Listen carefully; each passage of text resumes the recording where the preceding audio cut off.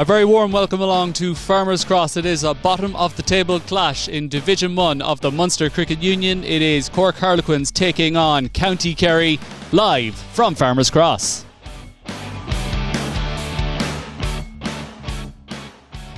Yes, indeed, a very warm welcome along. It is a sun-drenched Farmers Cross currently. The kids have gone back to school both last week and next week, but that hasn't stopped the capacity crowd flooding into Farmers Cross. So all the crowd getting ready to watch this one. There's no one here, by the way. That was a joke. There's a few crows.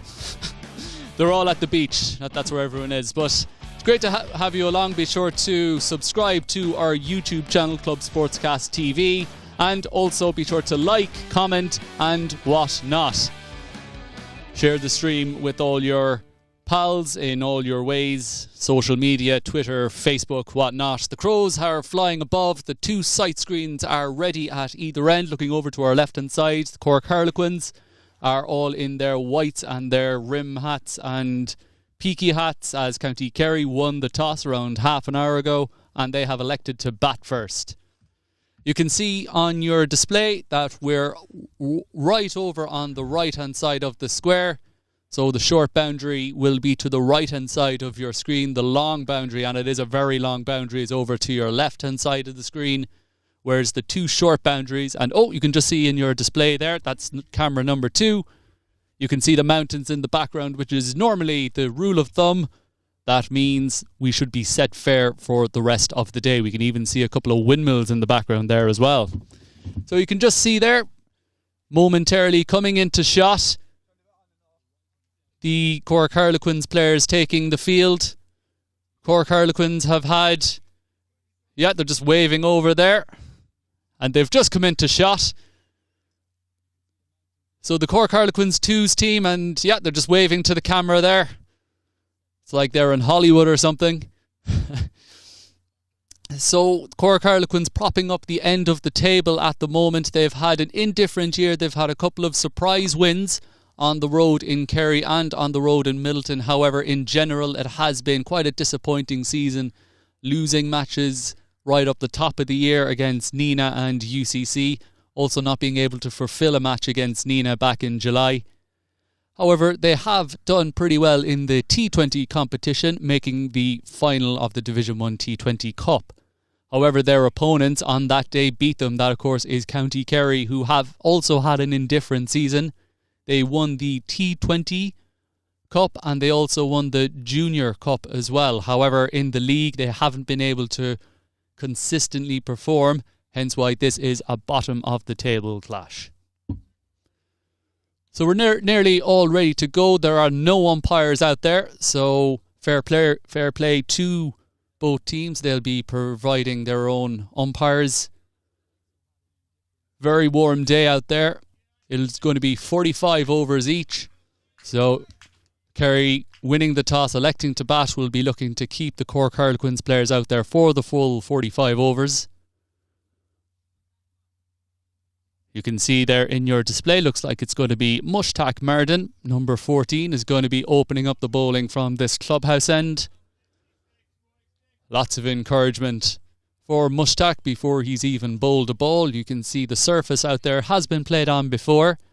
A couple of Division 3, Division 4 matches have been played on it. But not much wear and tear.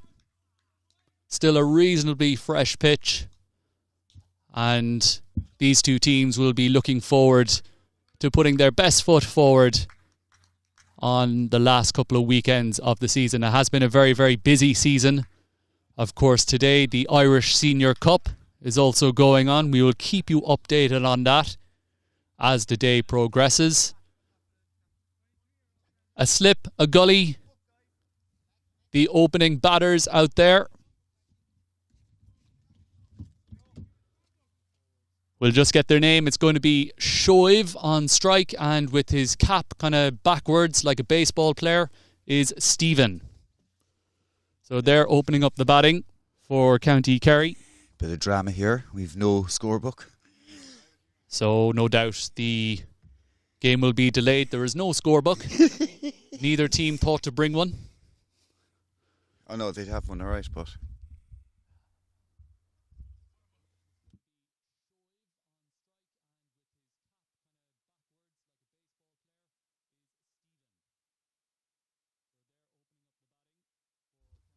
So we're going to have a delay. There is no scorebook.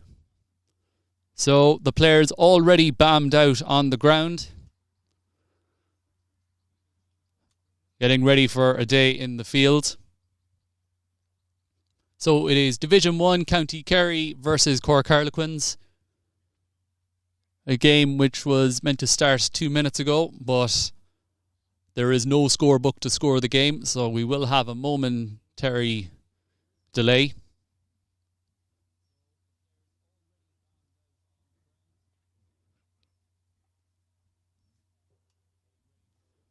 So as one of the ground staff is going to go and get a scorebook, let's hope that he has one.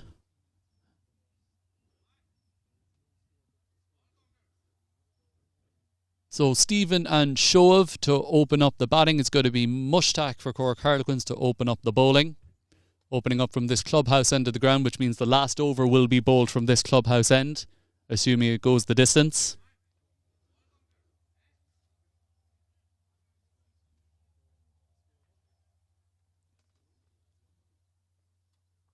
Well, we've had plenty of firsts this season. I think there was a match where a no ball was called because the bowler failed to tell the umpire what his action was. And now we've had a first whereby the game has been delayed because neither team have a scorebook. And joining me for today's coverage is Joseph O'Mahony, who's just joining me in the commentary position now. Hello, Joe. How are you doing? I'm pretty annoyed, to be honest, Rodders. This is why they're bottom of the table. Both of them. I'm going to call it a joke. Typical. So we've got a scorebook now. Who owns the scorebook? The under 15s. Joke. So we're all ready to go then. Mushtaq Marden to Shoav. And it is a wide ball outside the off stump. The scorer is signalling us. I don't know why. He should be signalling the scorer. And I repeat, this is why it's the bottom of the table clash. Both teams will not want to prop up the table at the end of the day.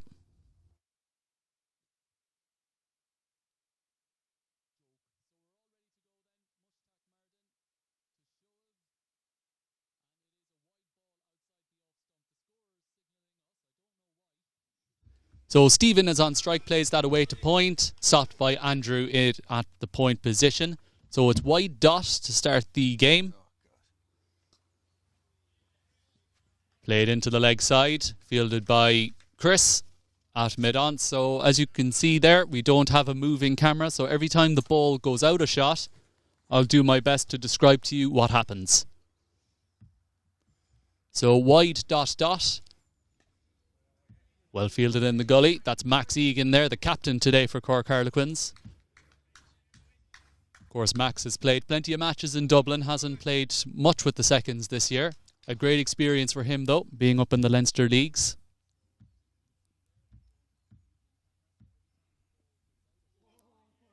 A swing and a miss. Already quite low bounce there, low carry going through to the wicket-keeper. As we said earlier on, this is not one of the middle three surfaces that have been used previously this season. We are right over on the right-hand side of the square, which means it's a short boundary to the leg side. Swing and a miss outside the off stump. Lots of oohs and ahs from the Cork Harlequins fielders. They'll know that it's going to be a long day in the field and that they'll have to G themselves up some way.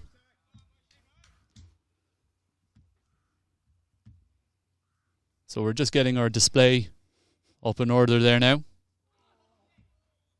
And there we go. First over done. 1 run from it. That was the wide first ball. County Kerry, after 1 over, are 1 without loss.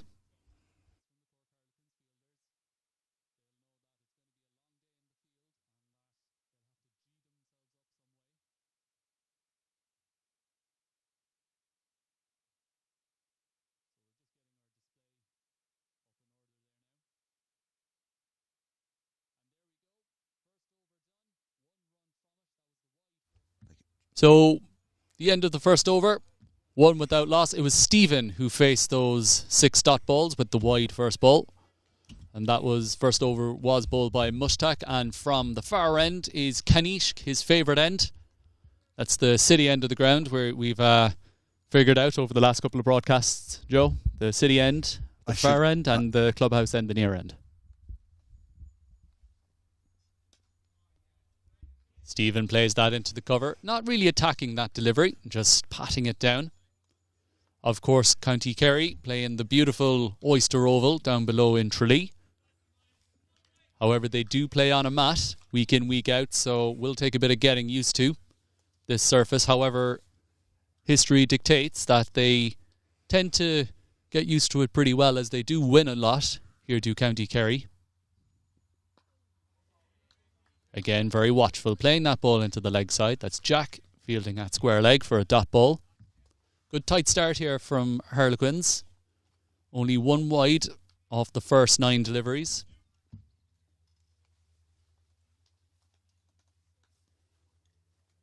So a quiet start here at Farmers Cross, the bottom of the table clash.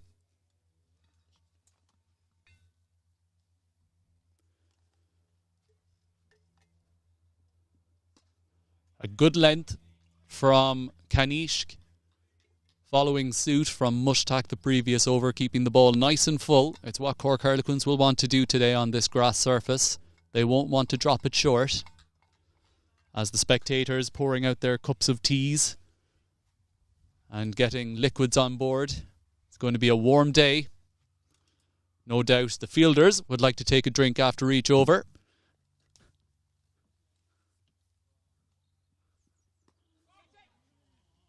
Popped up in the air, and again a good length there from Kanishk. Again, on that grass wicket, it won't come on as consistently as the artificial mat would, depending on what mat you play, obviously. Play on.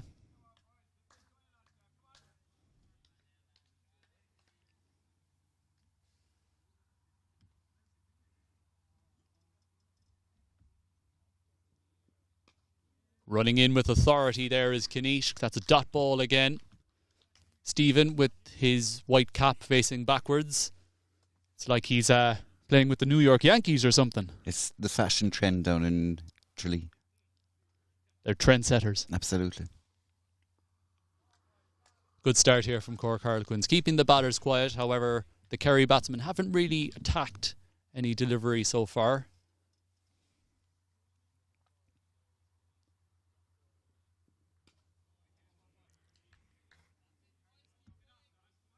Maiden to start with for Kanishk Kumar. 2 overs done. County Kerry 1 without loss.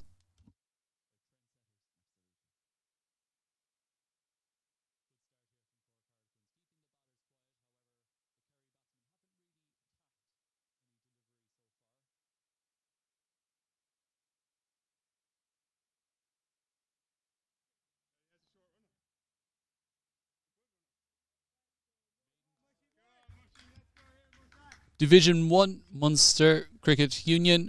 Cork County Kerry versus Cork Harlequins. Kerry won the toss, elected to bat. They are 1 without loss after 2 overs. Edged. Fielded down at third man. Good delivery from Mushtaq, bowling that 5th stump line. Show of attacking that ball. Edged it through the gap between slip and gully. Joe is alongside. Hello, Joe. Good morning. Good afternoon. Good afternoon. Rodders, and good morning, good afternoon, good evening to everyone around the world. Thank you for joining us today. All 7 of you I see are there. 7 devices, could be more people. Here comes Mushtaq. Oh, what happened there? What happened there?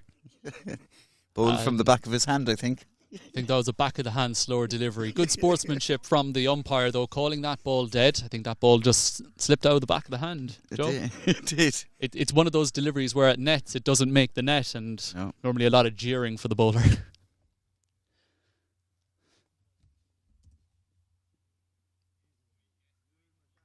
Just inside the line. Those lines immaculately painted online. They are, actually. Don't know how I did it, but there you go.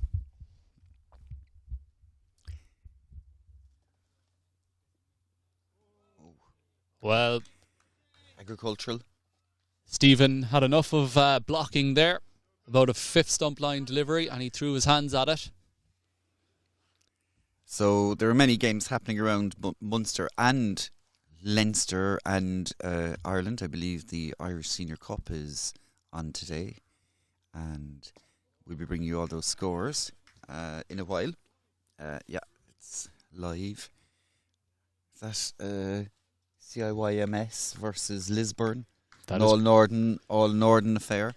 CIYMS, obviously the more fancied team going into that.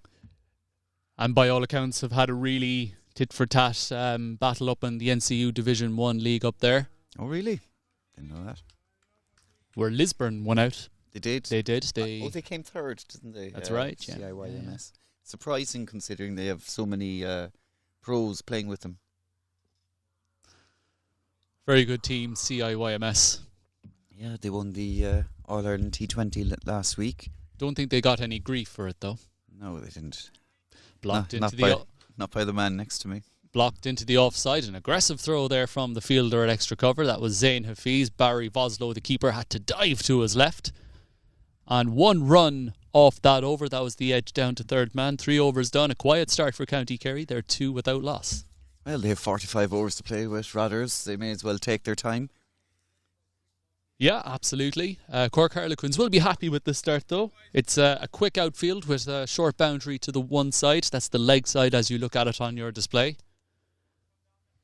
So, and again, here at Farmers Cross all season, if the ball beats the infield, it tends to go for 4.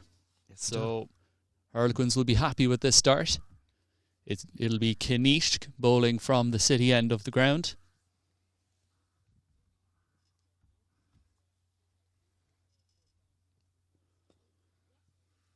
Strays onto the pads. It's the square leg fielder Jack gives chase and throws it back in, but not before the batters take a single.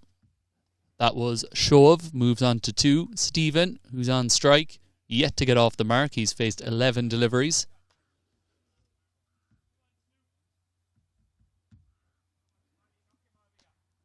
So if the first 2 overs are anything to go by, we should be seeing a load of dots here. And I believe, Joe, that's a dot ball, and I believe you have an update there for us, Joe. Yeah, I'm just watching the Clear Currency Irish Senior Cup final, CIYMS versus Lisburn. It looks like probably, I'd say, Lisburn won the toss and put them into bat because currently CIYMS are 11 for none off 3. Ross Adair on 6 and Chris Dougherty on 3. David Simpson, never heard of that chap, is bowling at the moment. And 7 hours down the road from Derry here in Cork, that was Kanishk bowling a dot ball to Stephen. Yeah, obviously it's in Breedy. 4 just gone. And since we're here, we may as well go to the other Division 1 matches happening today. Right after this ball.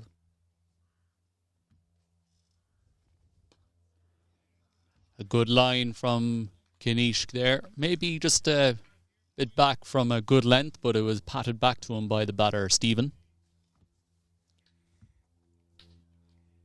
Yeah, so in the other Division 1 matches, early stages yet, Nina are facing UCC, and Nina are 11 for none off 2.3. That's up in Ballyegan.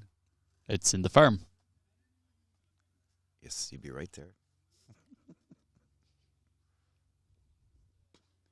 Well bowled there from Kanishk. And in the other match, Limerick Blasters are playing in Adair against Limerick, and Limerick Blasters are 16 for none off 2.3. The other match today that was due to go ahead between Cork County and Middleton, Middleton gave Cork County a walkover. So I'll give you the tables now in a while.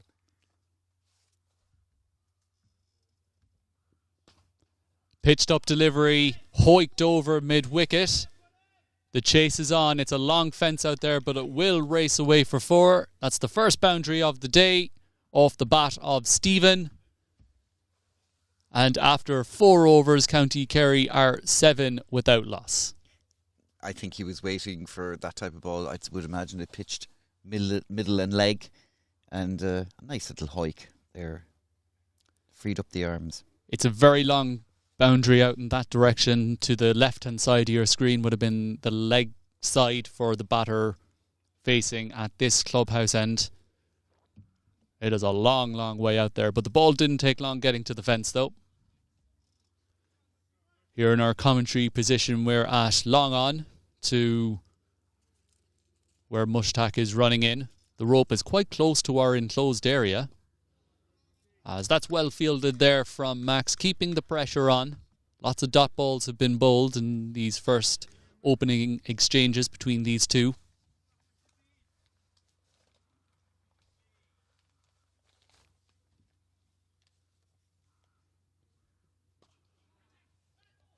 Just beat the fielder. A valiant effort from extra cover.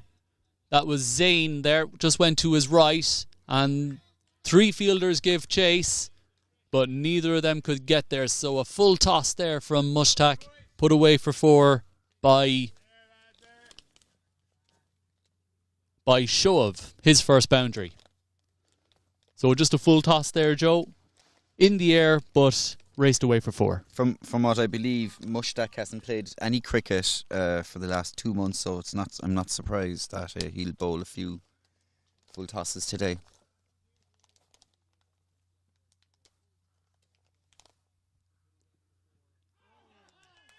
An appeal. Not much going for that one, though. Mushtaq using the facilities that time.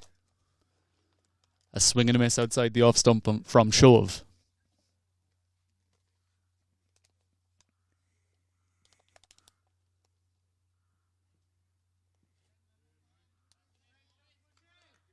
Just inside the wide line there, deemed the umpire. The 2 batters do their usual stare. Of course, the batters anything wide of their off stump they think is a wide. But the umpire didn't think so, and that's the man that matters. 2 deliveries to go in this over then.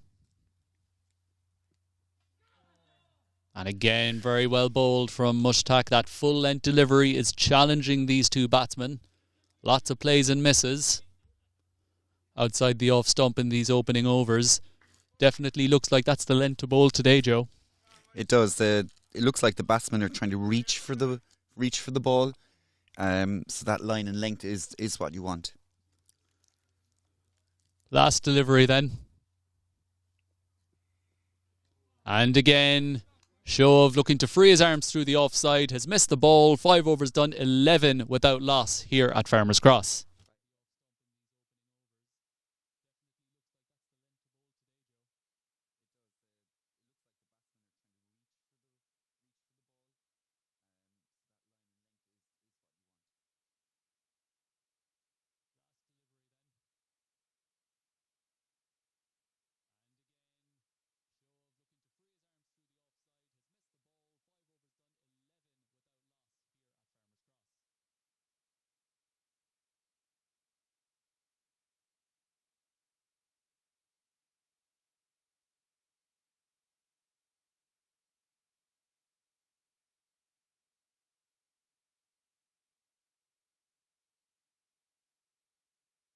So where is the second team in?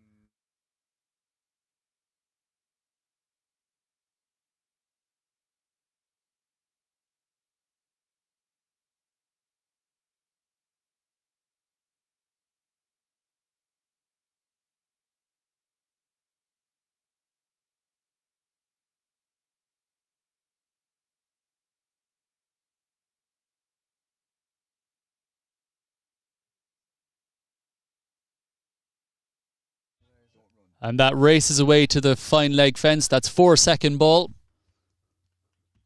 That's Stephen there for his second boundary. The first delivery was stopped in the covers. The second delivery, Kanish drifted onto the pads, beat the infield, and like it's done all summer, races away for 4, both here and in the Mardyke. Very quick outfields. And generally, in either ground, once it has beaten the infield, it does go for 4. We've done plenty of matches in the Mardyke and above here in Farmers Cross, and also a couple more venues to get to before the year is done, as that's played through extra cover this time. And races away for 4. Good effort there from Luke at extra cover, but it went to his right. Couldn't get a mitt on it. Third boundary for Stephen after a quiet start. Plenty of dot balls up front. He's starting to let loose a bit. Yeah, Kanishka's bowling a bit short where Stephen can free those arms. This time, lovely looking shot there by him.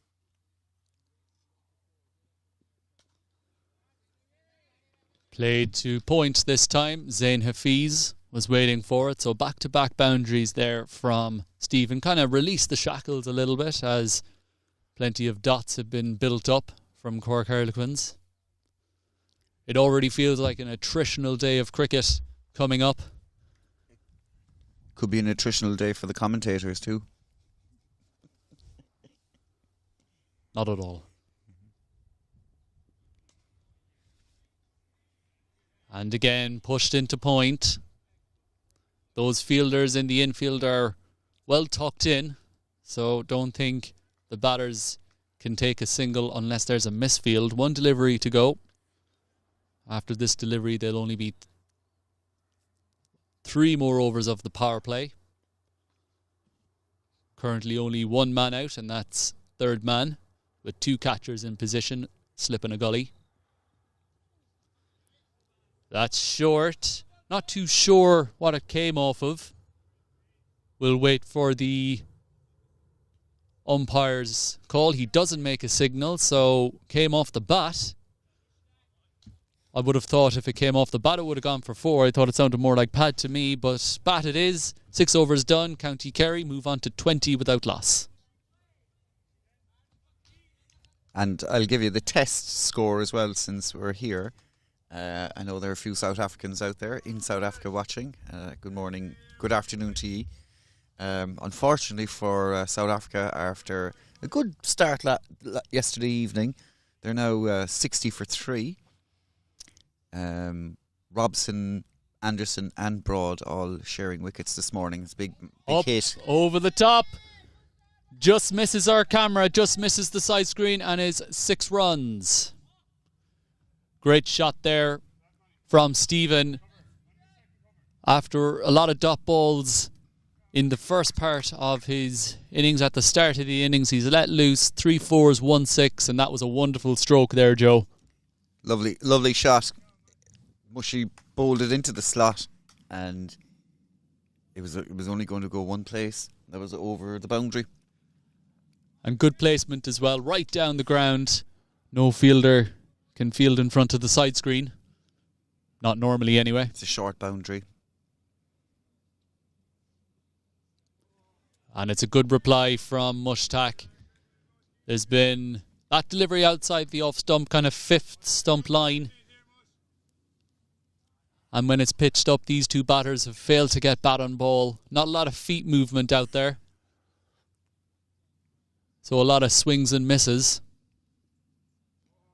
And again, 2 dots. Good reply from the bowler. Can I put on my coaching hat? Go for it, Coach Joe. So he's not leaning into the ball. The power is going away. If you notice, he opens his stance, and when he goes for his big hike, his back kind of twists. So if he could get closer to the ball, actually he'd probably have more of a chance to hit more boundaries. Absolutely. Looks like it's quite up and down from the 2 bowlers. Not too much movement off the scene as yet, as that's flayed through the offside from Stephen. Beats the extra cover fielder and will go for 4. His 4th boundary now. Moves on to 23 off 27. Shove is 6 off 14. A partnership of 30. 1 delivery to go in this 7th over. An expensive over. 10 from it so far. So after a quiet start, Kerry starting to motor on. That's a dot ball to finish the over. 7 overs done. County Kerry are 30 without loss. Not too many singles, Joe, but plenty of boundaries. I wonder what the likelihood that the total for Kerry will finish on a multiple of either 4 or 6. Well, they should be looking at about 300 today. It's a good grass track, and the outfield is lightning quick, as you alluded to earlier on. So they should be looking for about 300. Absolutely. It's going to be Shoaib facing up from this clubhouse end. It'll be Kanish running in with purpose from that clubhouse end. Driven to mid-off for a dot ball. That's Mavinder. First time he's been on the Club Sportscast cameras. Took 5 wickets last week in a Division 2 match. That would be the 3rd tier in Munster cricket, so no doubt he'll be doing a lot of arm movements towards his captain, wanting to get that ball in his hand. You know the arm movements. Yeah, I do. When the captain tells the bowler to warm up, he's going to bowl next. I think everybody does. It's a nice looking shot. And that's well played there from Shoaib. That ball going between extra cover and mid-off, as you can see on your display, and the single taken. Much better there from County Kerry. They'll want to increase their singles taken, Joe. Currently, they don't need to take many risks because Stephen is whacking balls to all parts of the ground. As we go again. Down the ground. 1 bounce 4. Good looking shot there from Stephen. Looks like he's got his eye in. He does. Again, he leans to the side to give himself some room. They found the ball quickly. I wonder why.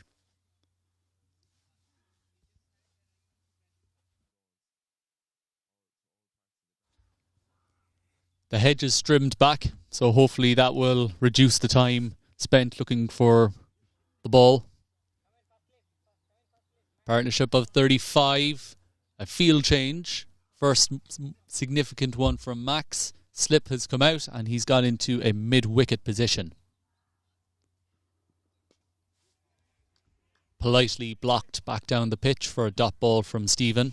It's that length there from Kanish, that good length, seems to be pretty difficult to get away. Anytime it goes full, the batter's eyes light up and they look for that shot down the ground.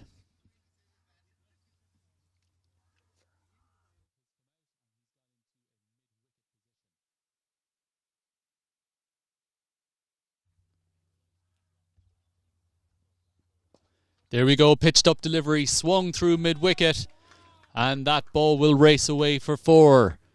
Stephen's 6th boundary, he races onto a run of ball 31.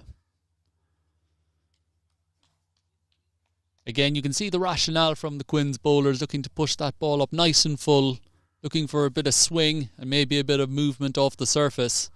But as of yet, that full delivery hasn't troubled the Kerry batsman. And Stephen is playing a great little innings up top here, making best use of the power play. Played towards square leg, well fielded there from Jack. 8 overs done. County Kerry, a good start from them. They are 39 without loss. We're going to go through the teams there very quickly. It is Cork Harlequins are the home team in this bottom of the table clash.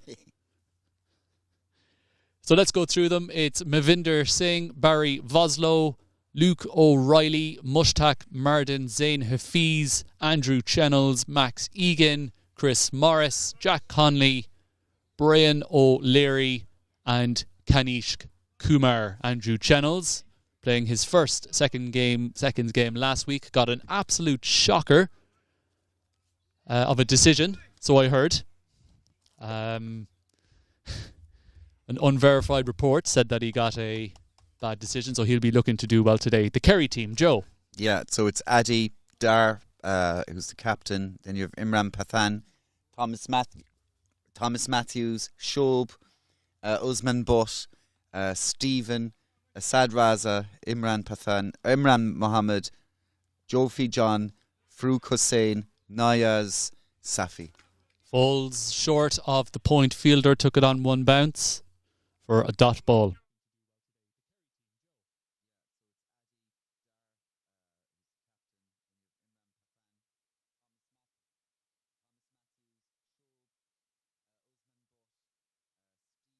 An appeal, and up goes the finger. Shoaib has to go. He holds his bat up. He thought he hit it. The umpire didn't. And Cork Harlequins have their first breakthrough. 39 for 1.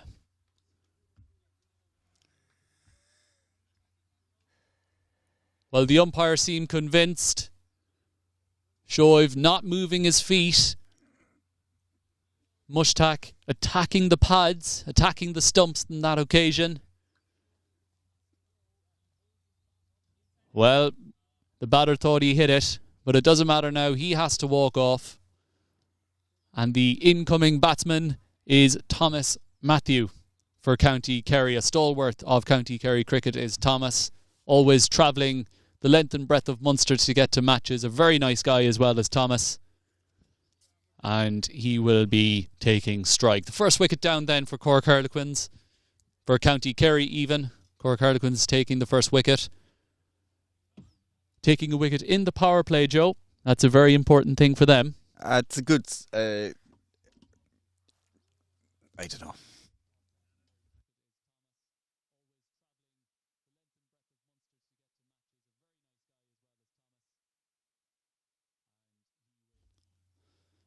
It's going to be Thomas Matthew then.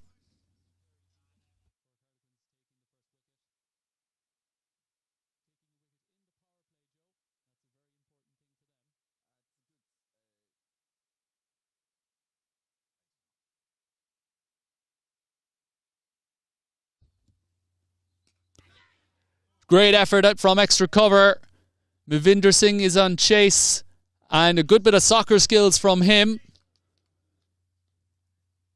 We'll just hear, we think he did stop it. There's no signal from the umpire. So 2 first ball, pitched up delivery from Mushtaq.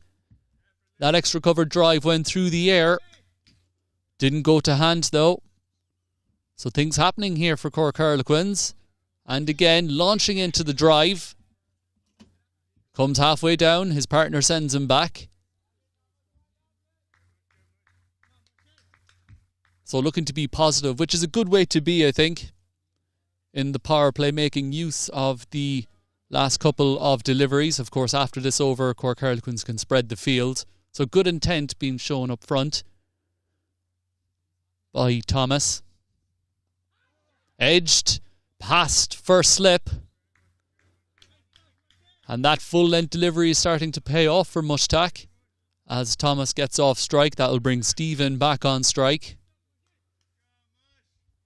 I mentioned earlier on about reaching for the ball. That time Thomas tried to reach for the ball instead of getting his body behind. That bat came out first. And that's where they got the edge. It's a bit frenetic at the moment, this over. Yeah, things kind of sprung into life. Last 5 minutes. Swing and a miss outside the off stump. Barry Voslow up to the stumps for that last delivery. End of the power play. County Kerry 42 for the loss of 1 wicket. Partnership of 3. The first wicket falling in that previous over. Mushtaq Marden, the bowler, LBW to Shoaib, who depart for 7. The run rate just over 4.5 and over, so a healthy run rate for County Kerry. However, they have lost that wicket now. And the end of the power play will have a change of bowler. It's going to be Luke O'Reilly, and we have, before we get back to Luke O'Reilly, we have a quick update from CIYMS versus Lisburn in the Clear Currency Irish Senior Cup. Yeah, CIYMS have moved on now to 42 for none off the 8th over. Rossadair on 28 and Chris Doherty on 10.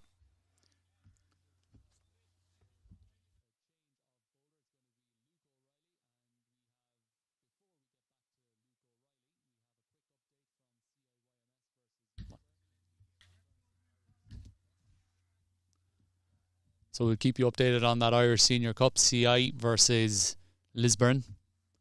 But here in Cork Harlequins, it's Luke O'Reilly. Starts off with a fullish length delivery, played to square leg, fielded by Jack.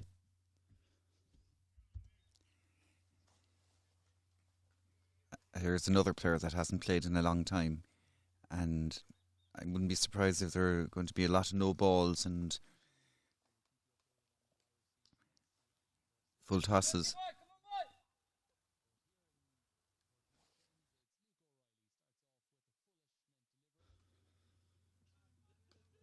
Boldham! Inside edge, onto the leg stump. Joe O'Mahony. Well, what do I know? I saw him at training the other night and all he was doing was bowling bouncers and all sorts, but that was a very good ball. Thomas asked to depart for 3. County Kerry now losing their second wicket, 42 for 2 now. Luke O'Reilly, a good length from him. Wasn't really there to attack as Thomas Matthew trying to attack that delivery. And bowled leg stump via the inside edge of the bat.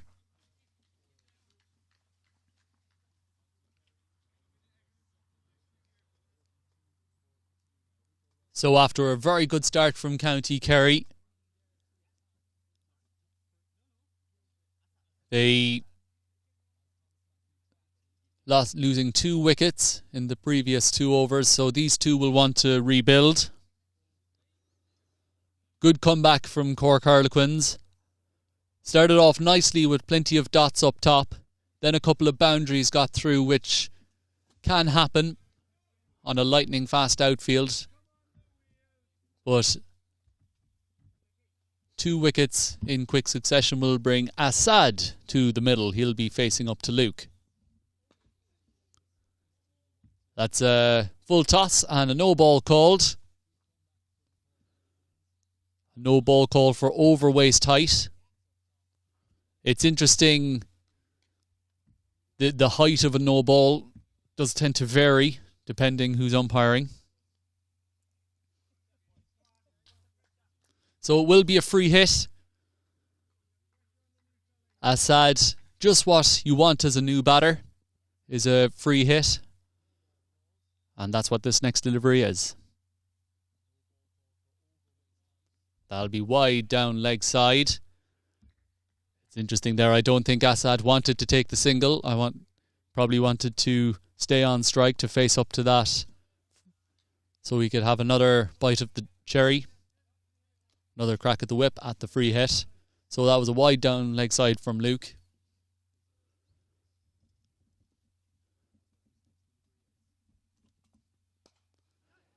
Attacks that delivery, fielded by mid-off, a single taken and a good result for Cork Harlequins. Assad is off the mark with 1. So these 2 will want to rebuild after losing those 2 quick wickets. Of course, it is a 45 over game and County Kerry will be desperate to bat out their full 45. They don't want to leave any overs out there.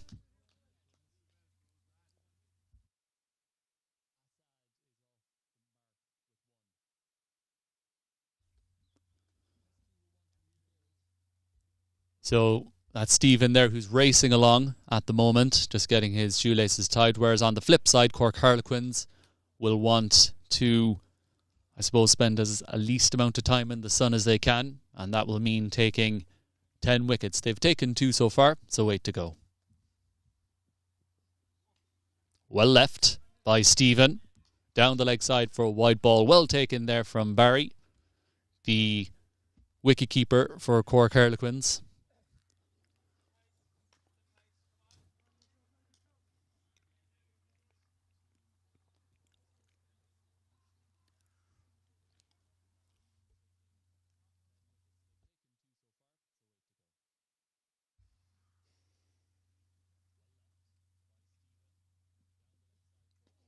Kept a little low, that delivery.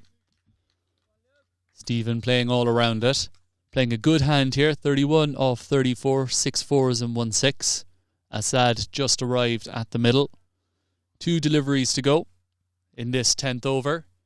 And now Assad's laces have come undone. So that's 2 stoppages for tying shoelaces in the 1 over. Could be time wasting. I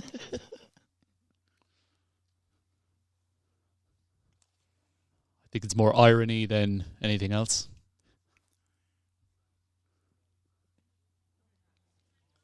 Stephen missing that delivery. Looks like he didn't pick it up.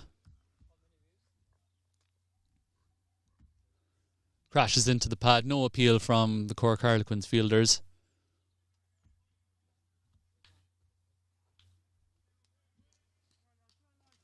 Shout out there to Wayne in Perth, Australia, who's watching. It's Perth-like conditions here at the moment. Absolutely. Bet it's Andrew who's looking at. And Speak of the devil. Andrew Fields. Good fielding. 10 overs are done in the scorebook that was provided last minute. It's 46 for 2.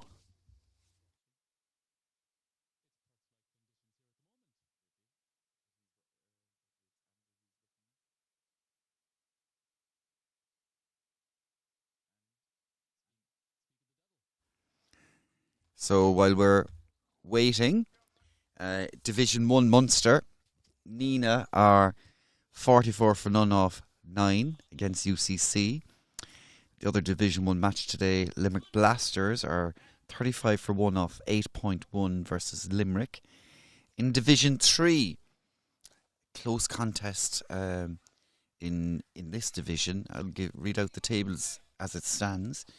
But United Cricket Clonmel are 34 for no loss after 11 versus Clare. What else we have? We have Limerick. Our forts are 47 for 1 off 12 versus Waterford. That's down in Waterford in Carriganore. And Mushtaq continues. There's another edge there. He's finding the edge regularly. Assad this time playing in front. Bat out. Replays the shot in his head. But he picks up a single. Partnership of 5 now.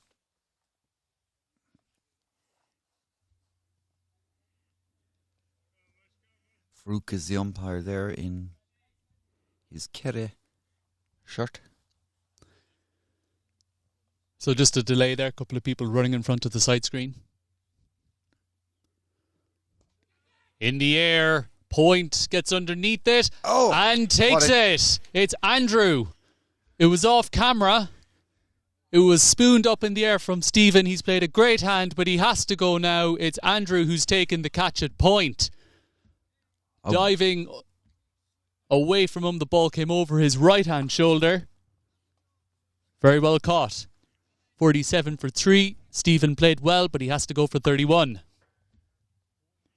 That was a marvellous catch there. Ball was spinning away from him all the time. He dived, took a fantastic catch. And it's a crucial wicket there for Cork Harlequins. Stephen was looking dangerous, although he wasn't getting strike in the last few overs, so that might have affected him. Indeed, if you're off strike for a bit, it can get a little bit frustrating. Played very well though. A quick fire 31 up top, although he would have liked to have gone on. And it's going to be Usman then to stride out and keep Assad company, hopefully for a long time. But just going back to that last wicket, Mushtaq persevering with that full-length delivery. As you said, Joe, the batter, Stephen, just leaning away slightly, meaning that on contact his bat face was facing up in the air. And it was a really good catch there from Andrew. Unfortunately, we did not get it on camera. Maybe camera number 2 might have picked it up, though. Hard to say. But as Joe said, spinning away from him, took the catch over his right shoulder. 3 down now. Well left from Assad. Lots of oohs and ahs and hands on heads, but as I think was it Alistair Cook would often say, there's only 2 types of leaves, a good one and a bad one, and that was a good one. Resulting in a dot ball. So pressure on here for County Kerry. After a good start, they find themselves 3 down. That's nicely played. Good shot there from Assad. Doesn't score any runs from it, but got into a good position to play the ball. That's the way to play. To drive a ball. You know, head over the ball, drive that back through. Nice balance. And again, well left. Assad holding his bat inside the line of that delivery. It's important for County Kerry leaving that delivery. That's just on that 5th stump line, telling the bowler, I know where my off stump is, and that if you go onto it, that I'm going to play it. Just like that, played into the leg side this time. Jack Conley, number 83, fields. That will bring to an end the 11th over, 1 run from it. A run and a wicket, 47 for the loss of 3 wickets. I mentioned earlier on about this Division 1 table. We'll start from the bottom. So County Kerry have have played 11, won 1, lost 9, 1 no return because that was rained off. They've 23 points. They've 43 points, 20 for a win, and they've 23 bonus points, and they're on 17%. So the Munster leagues, they have percentages because of the geographical spread. There can't be any refixes, so they brought in percentages a few years ago. I'll continue after this ball. It's Luke to Usman, facing up to his first delivery. Swing and a miss outside the off stump. Kept a little bit low. Something that Kerry will no doubt keep tabs on for the second innings. So second last is Cork Harlequins. Played 11, won 4, lost 6, 1 no return. They've 66 points despite getting 80 points for the wins. They have a minus 14 for the bonus points because they forfeited a match. And when you forfeit a match, you lose 25 points. So very costly. And they're on 26%. Luke O'Reilly back onto the off stump. That time played into cover for a dot ball. Kenishk fielding that ball at cover. Then it starts to get interesting a bit with Limerick on 44%. A bit. Yeah, Limerick Blasters on 49, Nina on 56, UCC on 58, Middleton on 64, but will lose a lot of percentage after forfeiting today. Down to third man. Oh. And it's very well fielded by the third man fielder right in front of us. Well placed there from Usman, getting the ball past the skipper Max at gully. Guided it down to his left hand side all along the ground, and it's well fielded from third man. Of course, the distance between the third man boundary and the batter isn't much, so had to make up a lot of ground in a short space of time. He did so and saved his team 3 runs.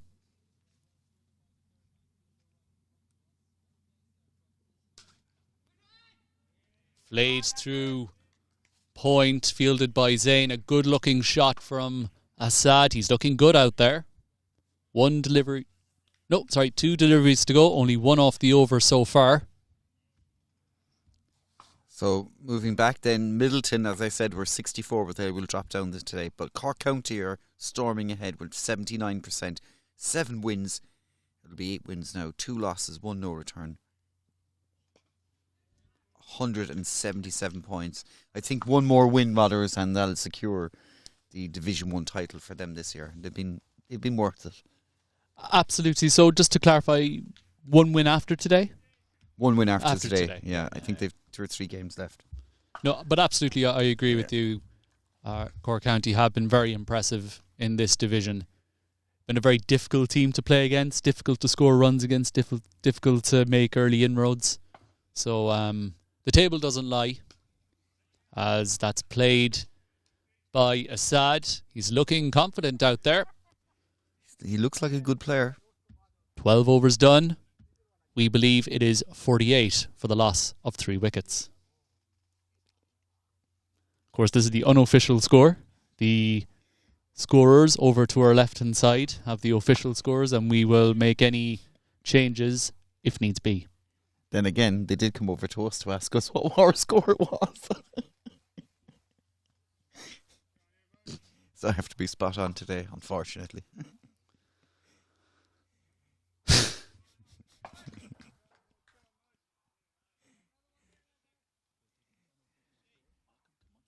Yeah.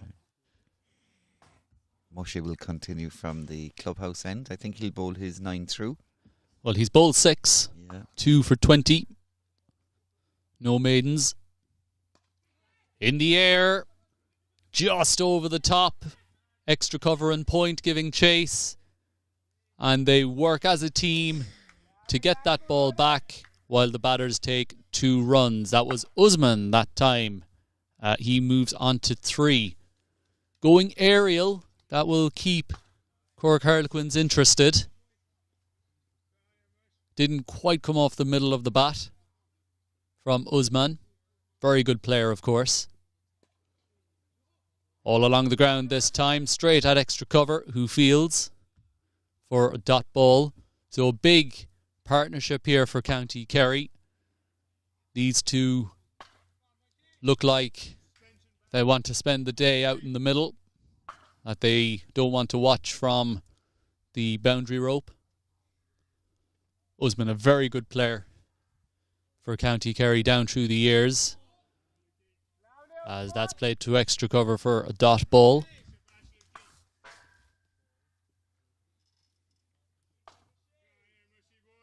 So Mushtaq has bowled a lot of dots in his spell, has been very consistent.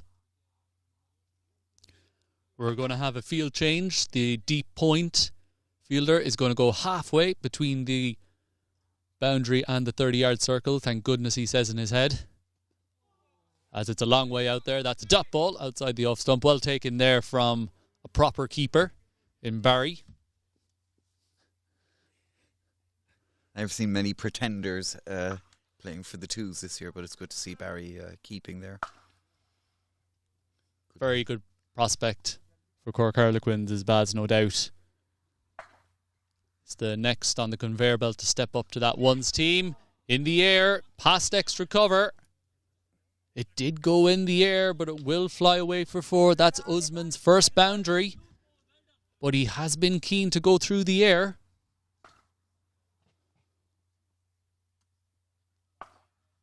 And while the ball is being thrown back, we have our third Kerry batsman, whose laces have come undone. It's a trend. I must say, I haven't seen so many laces come undone in such a short period of time. So it will be Mushtaq to Usman.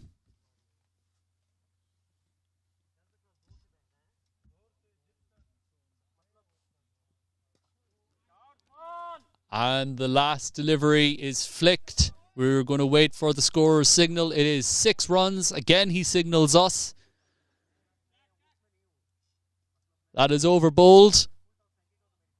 And after 13 overs, it is 60 for the loss of 3 wickets. Brilliant shot there from Usman. Just very simple. Drifting onto the pads, flicked away to the short part of the ground for 6. County Kerry 60 for 3 off 13.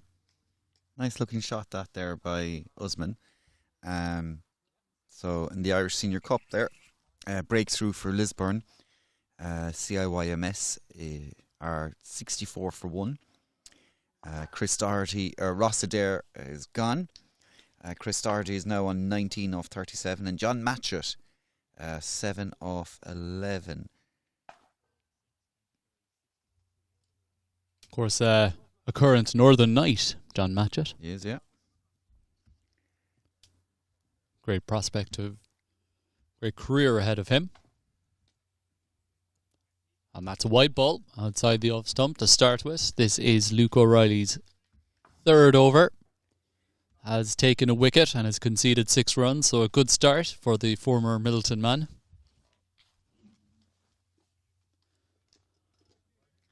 So although it is the second power play where 4 fielders are allowed to disappear outside the ring, only 1 fielder is outside, still 2 catchers in place. Oh. Lovely looking shot off the back foot, left of the point fielder. But it's a good stop by Andrew. So a good looking shot there. A back foot punch to the left hand side of point. And it was Andrew there who fields. He was running out of room. It is the short boundary away to the right hand side of your screen. So he had to make up that ground quickly. And he did. He's fielded very well in that point position, making it his own. He also slid on the old artificial, so that's got to hurt the... Slower delivery. Don't think it will be called a no ball, as that was a knee-high full toss. That was the back of the hand, slower delivery. Good thinking there from Luke. But always with those slower deliveries, you want them to land. If you land those slower deliveries on a good length, that's when you deceive the batters as they come forward and the ball doesn't come at the pace they're expecting. Then he goes back of the length. Kind of surprised Usman a bit. Bit of carry through to the wicket keeper. So after halfway through the 14th over, a couple of deliveries have kept low, but in general, it's been good carry through to the wicket keeper. And nothing really that the batsman will be getting too concerned about. Yorker length delivery outside the off stump. Usman, I think his eyes were bigger than his bat there on that occasion, but couldn't get bat on ball.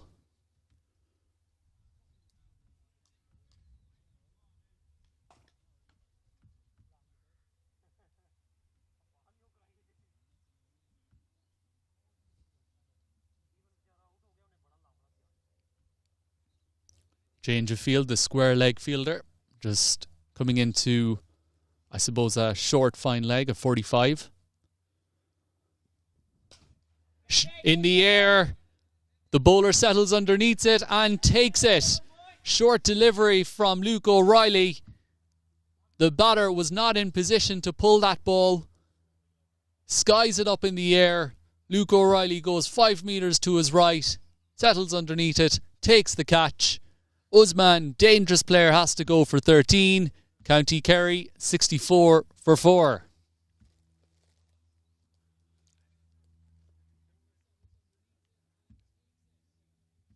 A very impressive short delivery there from Luke. Kind of surprised the batsman, really. Not too sure the batter was expecting that second short length delivery in a row. He went for the pull, couldn't get over it, and he has to depart. Looks like the players are going to disappear off the ground for drinks with one delivery to go in the 14th over.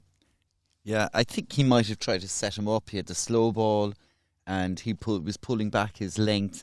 You could see that the batsman wasn't really comfortable underneath that quicker ball, so he pitched in a short pitch ball.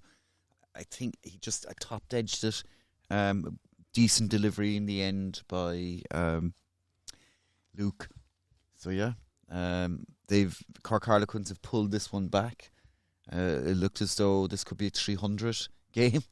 I'll revise my total to 220, 230. Well, absolutely. There was a partnership of 40 up top for the first wicket, and now they've lost the bones of 4 wickets with only 20 runs added. Yeah. So a really good comeback here from Cork Harlequins after Kerry gained the initiative. For me, the key player for Kerry is Assad. He looks to be a quality player, just needs to have a bit of patience, and hopefully he doesn't run out of partners. He needs to be there till 45th over. Absolutely, if he can set a platform, because of course there are big hitters still to come for County Kerry. We've got Imran and Addy the skipper, also yet to come in. Farouk Hussein as well. And the new chap, Jofi, John. We've never seen him before, so... It's interesting, back in the day, we wouldn't have been aware of whether players were playing their 300th match or their first match, but these days, with the advent of technology and NV play, that the names of players, if there are new players, that they're often before the first match they play, the opposition know that it is their first time out. So a new player we're looking forward to seeing from County Kerry. County Kerry, of course we have had them on our cameras multiple times this season, a very successful club.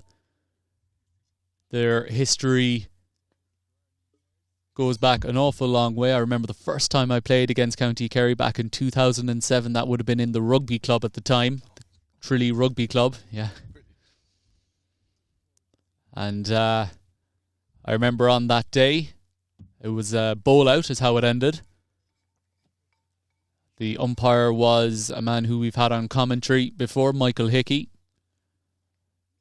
There was a bit of thunder and lightning going on before we had the bowl out, as the weather cleared sufficiently enough for us to, although it was probably, my memory serves me correctly, it was probably still drizzling when we did have the bowl out, because it was a cup match, which we had to get done and dusted on the day. So as the thunderstorm rolled over Tralee, we all made the sensible decision and ran under a metal roofed shed. Was that the infamous rugby club where cricket balls were lost down holes and were rabbits? Yeah, that was the one. Of course, it was off-season for the rugby, and the cricketers, they had their mat in the middle of the two pitches. They put a load of flags around, and away we went. It was also a driving range during the summer. I think that's what we ran underneath that day, the driving range. The driving range, and I remember going to one game, and all the balls hadn't been collected, so we had to collect, I think it was about an hour, collecting the balls off the field. Yep. Then, of course, after that, they moved in town to the Lismore Road. What am I talking about? The Listowel Road, where the leisure centre was, just out the back of the leisure centre, just on the road out to Tralee IT. Of course, it's called MTU now, isn't it? I think so. Yeah. But that one, another good story with that. It was adjacent to the railway station. And I remember a couple of balls being hit onto the lines, and lads trying to get on the lines to get the balls. I'll tell you what. The train drivers must have thought the conductors were all dressed in white or something. We've played in some unusual spots. Clonmel as well, the back of the convent in Clonmel. That's right. I remember that ground as well. Yeah. That was just a muck. The pitch was muck. So that's enough of our episode of Who Do You Think You Are, or Nationwide. And the players are back out there. It's 64 for 4. There's one delivery to go in the 14th over, and the new batter is Imran. Well, we have Adi up here. I think it does look like Imran, though.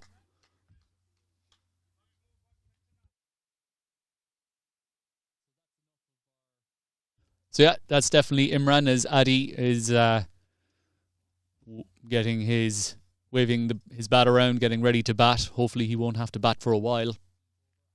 So one ball to go then, Luke, to Imran. And it's a wide ball again. The umpire is signalling us. I think we need to let him know that there's no need for that he can just signal the scorers. So Luke will go back to the top of his run-up to bowl that one again. Wide down leg side. Good carry through to the wicket-keeper. The quality of surfaces in Munster have improved immensely, of course. The Mardyke last week. That ball crashes into the thigh of Imran. for a dot ball. It is 65 for the loss of 4 wickets. 14 overs done in this bottom of the table clash between County Kerry and Cork Harlequins in Division 1. That's the second tier here in Munster. Of course, we would have rather have been at the Cork County versus Middleton match. However, that game is not going ahead, unfortunately. Middleton conceding that match before a ball was bowled. So a day off for those two. The other games going on is the high-flying UCC team down below in Curraheen. They're taking on Nina. And the Blasters taking on Limerick. That Limerick derby there. That's happening in Adair. We have a score update there. We'll have it during this over.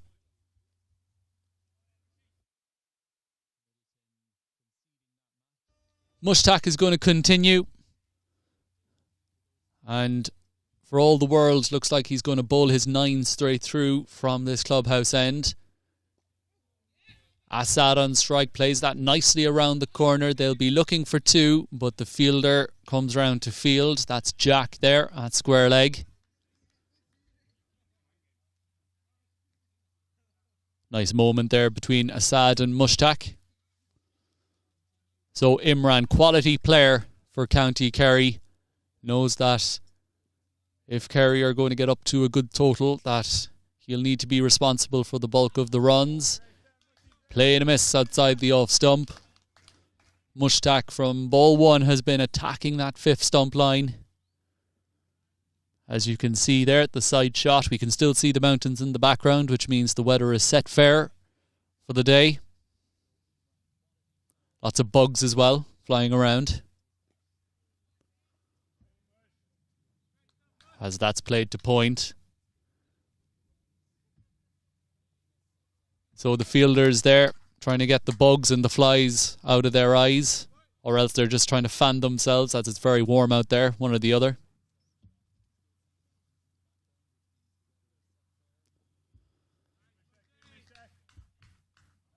Left outside the off stump from Imran. Still plenty of time to go.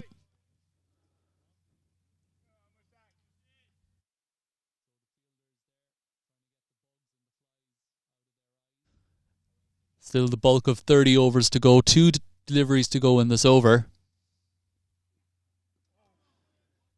Big swing and a miss. Well taken there from Barry. It's not easy to keep up to the stumps to the medium pacer when you see a blade flashing before your eyes.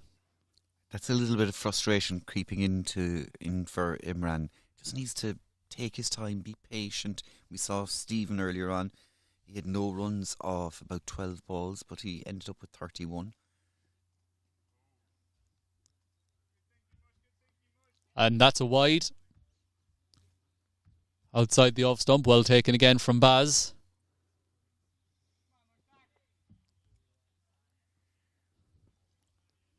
Barry Voslow diving away to his right there, taking that ball. He'll be looking forward to batting as well.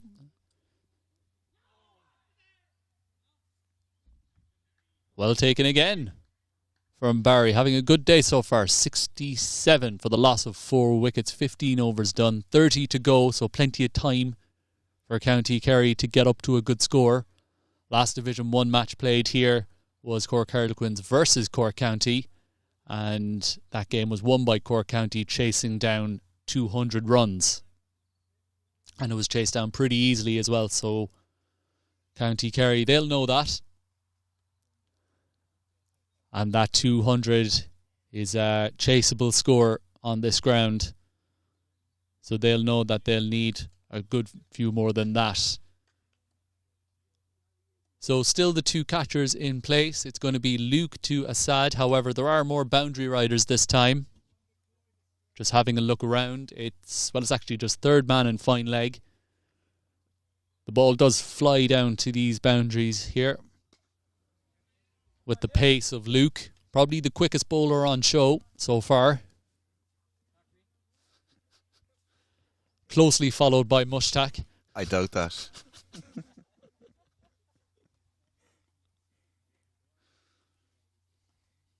Assad, 6 off 14. Imran yet to get off the mark. Partnership of 3 for the 5th wicket.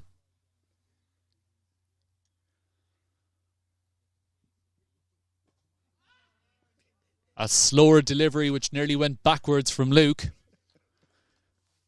But it was well bowled though. Assad was in position and then had to wait for an age for the ball to come. That might have hit the handle of his bat the way he was trying to half sweep it. I don't know what he was doing. He could have played 3 or 4 shots to that ball. Yeah. Took a while to get there. Shorter ball coming in, I would say. You called it, Joe, but it's well pulled away from Assad through the vacant mid-wicket region. And they're looking for 2, and they will make it back. Good effort there from Chris Morris, just diving for that ball. Just got away from him, giving the batters time to come back for 2. So just one catcher now. That is Max Egan in the gully. The slip has come out, who's come into a square leg. Mid-wicket has been left open. Short from Luke, and a wide ball called. So, I suppose it's overhead height is the call. It was well played from Assad. He got underneath it, didn't want anything to do with it, ducked under it.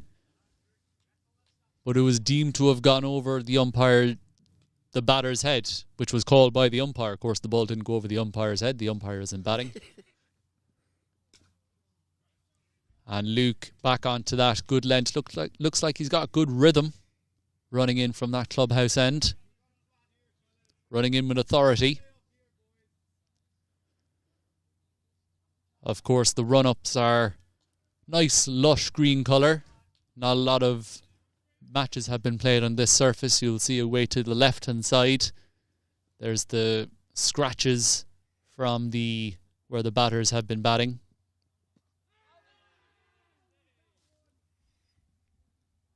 Sliding a long way down the leg side. Over bowled, 16 gone. It's 70 for the loss of 4 wickets. Of course, it's great to see that it's on your display. It's hard to tell the square from the outfield, that lush green grass, and that's good to see in August.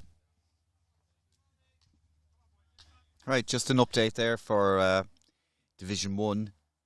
We'll wait until after this ball is bowled. An edge on the way through, fell short of Barry, took it very well on the half volley. Now this is the last ball of the over. It is 16 overs done, 70 for the loss of 4 wickets.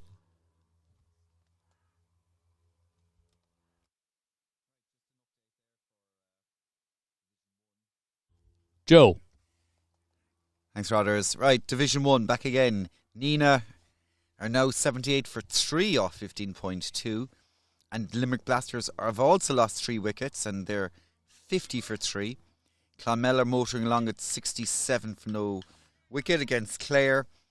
And Limerick CC, fourths, are 66 for 3 off 19.2 versus Waterford. Eric.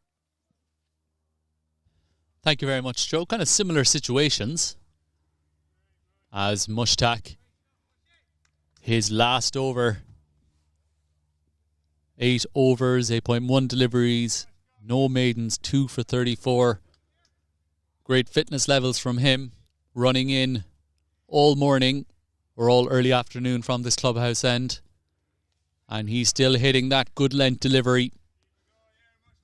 Conceded a couple of boundaries during his middle part of his spell, but in general has bowled plenty of dots, has challenged the outside edge of the bat, and I'm sure Kerry will want to get through these next 4 deliveries without any more damage. It's Imran who's on strike, and he leaves outside the off stump. Very well left there from Imran. It's very impressive when batters leave the ball, as it forces the bowler to do something different. And as we can see, Mushtaq is now coming around the stumps. He doesn't want to see his deliveries be let alone outside the off stump. He's going to try and make something happen. 3 deliveries to go in his spell, and he can look forward to just over 25 overs of fielding. Well, I think Imran was lining up the hockey pitches there. Well, with that swing, he could generate enough power to get our broadcast up and going. And we wouldn't need a generator. No. Full toss. Mushtaq throwing his hand up in apology there. He knows that full toss perhaps could have gone a bit further. It hasn't, though, and that is 1 run. And Imran is off the mark then. 1 delivery to go in Mushtaq's spell. 2 for 35 so far. 1 delivery to go. He finishes with a dot. 17 overs done. It's 71 for 4 here at Farmers Cross. I mentioned earlier as well about Division 3 matches. That's the UC Clonmel and County Clare and Limerick and Waterford. The league tables are so tight in that Division 3. Let me just get you that there. So, Cork County are top. Actually, they're joint top with UC Clonmel. So Clonmel desperately need a win today. Both have 63%. Waterford are also in the mix as they're playing, and they're on 59%. Lismore are on 51. County Clare are on 47. Cork Harlequins Forts are on 33. And Limerick are in Paddy Last on 11%. So, huge games for UC Clonmel and Waterford today. Brilliant bowling spell from Mushtaq. 9 overs, no maidens, 2 worth 35 or 36. 35. It's 35. And coming into the attacks is going to be Max with his right arm off spin. Starts off with a dot ball outside the off stump. Well stopped there from Barry. So Max, of course, was 12th man last weekend in the Mardyke for the Irish T20 Senior Cup. You would have seen him on the HBV broadcast on Vimeo. And mid-on and mid-off have dropped back to the fence. So a single there from Imran. He moves on to 2. So you would have seen Max with his high-vis jacket, looking like a council worker, running onto the field. Great experience for him. He was a water boy, wasn't he? He was a water boy. He was the water boy. Anytime his teammates needed a drink, he was on point and had a smile on his face throughout the whole day. Great moment for him, and he's in action here. Over extra cover. Straight to the long off fielder. That was Kanish. Takes it on 1 bounce, and that's a single to Assad. Moves on to 9 off 22. Taking his time. Trying to get used to conditions out there. Short. And Imran can't find the fence as there is a deep mid-wicket out. 1 of 3 fielders on the fence. A long on, long off, and a deep mid-wicket. That's Brian out there, Brian O'Leary. He's about 5 metres in.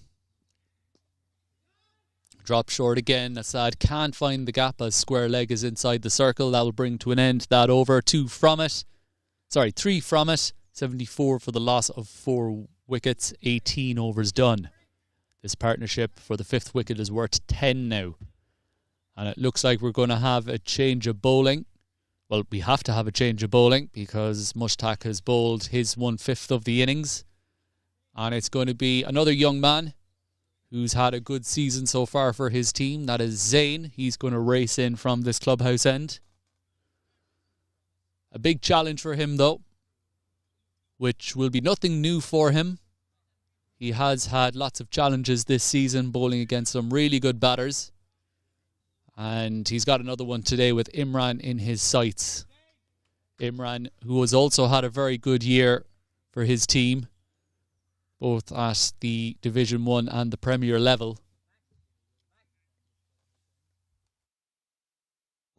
And in the T20 competition as well, Imran has had a good season for his team as per usual. Long on and long off back. It's Zayn to Imran. Back of a length delivery. Played to mid-wicket for a dot ball. Of course, Zayn has to be careful here as the short boundary to the leg side, that's the right-hand side of the screen as you're looking at it, is very short. Surprised that there's no one back there, just a fine leg at the moment. As that's fired down leg side.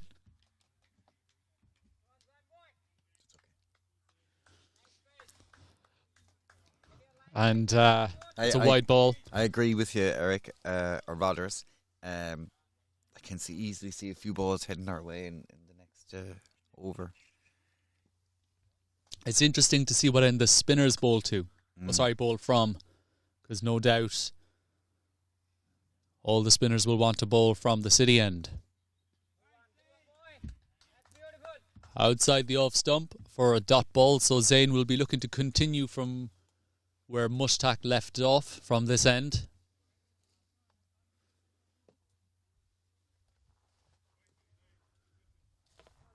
Looks like that capacity crowd has left. Might have gone to the beach or something. Are the sales on for school?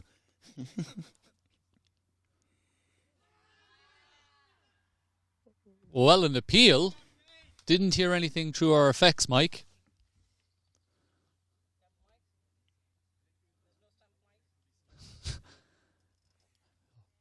No, we don't have any stump mic or stump camera. Or the new thing now is a helmet cam.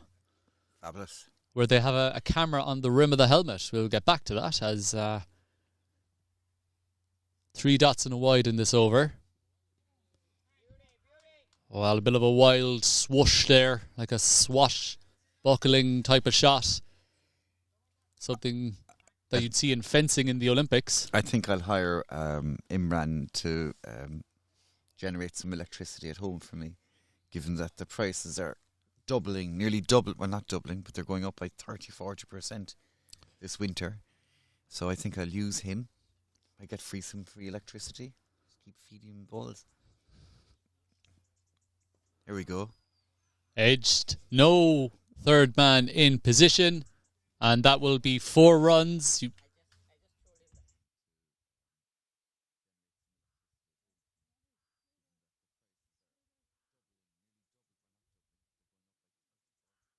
First boundary in a while off the outside edge of Imran. That's his first. He moves on to 7 off 19. Assad 9 off 23. Partnership of 15.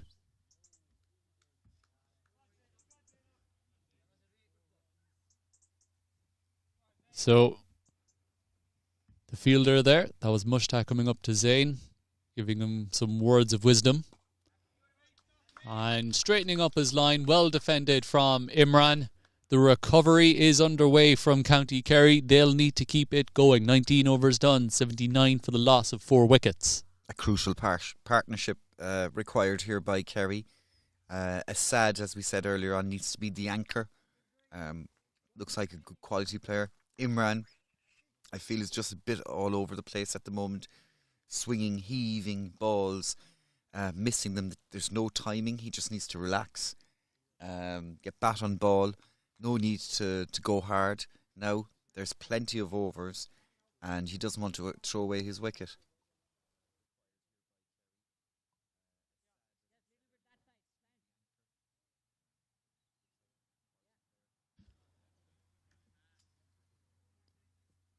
Going to be Max to continue. Bowling with that big leg side boundary. That's to the left of your screen. Assad defends that into the offside.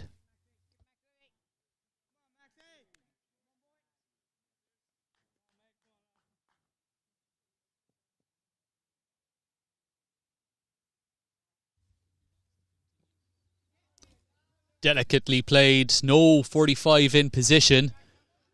So Jack will have to run after that.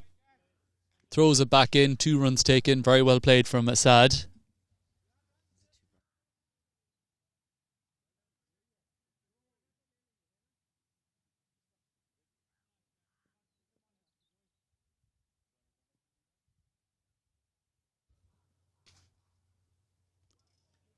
Well fielded at extra cover. Kind of got away with that one there, Max. Dropping that a little bit short.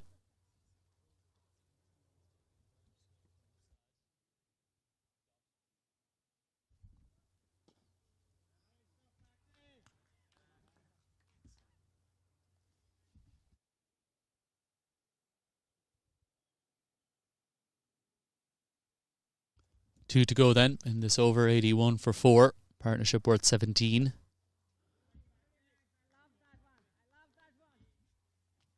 Max settling into a spell. Similar to Zayn at the other end, has played against some good players, has bowled against some good players, as he gives that a bit of extra flight. Fielded at extra cover. That will bring to an end that over. 2 from it. 81 for the loss of 4 wickets. 20 overs in the books. Of course, this is a 45 over game, which means there are 25 overs left to bowl.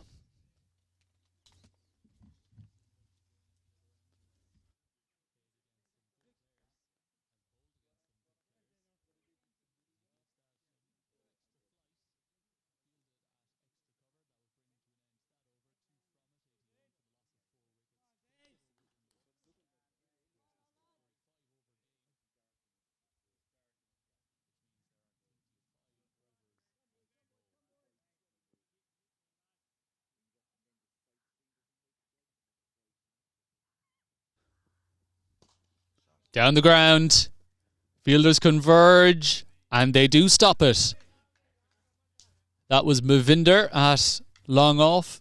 Fielded well as his long on compatriot Mushtaq was closing in on him as well. So it was good that they didn't collide with each other, and saving a certain 3 runs as the boundary rope was millimetres behind them. So that's a single to Imran. That brings Assad back on strike, who drives that ball magnificently through the offside. The fielders give chase, but it will race away for 4. And that's the shot of the day for me so far from Assad.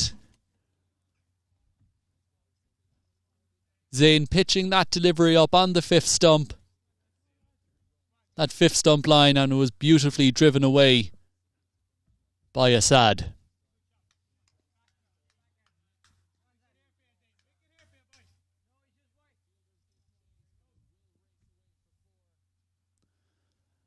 So Zayn will be looking for a response.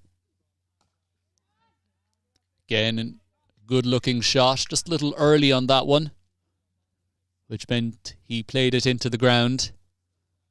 Hence the ball didn't fly away like the previous delivery. Again, Zayn, he'll be looking to keep that ball up there, no doubt. His captain and his fielders will be encouraging him to keep the ball up nice and full up to the batter.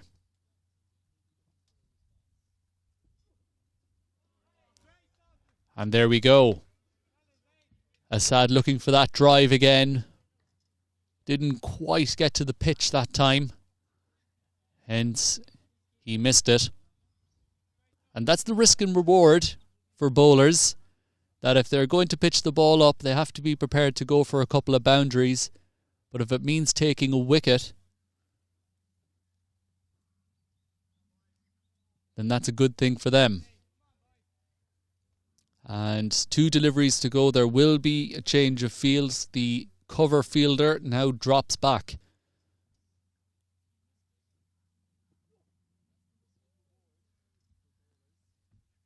And that's a wide ball outside the off stump.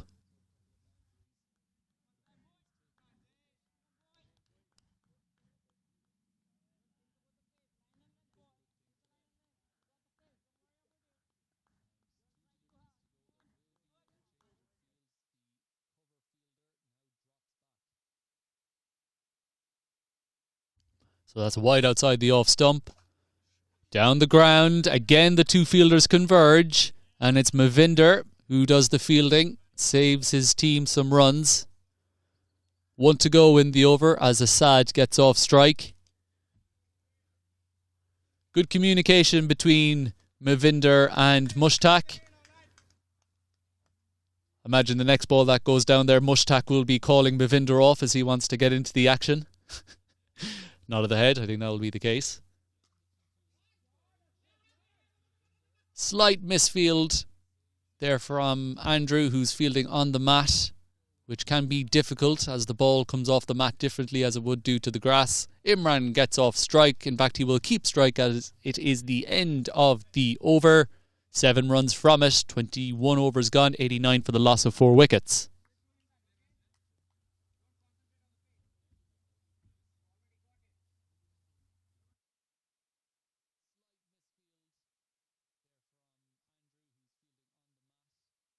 Thank you all so much for joining in. Be sure to subscribe to the YouTube channel. We've got updates from the YouTube channel Club Sportscast TV, and comment and share the stream using all your social media ways. Do we have an update?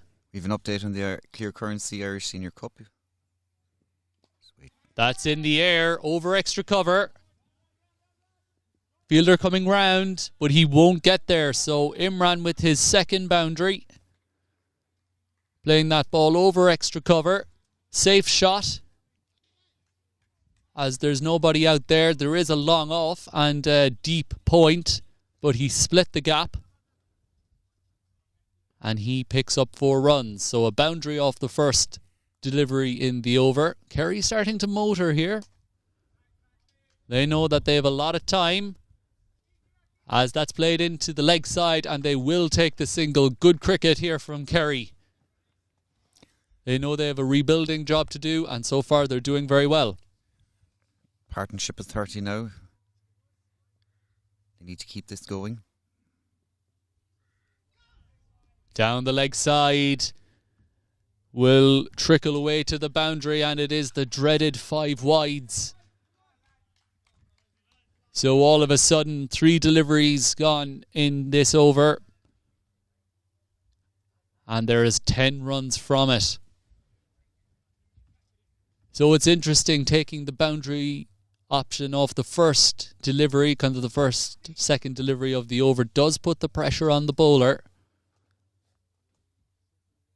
And that elicited the 5 wides. Back on target that time from Max, played into the leg side. It's Jack Conley who strides over to field.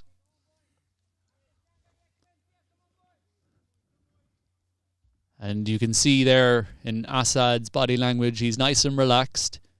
Knows that he doesn't have to take a risk. Played into the deep that time. Finds Brian out there. Well, dear, if that had gone straight down Brian's throat, that would have been the mother of all commentators' curse. 100 up for County Kerry, 100 for 4. Well flighted in the air. Great effort from long on. He got there, made the ground, just couldn't cling on, and the ball goes for a 1 bounce 4. So Imran, there was already 11 runs off the over, felt he had to take on the boundary option. He did so and gets the 4. However, had Kanish managed to cling on, we would have been saying something quite different, but that's not the case. Played down to the point. Boundary fielded by Zane. Throws the ball in. Single to finish. A good over there for County Kerry. 105 for the loss of 4 wickets. 16 off that over. Max won't be happy with himself. 3 boundaries, including the 5 wides. So 2 boundaries off the bat and the 5 wides. You felt as though that second shot played over the top. Didn't really need to do that, did Imran? Not necessarily, but I think he might have thought that it was in the slot there for him. We were just mentioned there about the Irish Senior Cup. CIYMS have moved on to 115 for 1 off 23 overs. Doherty is approaching his 50 mark with 47 off 65 balls. And John Matchett is on 27 off 48. Run rate of about 5. Guided down to third man. That's Kanish running around to his right hand side, throwing the ball in for 1 run. That was to Imran.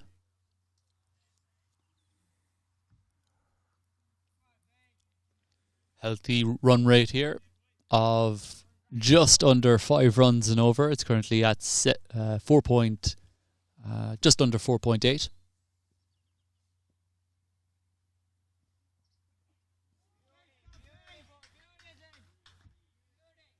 Just plugging away outside that off stump. Lots of plays and misses by these Kerry batsmen. Just that lack of foot movement will mean the hand's been thrown at the ball, meaning that contact is not a guarantee. 4 men out. Good looking shot there from Assad, straight to the fielder. Mushtaq fields. Mavinder wasn't coming around to that one. That was definitely Mushtaq's.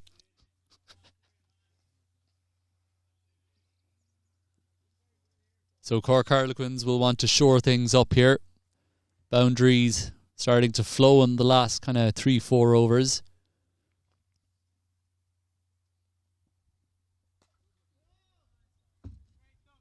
Back of a length delivery from Zayn, played into the offside for a dot ball. So it's a really good comeback here from County Kerry. Remember, they were 40 for the loss of no wicket. They lost 4 wickets for 20 runs, kind of 63 for 4. And now it's 107 for 4. So good comeback from them. Nicely played into the leg side. Square leg gives chase. He will haul it in though. Good chase from young Jack there. And Imran gets off strike. Lots of running around for the Cork Harlequins fielders. Not so much running straight ahead, more so off the line speed, turning over their left or right hand shoulder, running after the ball.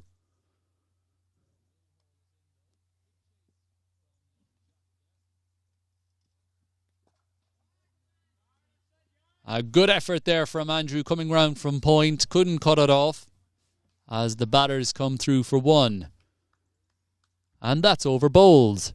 Good over there from Zayn. No boundaries from it that time. 109 for the loss of 4 wickets. 23 overs done, coming to the halfway point in the game. Overs wise anyway, these teams are going to take 2 water breaks, hence why they're not going off for a water break now. So I'd imagine about the 31st, 32nd over, we'll have our second water break.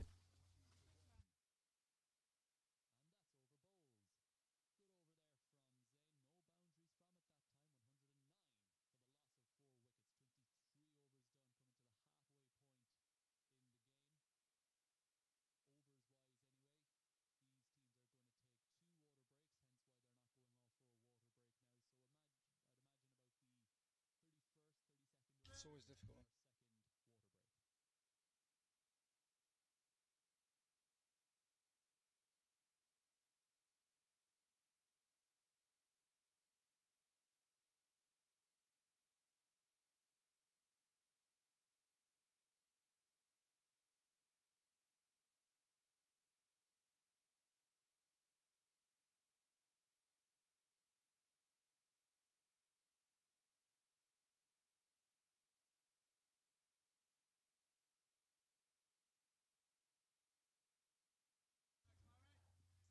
So 2 dots and a single to start off the over from Max. So 3.3 overs, conceded 22 runs as Max. He's played a lot of cricket this summer. As that ball is played back to the bowler. And that's another thing as well. These bowlers getting a bit fatigued now, whether they're bowling seam up or spin.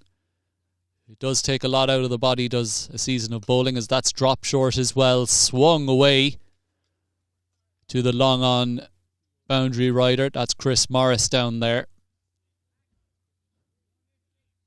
So that's kind of the difference between playing on grass than playing on a mat. That on a mat, that ball would have stood up for the batter to swing away to wherever they wanted, but not so on a grass track, as that's well played from Assad. Beats the bowler and will pick up a single. Playing beautifully is Assad. Imran there keeping him company. 24 overs gone, 112 for the loss of 4 wickets. Assad 21 off 42 with a boundary. Imran 22 off 31 with 3 boundaries. That partnership now worth 48. We said that this was going to be a crucial partnership, and it's turned out to be. Can't see them getting out currently. The only way I can see it happening is if they make an error themselves. They look very sure out there, don't they? They do. So 2 teams, which I'm sure they won't be happy with being at the basement positions in the table.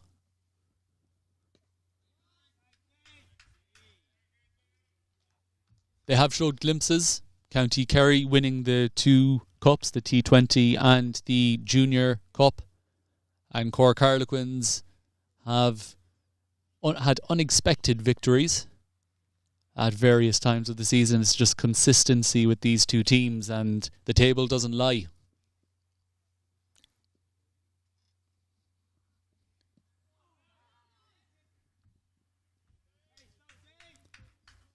Zayn into his 4th over now.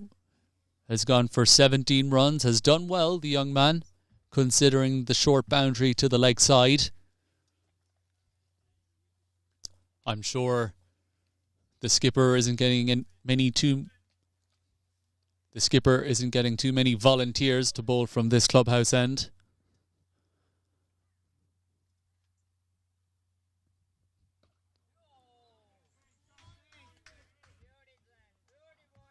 And just trying to join those dots is Zayn. Looks like the plan at the moment for Cork Harlequins. Join the dots. Trying to elicit the mistake from the batter. Trying to create pressure. Also Max Egan has 4 boundary riders. Long on, long off. A deep cover and a 3rd man. But the slip is still in position. So still attacking. And that's a crowd catch. That's a bump ball there to Luke O'Reilly. For those of you who are familiar with Stumpy, had Luke O'Reilly taken that with one hand, that would have been out, but we're not playing Stumpy. That's one of those matches, or one of those games, you would play in the dressing room for a rain break.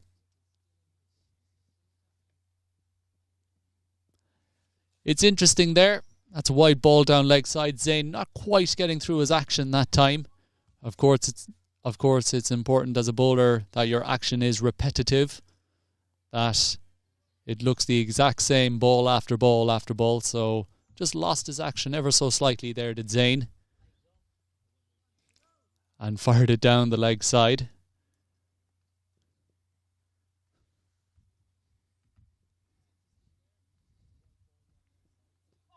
Yeah, there we go. Gets through his action and is on target. It's well kept out there from Assad, as that was a probing delivery on the off stump and he managed to keep it out. From the batter's reaction, looked like there might have been a bit of movement off the pitch that time. Very difficult for batters to deal with. If that pitched up delivery on or around off stump and it moves off the pitch, can be difficult to keep out, but Assad did it very well that time.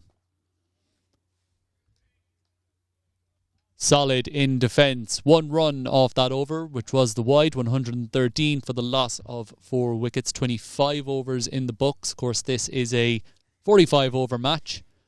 So we're over halfway there now. I'll just go through the Kerry scorecard so far. So Shoaib was done LBW by Mushtaq for 7. Stephen was caught by Andrew Channels. Wonderful catch bowled by Mushtaq Marden for 31. 6 fours and 1 6. Thomas Matthew was bowled. Luke O'Reilly for 3. Assad is not out on 21 with 1 boundary. Usman Butt was caught and bowled by Luke O'Reilly for 13 with 1 boundary and 1 6. And Imran is 22 not out with 3 boundaries. Mushy has bowled 9 overs, 2 for 35. Kanish 4 overs, none for 23. Luke O'Reilly 4 overs, 2 for 13. Max Egan 4, none for 24. And Zayn Hafiz 4, none for 18. And I believe we have a bowling change for others. Mavinder then coming into the attack. Mavinder Singh, fresh off his 5 wickets from last week. Starts off with the wide outside the off stump. Again, the umpire signalling us. So Manny taking 5 wickets in his game against.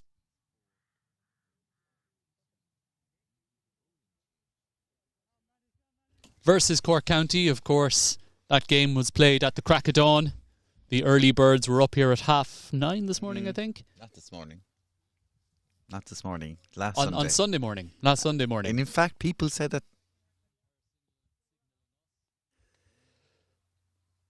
So, keeper up to the stumps. That's Barry Vodslow.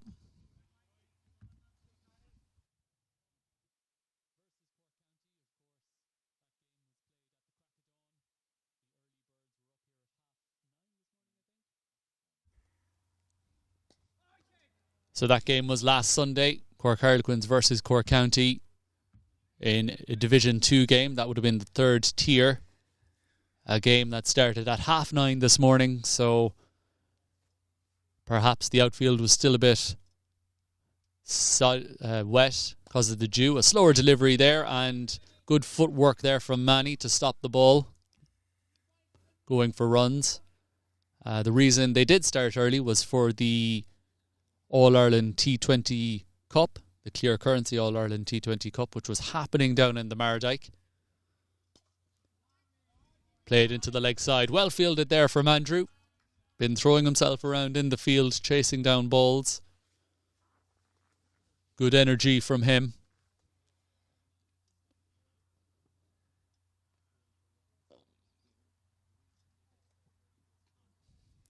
And that's a wide ball outside the off stump.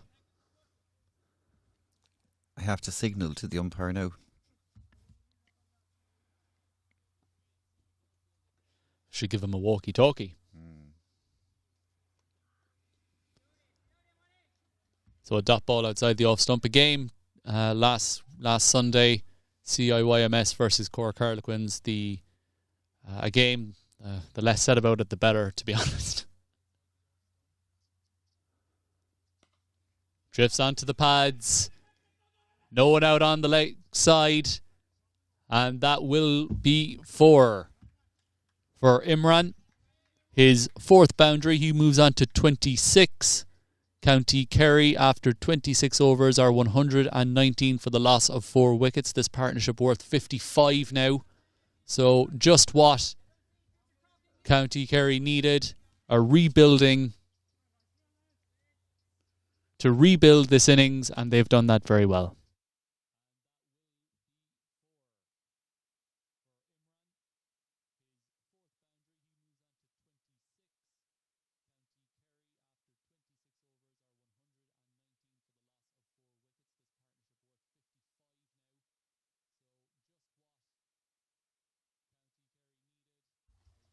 So the crowd flooding through the turn gates as Zayn continues. That's Assad.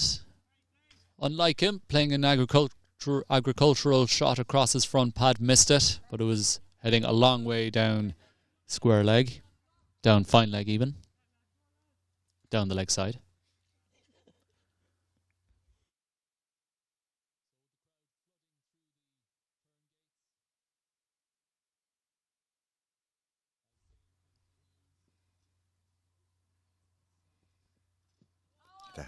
Closer.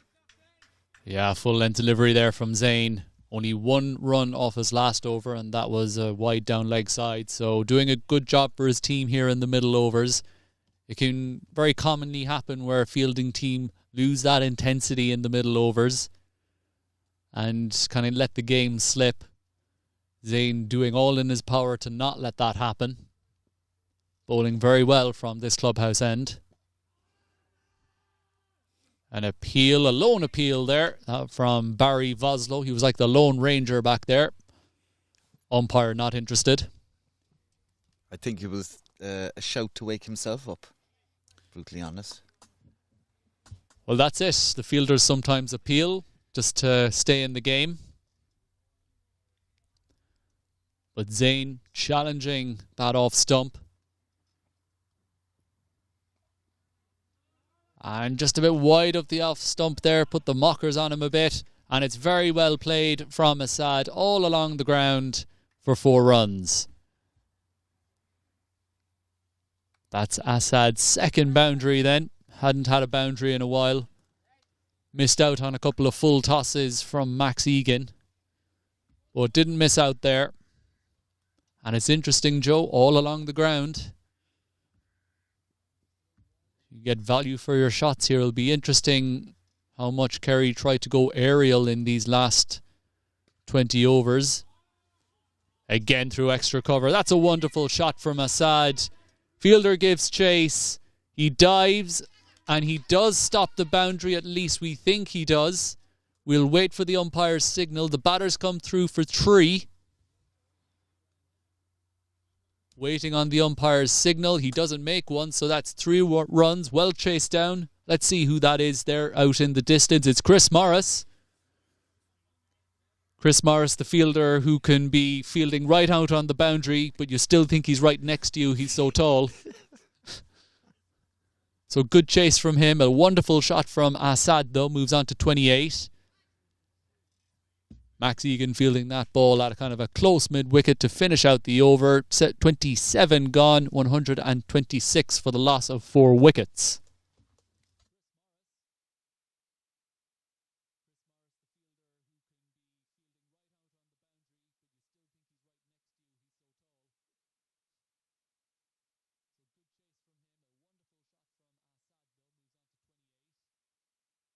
"27 overs gone, 126 for the loss of 4 wickets. You can see there the batter's getting a drink. It's a very warm day out there, and any opportunity to get fluids on board to hydrate is going to be taken by the 2 batters. Assad has been out there a while, 28 off 53 deliveries, 2 boundaries, while Imran has been out there a while as well. He's on 26 off 38 with 4 boundaries, 62 is the partnership for the 5th wicket. Mavinder Singh is going to continue. His first over went for 6 runs. Absolutely lovely day here at Farmers Cross. Can be quite tiring though for the fielders out there. They'll be looking forward to their second drinks break, as Mavinder has been thrown the ball and he starts his second over. Starts off with a wide outside the off stump. So we'll have a look at the extras soon, but it's something that Cork Harlequins will want to keep tabs on. They won't want to bowl too many, as that's on target from Mavinder this time. Played into the leg side, fielded at mid-wicket by Andrew. So very much attritional cricket today. Neither team really getting the upper hand. Anytime one team has gotten the upper hand, the opposition has struck back. That's a full toss. Beats the mid-wicket fielder. And long on comes round to cut it off. So the batters just take one. That's Chris Morris doing the fielding out there. And Assad will get off strike. That will bring Imran back on strike. So interesting move here from Max Egan, turning to Mavinder Singh. His first bowl in Division 1 this year. That's a full toss, which never really got there. Imran has one hand on his hip, thinking to himself, I'd like to have that delivery back.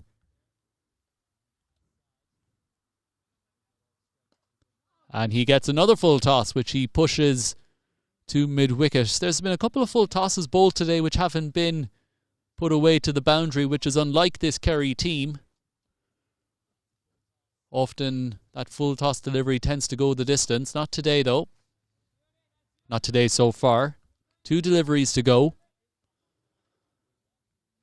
And this is better from Mavinder, what his captain would have wanted him to do.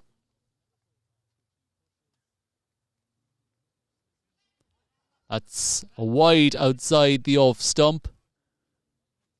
And the batters come through for 2.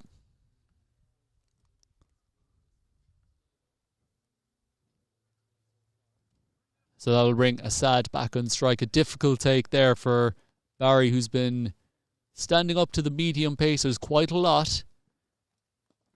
So he'll be tired at the end of the innings. That's played into the leg side. Assad was looking for 2. Imran not so keen himself. And that's the end of the over. 131 for the loss of 4 wickets. 28 overs done.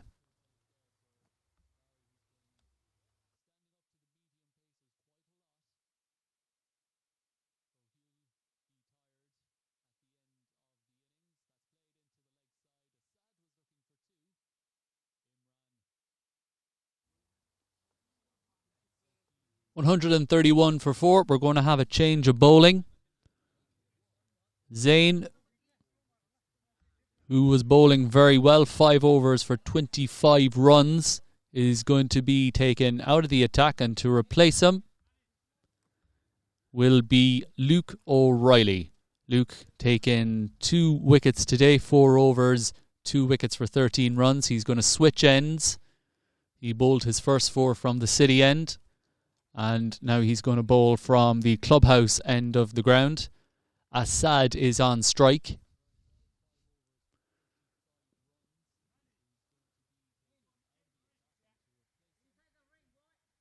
So just an amendment to the field with long off coming inside the circle. 4 men out.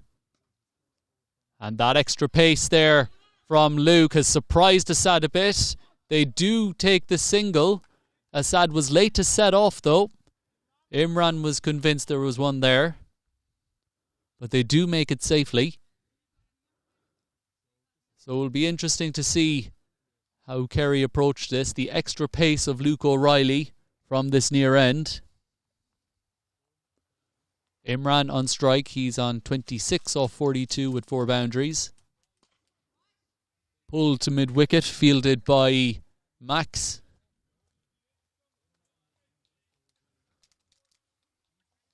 So the crowd getting their refreshments and beverages. Looking forward to an exciting day's cricket. Luke O'Reilly. You can see it on the side camera there. We'll change it back to behind the bowler's arm, as that's been lofted through extra cover for 4 runs from Imran. His 5th boundary. He moves on to 30. The partnership moves on to 72. We'll just get you back behind the bowler's arm there. There we go. You can see the mountains are still in view, which means the weather should be fine. So a slower delivery from Luke didn't quite work out the way he would have wanted. A half tracker giving the batter plenty of time to put it wherever he wanted. He chose extra cover and executed it perfectly. 136 for 4 now. That's a wide ball for overhead height. So Luke O'Reilly has been a good delivery for him. That bouncer length delivery has taken a wicket with it. However, has conceded a few extras along the way as well. Umpires deeming that ball to be a wide. Extra cover drive from Imran this time. It was well hit, but well fielded there from Zayn at extra cover. Good effort there from Zayn, just coming off the back of a 5-over spell. Getting down to field that ball, which was hit pretty hard by Imran.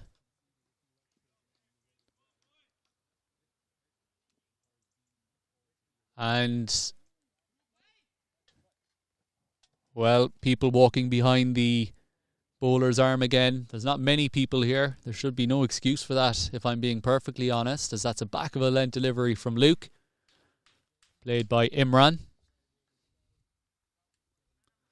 Great that we have the side screens to there. You can see one of them behind the wicketkeeper Barry. There's one at this near end as well, giving the batters the best opportunity to see the ball.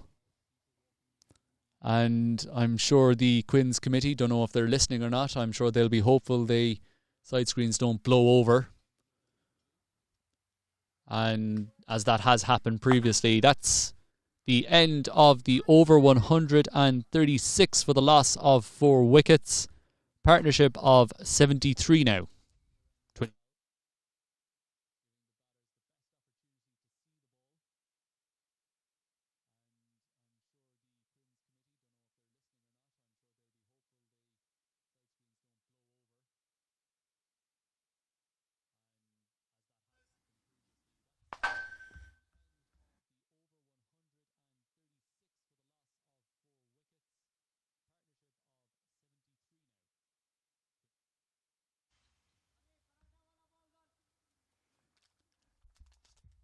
So an update in Division 1.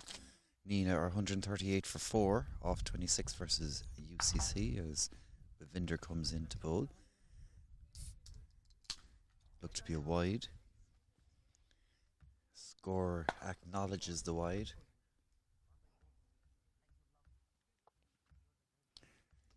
Who's the scorer, Joe? I think it's me. But not the official scorer. Oh. Vinder, instead of bowling it backwards, he bowls it. I don't know how to describe it. Yeah, not sure how to comment on that one. No. It's the second time it's happened. Happened to Mushtaq earlier, so he won't feel too bad going into the changing room later on. This time he gets it right. Sad places off his legs for a single. Go backwards square. Jack Conley fields it back in.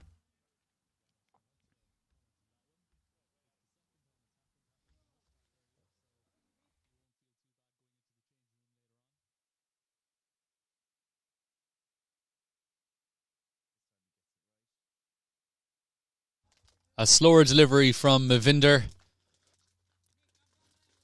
It deceived me. My eyes had gone to the batsman before the bowling got there.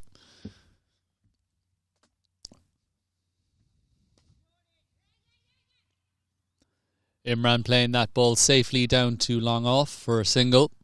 So building the partnership now. It's 140 for the loss of 4 wickets halfway through the 30th over. Remember, this score is unofficial. The official score is the scorebook.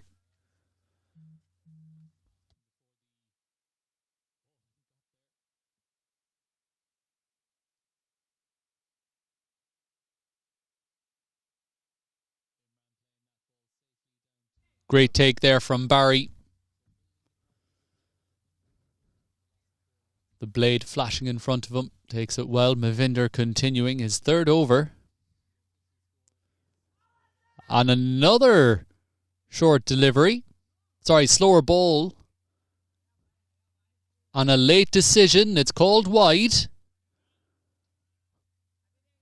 Well, hard to tell how far down leg that was. A bit of words between batter and fielder. It was a very late call. Hard to tell who influenced that decision.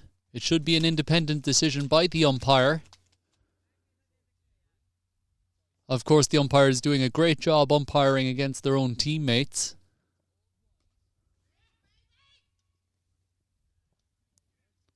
Played into the offside for a dot ball.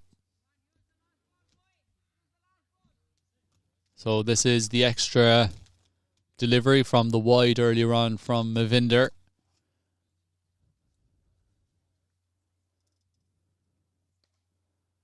Played through extra cover. It's well fielded there. That's Zayn again throwing himself around. Only a single taken at the end of the 30th over. It's 142 for 4. And it's time for a drink.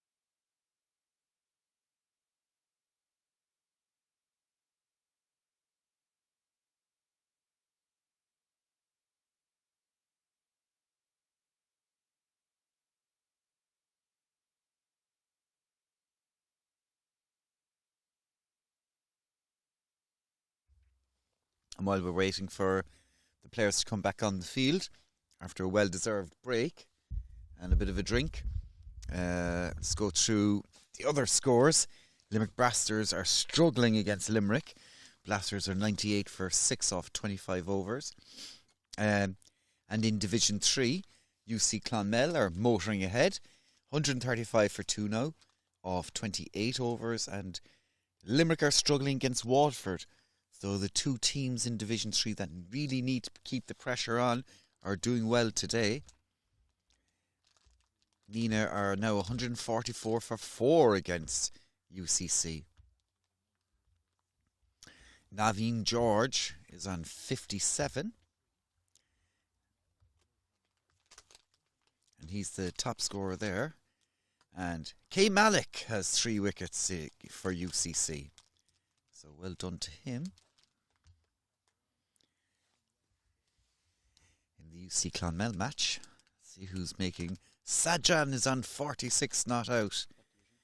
Division 3. Linto Josie, he made 45 off 56 balls with 6 fours and 1 6.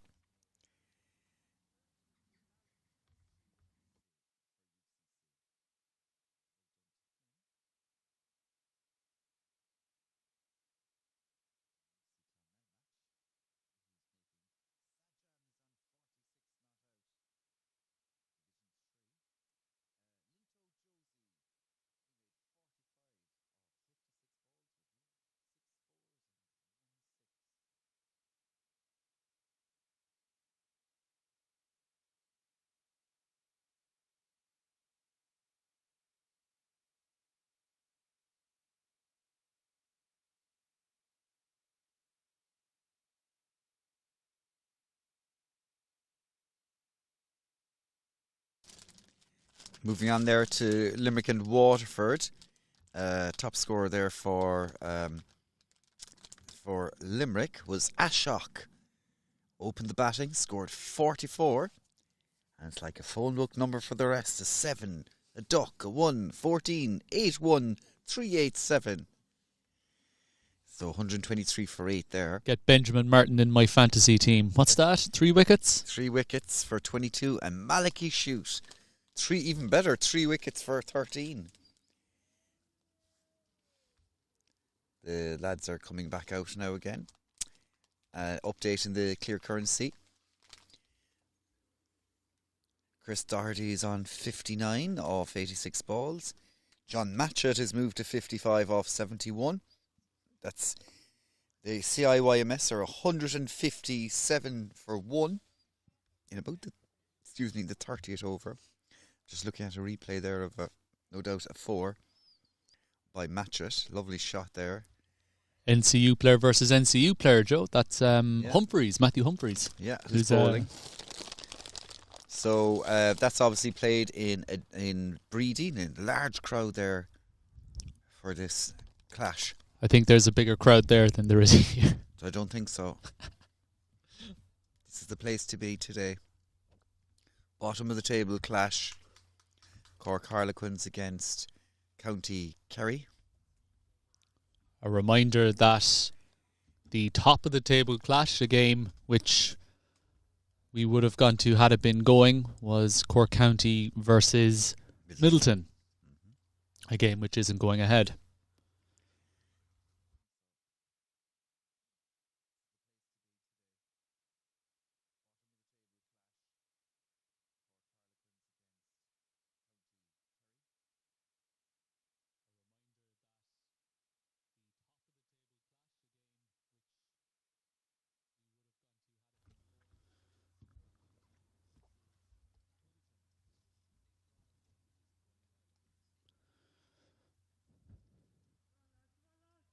So a very warm welcome back, Farmers Cross, just adjacent to the airport. We haven't seen many planes fly in.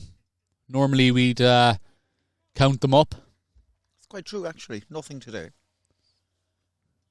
Does anybody want to come to Cork, is the question. Well, I suppose schools are back next Monday, so all the holidays are done and dusted, the holiday season. As Luke O'Reilly comes in then, as we discuss the tourism seen from Cork. It has been a good tourism season. There's been plenty of tourists around, especially in the southern half of the country. Big problem is that there are hardly any hotel rooms. Yeah. And also I would say hotel staff as well has been quite undercooked. It's true. So well done to all the hospitality people. You do a great job under not great circumstances. As that's a good looking shot there from Assad. He played it a couple of overs ago, that cut shot all along the ground. And he picks up his third boundary. A lovely looking shot there. Classical cut shot. That, along with his extra cover drive earlier on in the day as well, playing beautifully, is Assad. And it's interesting, Joe. Not many Kerry batsmen have targeted this leg side boundary away to the right hand side of your screen. Be interesting to see how that materialises throughout the day as that's fired down the leg side. The umpire signals twice, one to us and one to the scorer. I wonder if the umpire signals twice, does that mean it's two wides? Oh, no.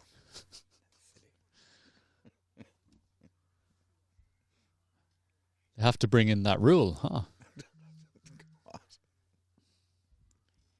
Phone is going off there. A cry of anguish there from Assad. Feels as though he missed out on that cut shot. But it's interesting again. There's a bit of a correlation between the cut shots that he hits and the cut shots he misses. And the big factor there is when he hits the ball, he moves his feet. When he doesn't hit the ball, he doesn't move his feet. That's a short ball, a good one as well from Luke O'Reilly. Surprised by that one was Assad. It's not the first time Luke has surprised the batter with his short delivery.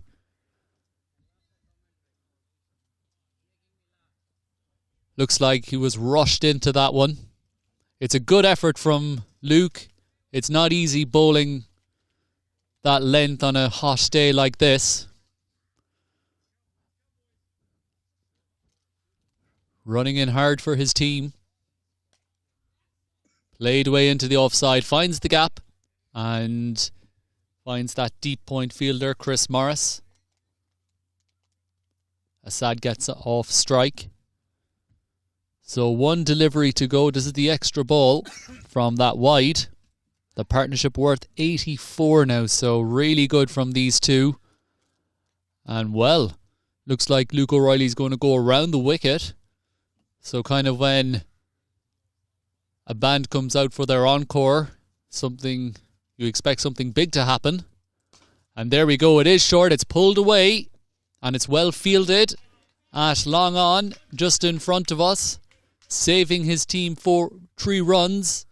And that will bring to an end the 31st over, 149 for the loss of 4 wickets. Well, we must have gotten it wrong. There's one delivery to go.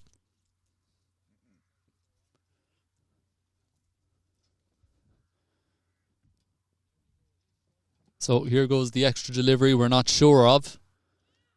And it's just gets away from the point fielder, Andrew. A single taken from Assad. And that will be the end of the over.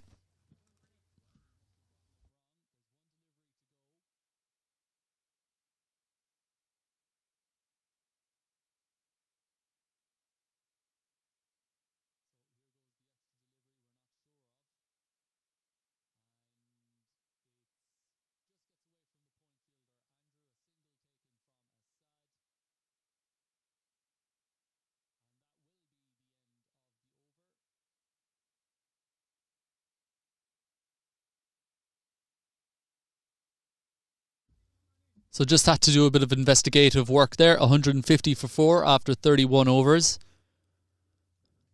Mavinder is going to continue. We hope.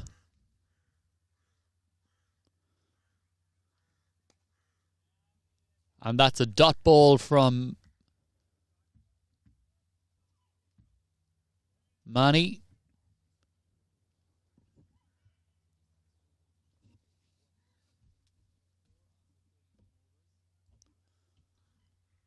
And that's a wide ball outside the off stump, so it's dot wide.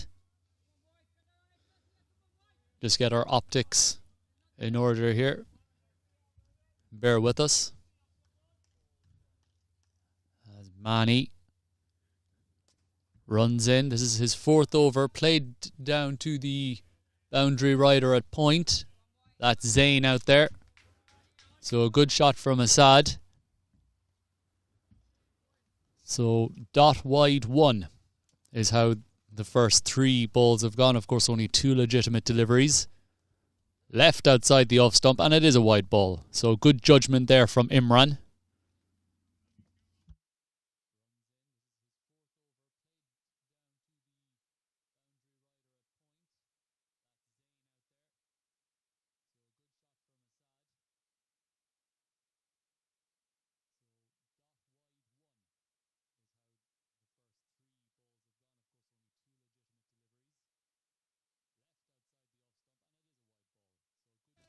That's 4 down to fine leg. And well, was a gamble throwing the ball to Mavinder. Doesn't look like it's paying off so far. But it's a fair enough call by the Cork Harlequins skipper. He did take 5 wickets last week. But of course, this is one step up in Division 1. And that's a wide ball outside the off stump. So proving to be quite costly, this over for Cork Harlequins. Just what County Kerry needed.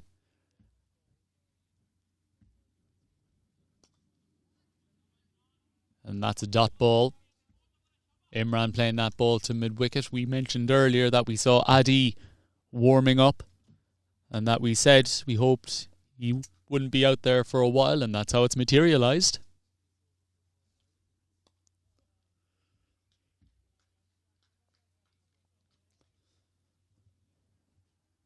So I think we're up to date now. 158 for the loss of 4 wickets. Any amendments that are needed to be made, we will make them, but it's something around that. As that's swatted into the deep.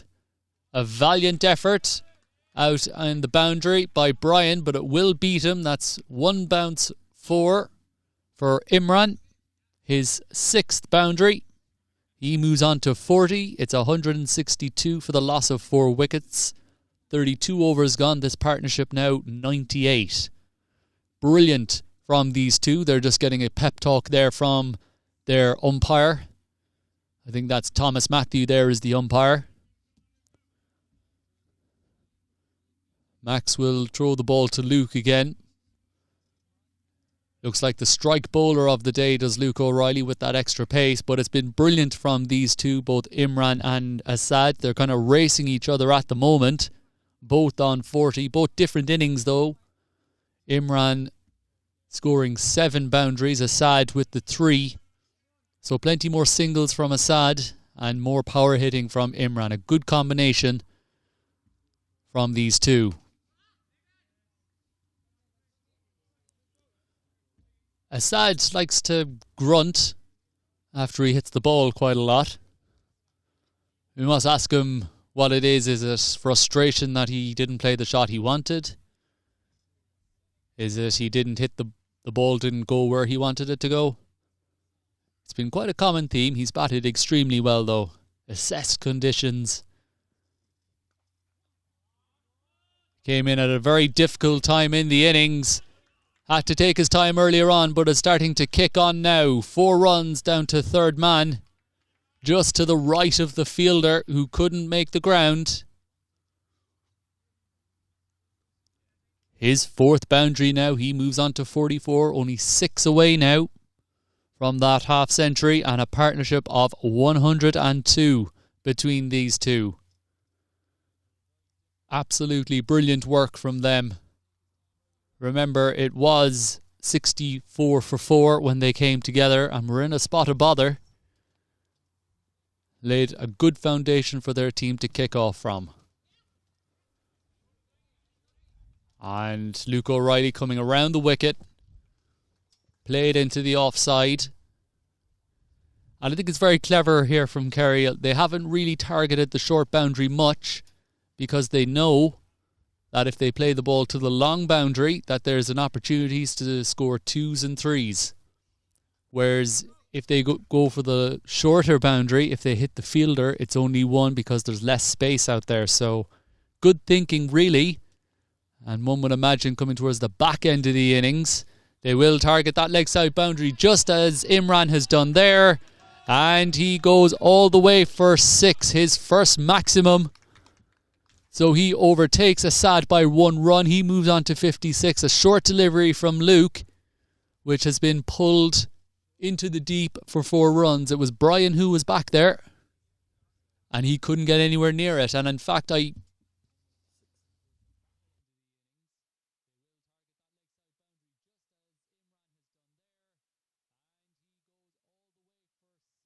that ball has disappeared into the next door neighbour's garden. And by the looks of the Cork Harlequins fielders, they're not too interested in going gardening, so they will wait until the ball is recovered. Or replaced even. Yeah, looks like nobody's going to knock on the door of Mr. and Mrs. O'Leary to get the ball back. I think the spotter plane is out though.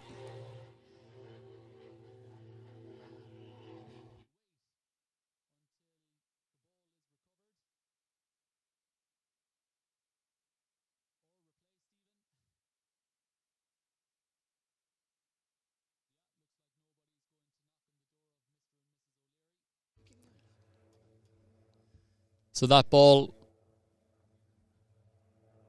looks like we might get it back at the break or something.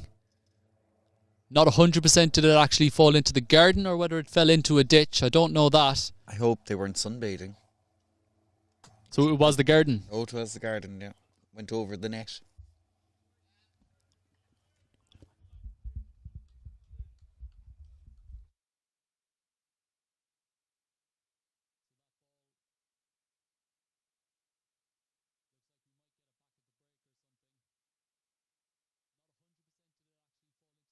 So Luke will be looking for a response. 6 runs there from Imran. Coming around the wicket. Pitches that ball up, blocked to the extra cover fielder. Of course, Imran just 4 away now from his half century. 7 fours, 1 6. Partnership of 109. And it's interesting, Imran has relied more on his power hitting, whereas Assad has relied more on rotating the strike in singles. A combination which hasn't been unlocked yet from Cork Harlequins, and looks like it will be another while before it is unlocked, if I'm being honest. That's short and outside the off stump. That will bring to an end the 33rd over, 173 for the loss of 4 wickets. A great platform for Kerry to kick on here. Cork Harlequins need to do something different now at this stage. I would suggest take off both bowlers, bring on someone different, maybe like Brian O'Leary or even the Chris Morris. Try and do something different.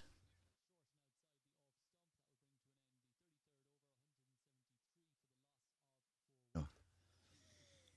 So actually, I'm quite correct. Actually, they're bringing on Brian O'Leary. O'Leary will be targeting those stumps. But those bowl many balls down leg. Something that the Kerry batsman will be acutely aware. And Cork Harlequins have brought in a 45 just in case of that happening. Jack Connolly into the 45 position.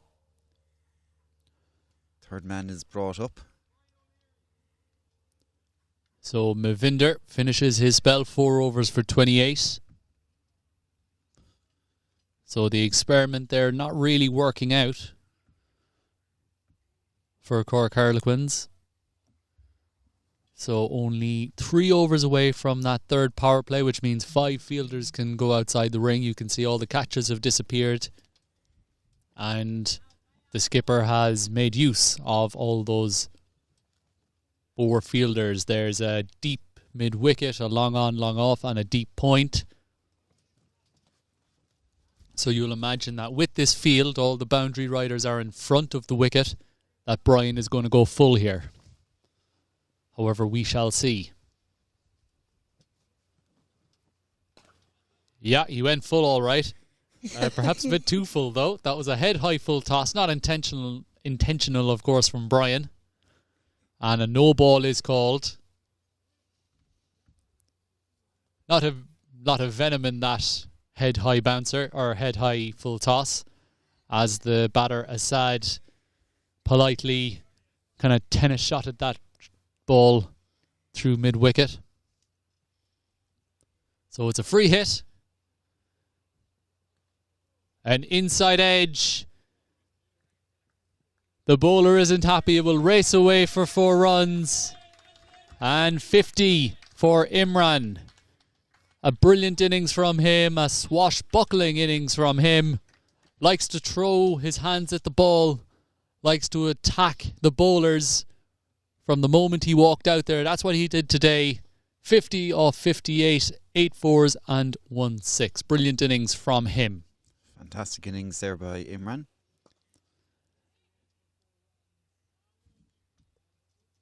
So played down the ground, gets off strike. You see as the field spreads, there are more singles available. So the hard work done in the early part of this partnership is starting to pay off now. It's like they've earned the right to attack the ball more often. And with a good more batting to come, they'll be able to play with a bit more freedom. That ball is blocked into the offside for a dot ball. So Brian into the attack then. A medium pace bowler, has lost a few yards of pace as the years have gone on. I think not so much his age, I think just more so the run up. He's running in like he's running one of his marathons. And that solid action. But that's a full toss and brilliantly put away by Assad. Now he moves on to 50 as well. Took a bit more time though. 74 deliveries, 5 fours. But of course he came in when his side were in trouble. Yes, again we did say that this partnership was crucial, and at 120 as a partnership, that would have been one. This must be one of the largest partnerships for Kerry this season, I would imagine. Well, for the 5th wicket, yeah. They have had a disappointing league campaign, so they'll want to put that right today. It's another full toss, and it's well fielded, I think. Yeah, from Zayn at the deep point boundary. Well, you can see there, he threw the ball right over the wicket-keeper. Must have thought he was playing on one of the other strips, but an indication of how small that boundary is. Certainly, I think Kerry must be eyeing up 250, 260 now at this stage. Short, in the air, wide of the fielder, 4 runs. Well, there was a man back there, but he was in front of square. That kind of went behind him. That brings to an end the 34th over. An expensive over, 189 for 4. County Kerry closing in on that 200 mark with 11 overs to go.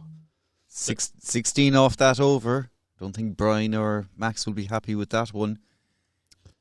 Absolutely not. You can see the conflab has started in the middle, where the umpires have turned into the teammates for a couple of moments while the Harlequins players change places.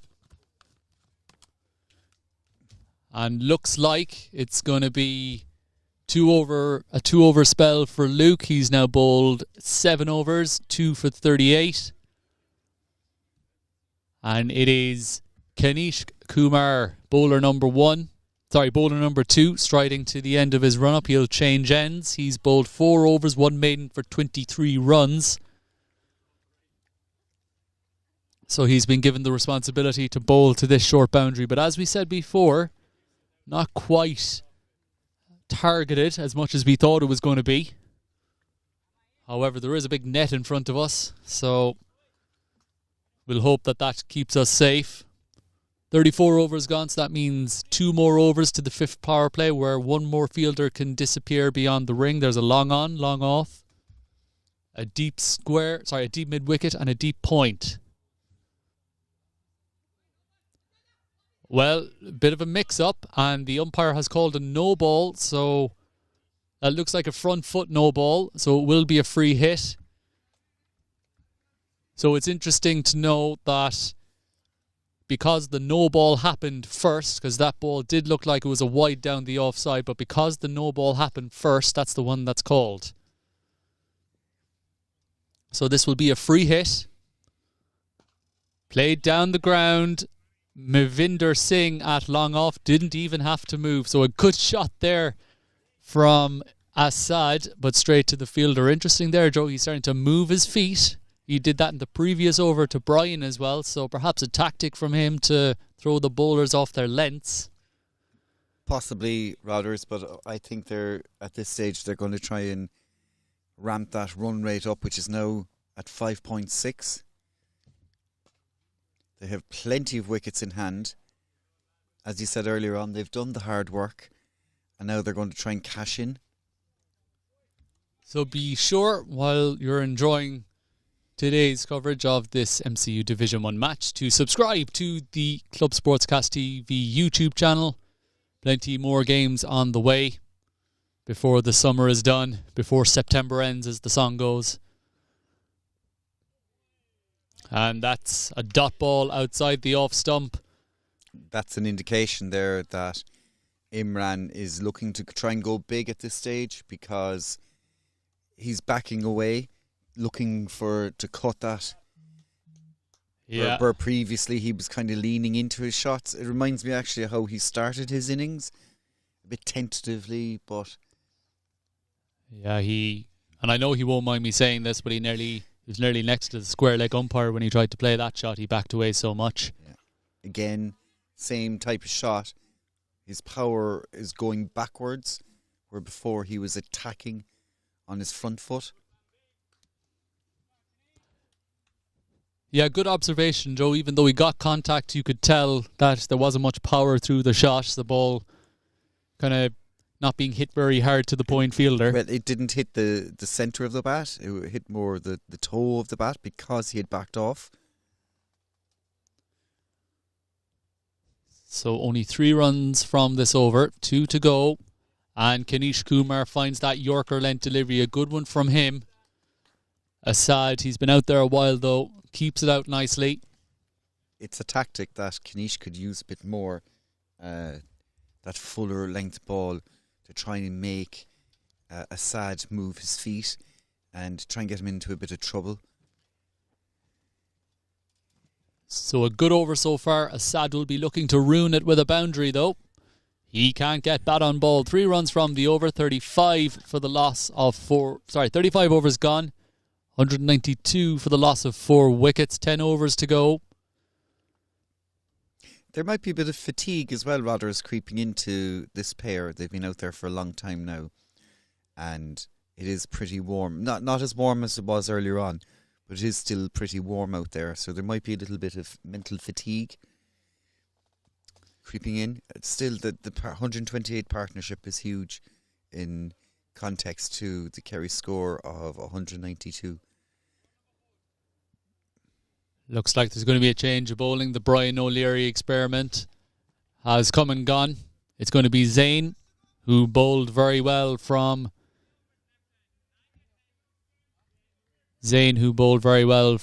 the clubhouse end, is going to switch to the city end of the ground. A lot of the bowlers have bowled from both ends. The only bowler who hasn't bowled from both ends is Manny, Max and Brian. The rest have had a trundle from each end. And Mushtaq as well, sorry. In the air, a chance. And it's put down.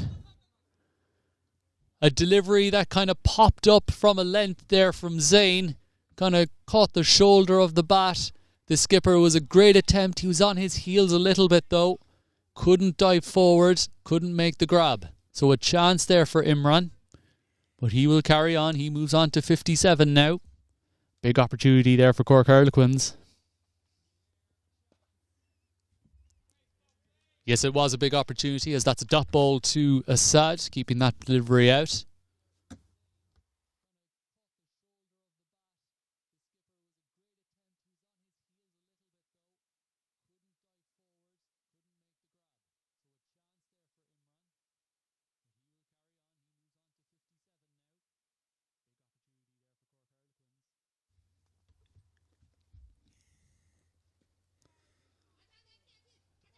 Well, it's good heads-up running there from Imran. Assad dived in. Probably no need to, but he did. That'll be a leg by. It should be a leg by. Well, no signal from the umpire. And still no signal from the umpire, so apparently that was runs. I thought it came flush off the pad myself. I think it did too. A swing and a miss from Imran. We've seen that on a few occasions now. He's such a good player. You feel as though he doesn't need to flay the bat outside the off stump and, as you said, Joe, throw his weight back. He's a good enough player to put his foot down the track and play the ball forward. I wonder what was said between the two umpires and the two batsmen. It's good bowling by Zayn. At the end of, I think, 2 overs ago, I think maybe the call was that Imran should go for it and Assad should just anchor. But sometimes that doesn't work because you can naturally increase your run rate. If you force the issue, as we saw there, Imran gave an opportunity to get caught. And again, a second opportunity. Unlucky there to Zayn. Great effort to try and take a catch off his own bowling. But it looks to me like Imran is forcing the issue rather than naturally how you would increase the run rate. Well, running your ones and twos, being busy around the crease. And to me, she's just forcing it a bit too much. You need to reassess how they will increase the run rate. So I agree with you. It's a good point. It's as though he's abandoned the way he's played up until this point. He's scored 57 now, and how he's gotten to that way, he's now abandoning that to try and force the issue, as you said. But there's no need to do it because look at their partnership, 130. You know, they could keep going like this. They could easily, like there's 9 overs left, say 6, 7 and over. They could easily make a partnership at 200, and that would give you 260. Only 3 runs off that last over from Zayn. They need a few more then. That's Assad. Again, he shouts. Not sure why. It wasn't a bad shot down the ground. As a few more people start to come through the gate. Good to see people rocking up to see the last bit of cricket of the summer. Of course, there are still a few more weeks to go, but we're not in the middle of June now. It's the end of August. It's in what they call, in baseball, they call it the dog days, isn't it? Just the business end. The business end. Yeah.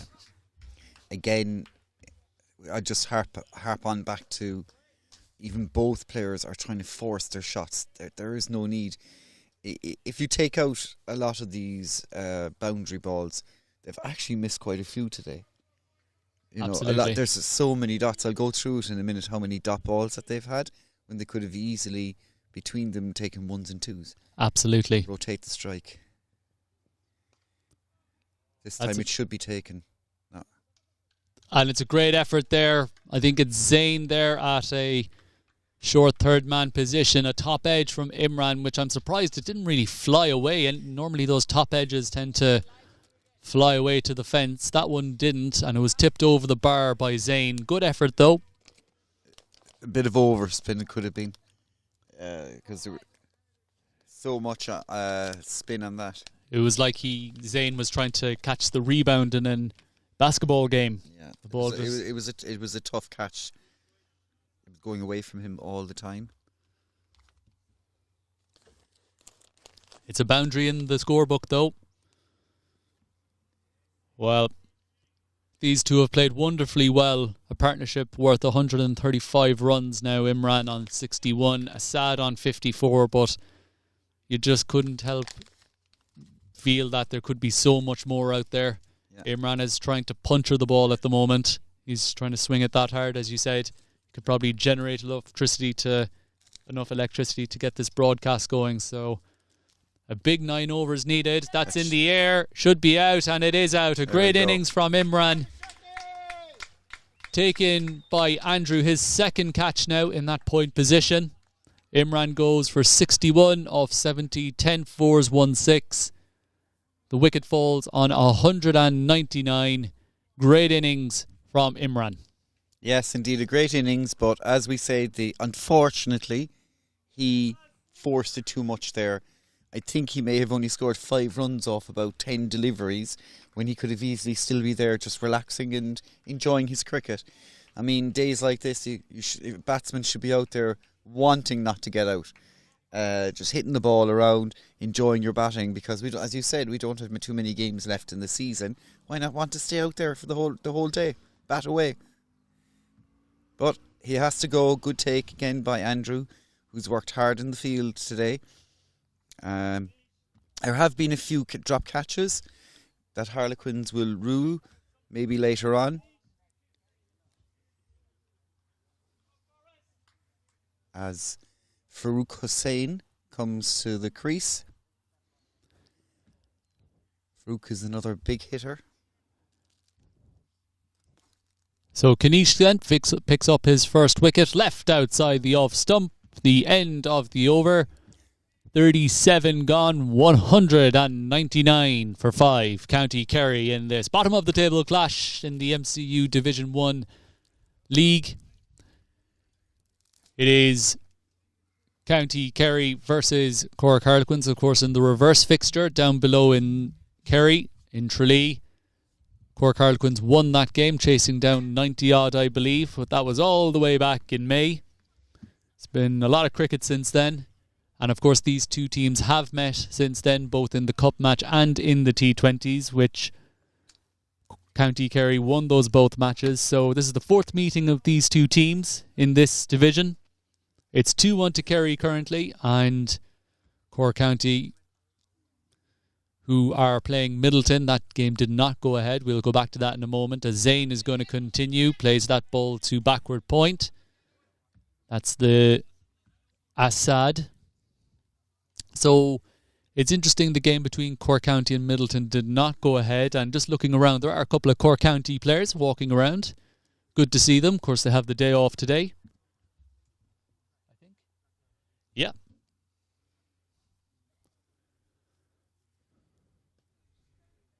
And that's a wide ball outside the off stump.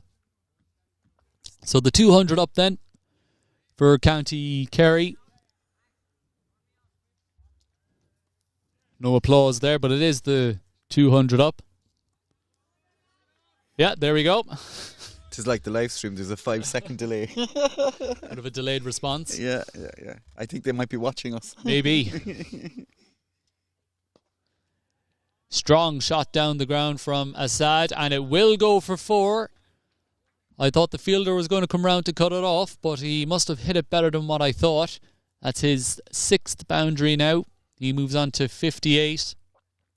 Because Zayn bowls middle and leg, I feel that boundary rider is he's a bit too straight. He needs to come around a bit more if he's to have any effect. And now that ball is pulled into the leg side. Square leg fielder gives chase. He'll want to be careful near the wall, but he does dive and stop it. And a big arm there from Brian. Brian throwing that ball in. Barry collecting it on the 10th bounce. So only 2 runs taken there from Assad. So already 7 runs off this over. Good start for County Kerry. And I think with half the team still left to bat, halfway through the 38 over, these two might be given a licence, but as you said, that can be counterproductive, as Joe explained. And also, it can be difficult trying to tee off receiving deliveries like that. It's a good one from Zayn. He's bowled well today. Perhaps his figures don't reflect that.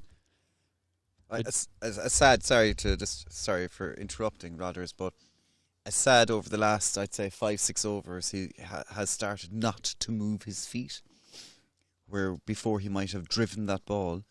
And I just think it's fatigue at this stage coming into his game a bit. There again, maybe that was a bit straighter, but the bounce probably caught him, but he needs to move his feet even to defend a ball like that. It gets you thinking. There's a wide gap. Most of the fielders are just on the ring, so there is an opportunity there just to touch it, soft hands, drop a ball and get a single. Instead, they're trying to manufacture runs by trying to smash them. There's no point in smashing them. That was a very brave effort there from Zane, sticking out a right mitt. A very difficult opportunity, probably saved him his team runs there. I must say that the two young bowlers have been bowling extremely well today. Now, the few balls have been a bit wide and loose, but on a whole, they've been really, really good and have kept the Cork Harlequins team in the game and not let Kerry get away with it. Absolutely, between them. They will, after this over from Kanishk, they will have bowled 14 overs between them, but 13 overs between Kanishk and Zane. 1 wicket and about 60 runs and 1 maiden. So a good return from the two young men. And they're below the average. The current run rate is 5.42. Kanishk is 5.17 and Zane is 4.86.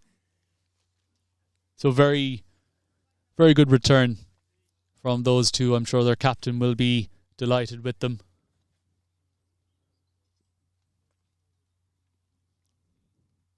As Kanishk is in again, it's a full toss, it's up in the air.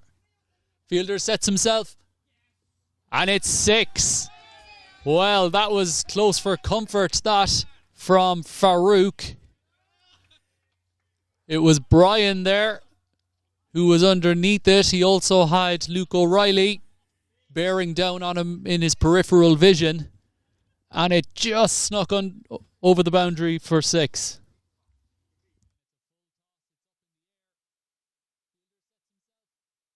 Yeah. So 6 first ball. Farouk deflects that ball down to third man. Zane gives chase. They come back for 2. Well, it's all going to go for 4. So 6 and a 4 to start the over.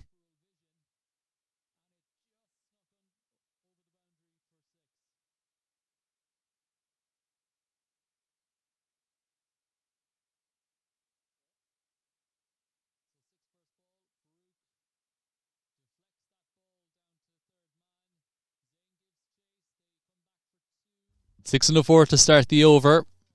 Very good from Farouk. Plays this ball to the leg side this time. The Caribbean flair to that shot. And he's strutting around the crease. Like he's has a right to do so as well. He's gone 6-4-4. He's got his cap on backwards like a baseball player. I think there was a batter earlier on who did that as well, Stephen.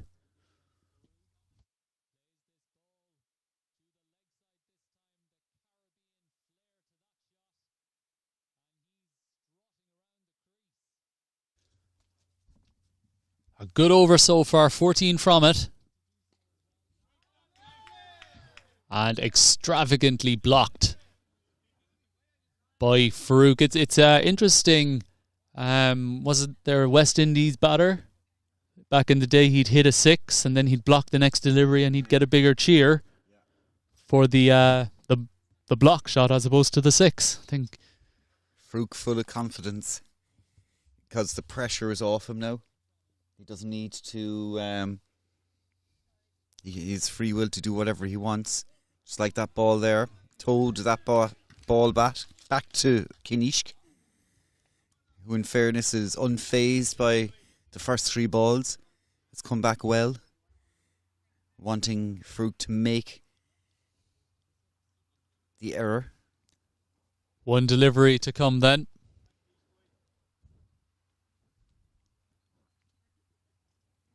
It's Kanishk to Farouk.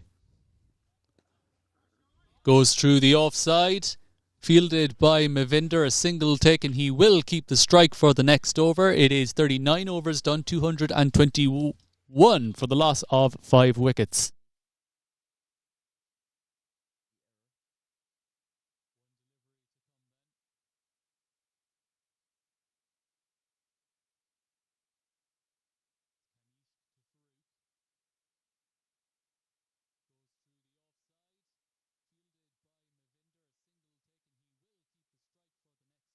So the two umpires then giving the helmet to Farouk, which means that Luke O'Reilly is going to return to the attack. I think he's got 2 more overs to go. He's taken 2 wickets. His last spell was a bit expensive though, so he'll want to put that right. He's bowled 7 overs, 2 for 38 so far. 6 overs to go, 221, and I would imagine that County Kerry will be looking for something in excess of 250, maybe 260. I would suggest a deep fine leg now at this stage, top edge. Well, we'll go through the field in a moment, but first it's Luke to Farouk. Oh, it's just rolled past the off stump. Came off the thigh pad of Farouk. Say that again. Who's it? Who to who? I heard there was a bit of, you were starting a bit of a poem there. That was it, yeah. Luke to Farouk. It was like Levon to Devon 2 weeks ago in the Vineyard. That's right. So there's a third man, a deep square, a deep mid wicket, and long on and long off. Pulled away, wonderful shot, and it's gone all the way for 6 for Farouk.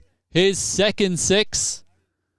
It's gone flying into the car park. There's a couple of people watching the game down there, so they'll have to keep an eye out for the ball. I think it hit the rope.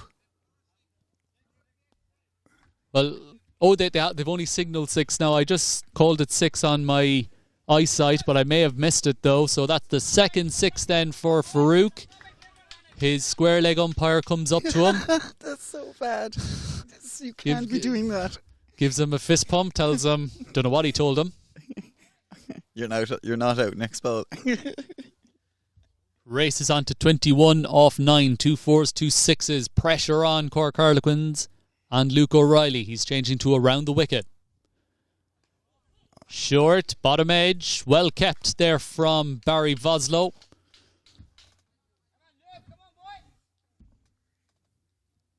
Well, it's going to be interesting here. There's a deep backward square, a deep mid wicket, and one would imagine, Joe, if there was a fine leg in position, then that would be a giveaway to the length that Luke would bowl. Goes short, in the air, and it's one of the most tamest dismissals you will see. Farouk will be disgusted with himself, and well, bit of talking there. We don't like to see that, but he'll be disappointed. It was a bouncer which didn't really take off. It kind of looped outside the off stump. Farouk went for it, and he lobbed it up to cover. Caught by, I think it was Max Egan. Mavinder, sorry. Max Egan was next to him, but it was Mavinder at cover. So the 6th wicket falls then. An enterprising, entertaining innings from Farouk, 21 off 10. 2 4s, 2 6s, but he has to go. Good innings from him. And that will bring the skipper, Addy, out to the middle. First time skipper. I won't say what gets wickets, but certainly that wasn't a great ball by Luke O'Reilly. Enterprising innings there by Farouk. What the doctor ordered for Kerry. No pressure on the batsman now. Well, another back of a length delivery from Luke O'Reilly saying around the wicket. It's the skipper, Addy, then. I'm surprised that Addy isn't wearing a helmet.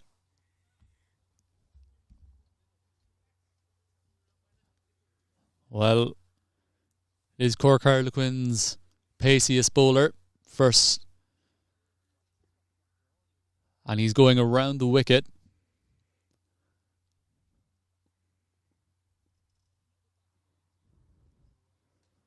And that's a good take down leg side from Barry Voslow, throwing himself to his left-hand side, taking that ball down leg. That was the double bluff there from Luke. Pitching that delivery full, so he'll have to reload that one. 7 off this over. So far, 1 to go. Kerry only 4 wickets in hand now, so with 30 deliveries to go after this ball, they'll have a license to be able to tee off. Oh, well, that's hit the batter. Let's hope he's okay. And that is over bowled.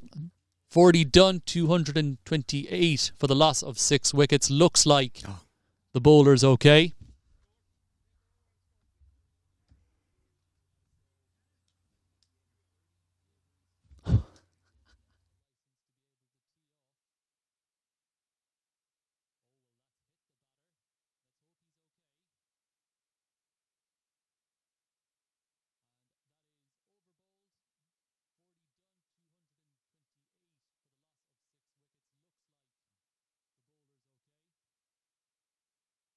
It's going to be Zayn into the attack.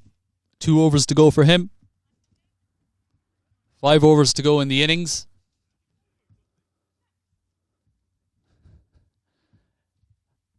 And it will be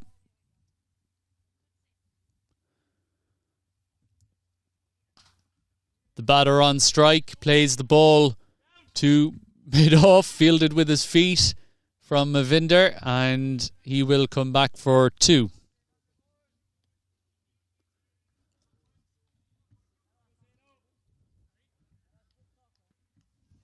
So the score now moves on to 230.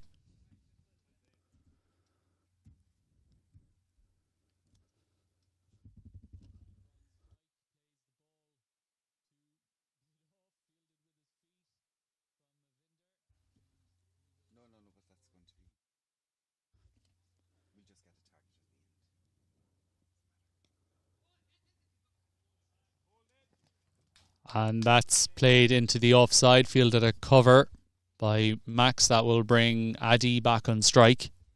Well, brothers, you learn something new every day. I had set the game for a 40-over game, and at the end of the 40th over, I decided to end the Kerry innings.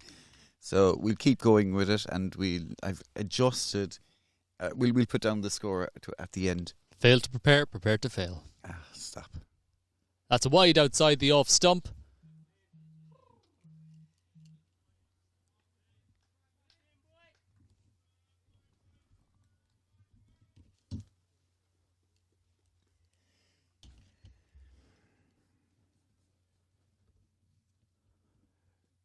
So Adi, the skipper, on strike. Zayn zipping in. Played to point. And it's important here that although that partnership for the 4th wicket between Imran and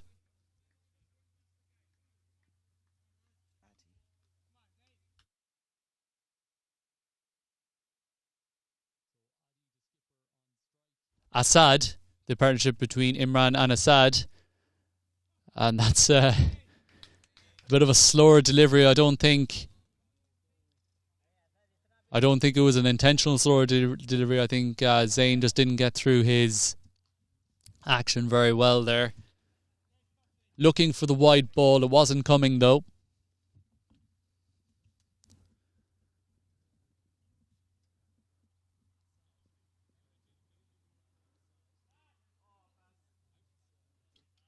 So off the pad, signal from the umpire as he tapped his leg there. So a dot ball. So it's 1 to come in this over. 4 overs after this. It's important here that Cork Harlequins keep plugging away. County Kerry have taken the initiative, and they will be targeting a good score of minimum of 250. And that's a full start there from Zayn. He'll try and reload that one. So an important phase of the game. Who's going to be taking the initiative into the second innings?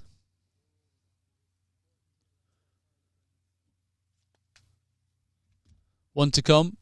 Addy on strike. Edged.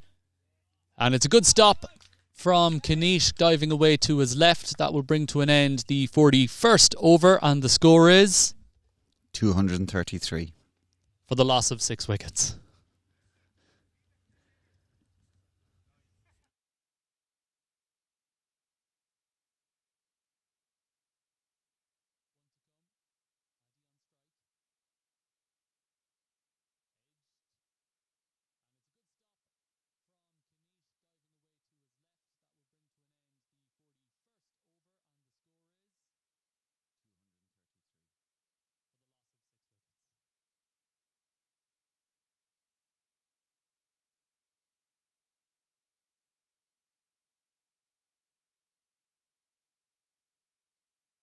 You could see another tractor passing on the road there adjacent to the ground, or perpendicular to the ground, I should say. Of course, winter is just around the corner and the farmers want to... Is it? I'm not a farmer myself. Cut the grass, is it? Moving grass? What are they doing there, Joe? They could be making silage or straw. There we go. It's in the air. Oh! And it's taken. Spectacular. You wouldn't have seen that. Lots of cheering there. I think Andrew's fan club have come to watch him play. Played into the leg side from Addy. And Andrew Channels diving away to his right. Takes the catch at about eye level. That's his 3rd catch now. Addy has to go.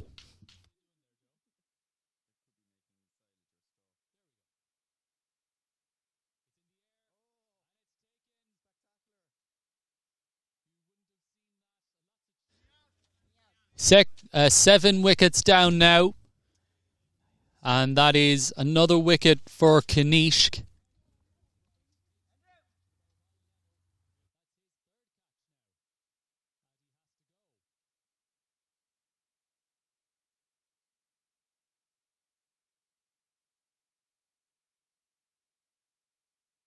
So that's the 2nd wicket for Kanishk.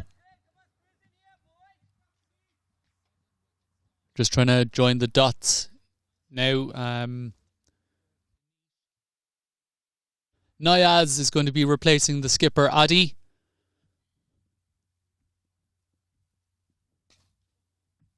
Played to extra cover. Well, we said this is an important phase of the game. Who can bring that momentum into the 2nd innings? And so far, it looks like it's a good finish here from Cork Harlequins after County Kerry dominated that middle part with that partnership of 128.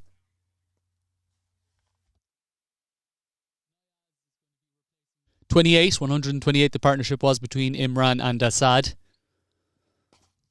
But since they've gone, there's been an enterprising knock from Farouk. Addy tried to push on the scoring rate as well, but couldn't quite do that as Nayaz is off the mark.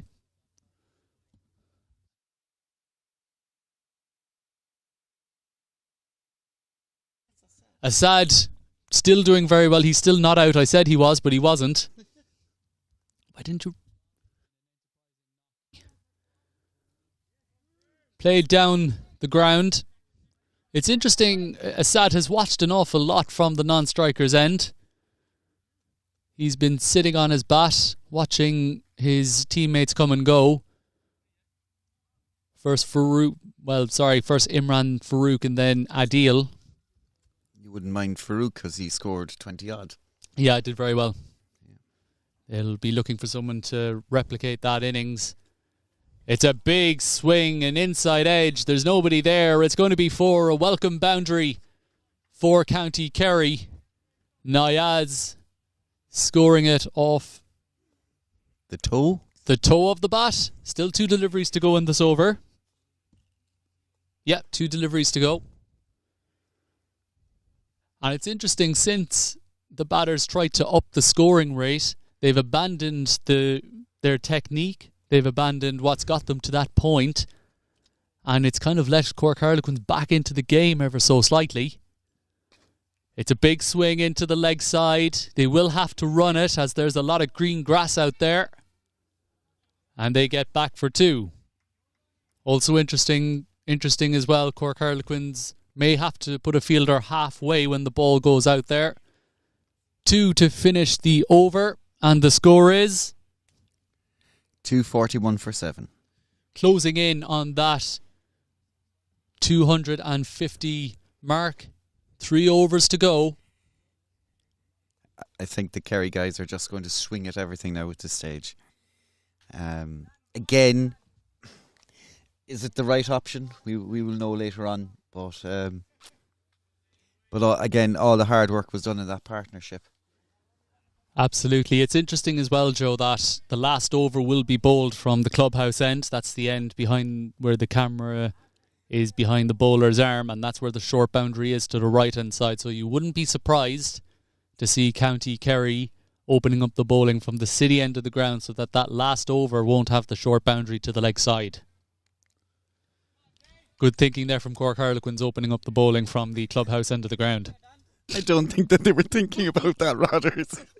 You're overcomplicating things at this stage. Zayn Hafiz, his last over. A full toss, straight down the ground. Beats the fielder for 4 runs. A great effort there on the fence, but Assad keeps on going. He moves on to a good score, doing a great job for his team.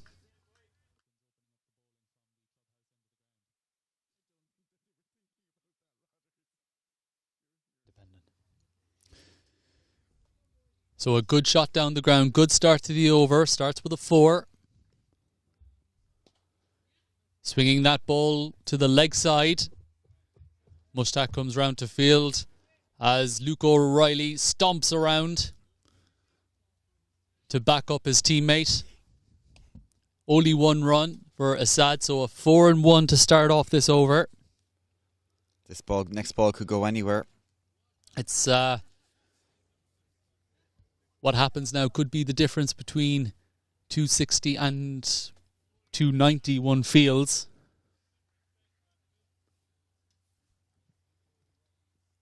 But we shall see. Nayaz, he's been swinging the bat hard so far, and he does it again, and he actually took one hand off the bat that time. Like a golfer who's after pulling the ball into the field next to the fairway. SSE Electricity should sign him up for wind power.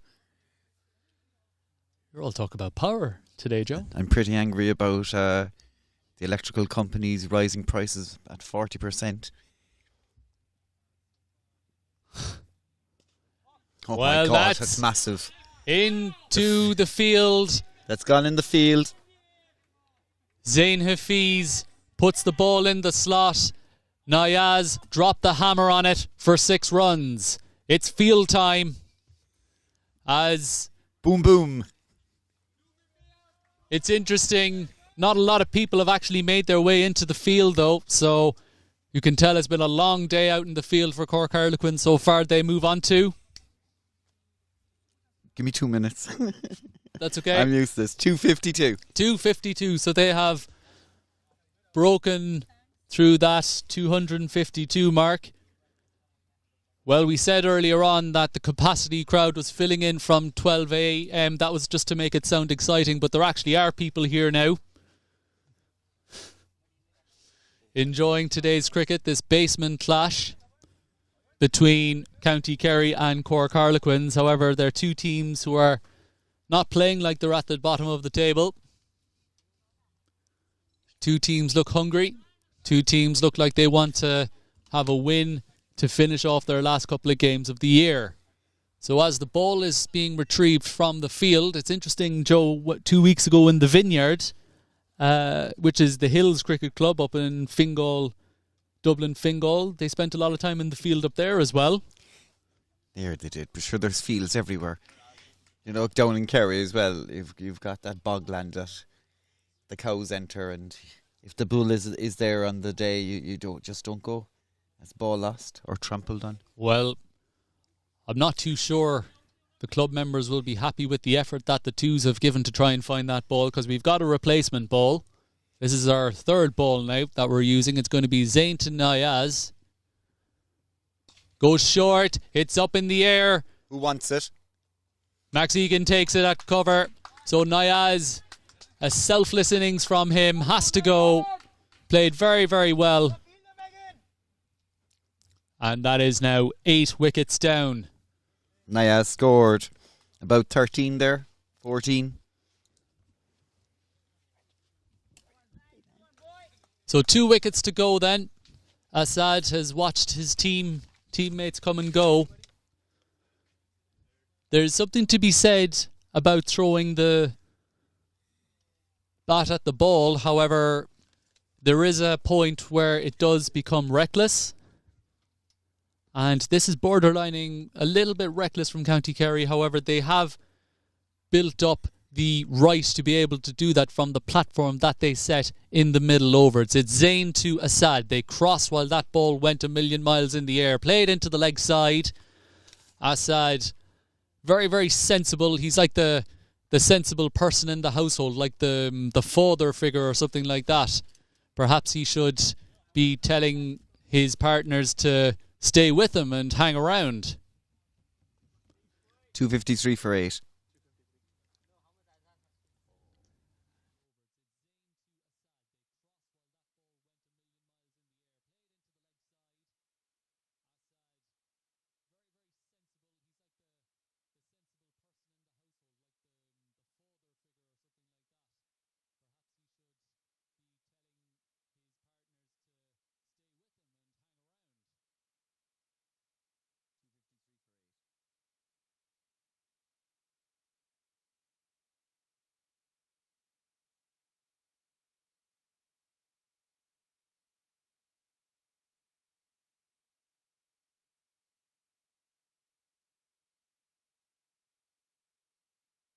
Kanish then running in his final over. Kanish, one of the few bowlers who I think has bowled with all 3 balls.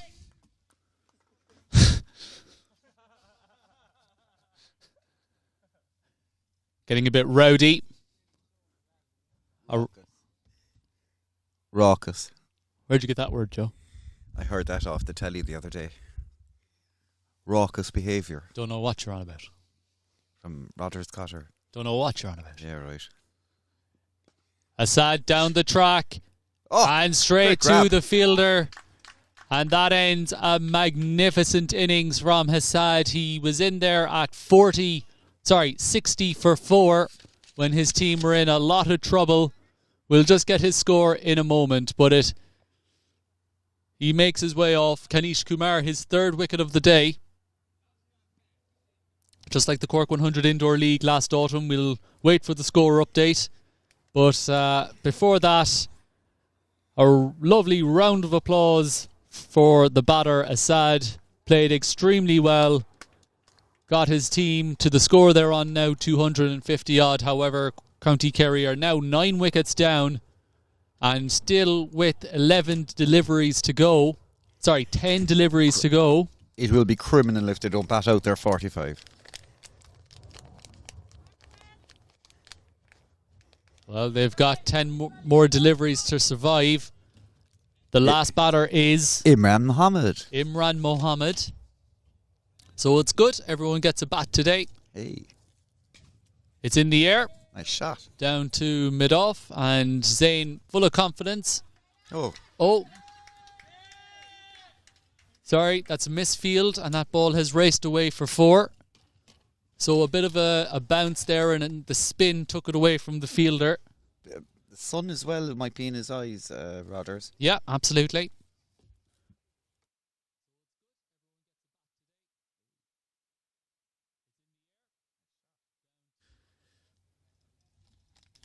So Imran, back on strike, plays that ball through the leg side. Could be a run out.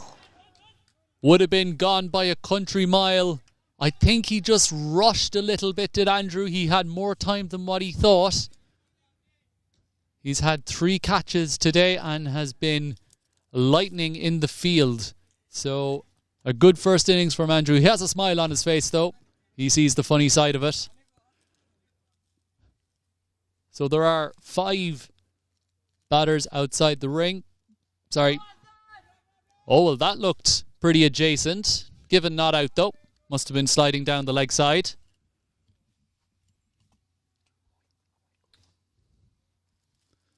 And yeah, leg byes are given, as that did come off the pad.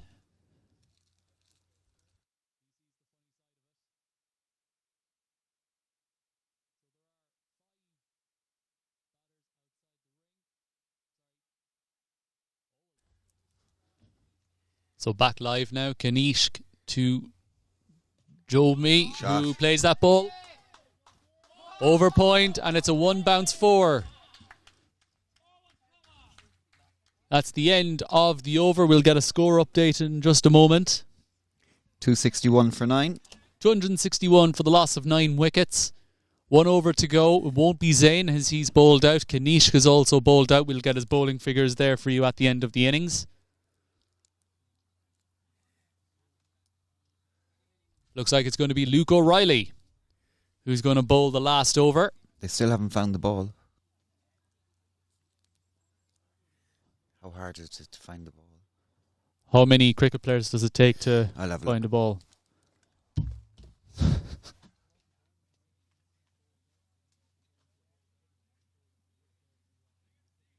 So although the ball kind of trickled into the grass, the grass on the boundary side is about 6 foot high, so it can get a little difficult if it does go in there. However, it has now been retrieved by Mavinder on the boundary. So the last over then, 1 wicket left to fall. 261, we believe, is the score.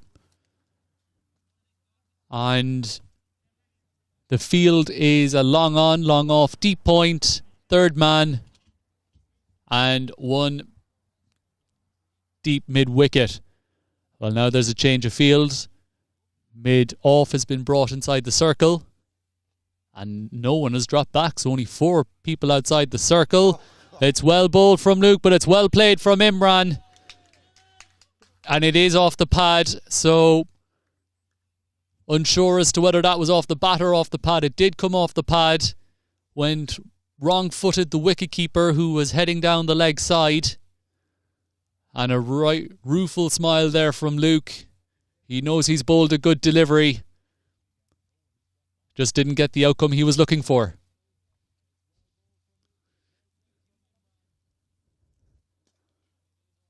And that's played to deep point. They'll be looking for 2. But it's Chris Morris out there who's been doing the boundary riding. Well, there might be buzzers, but well backed from Zayn.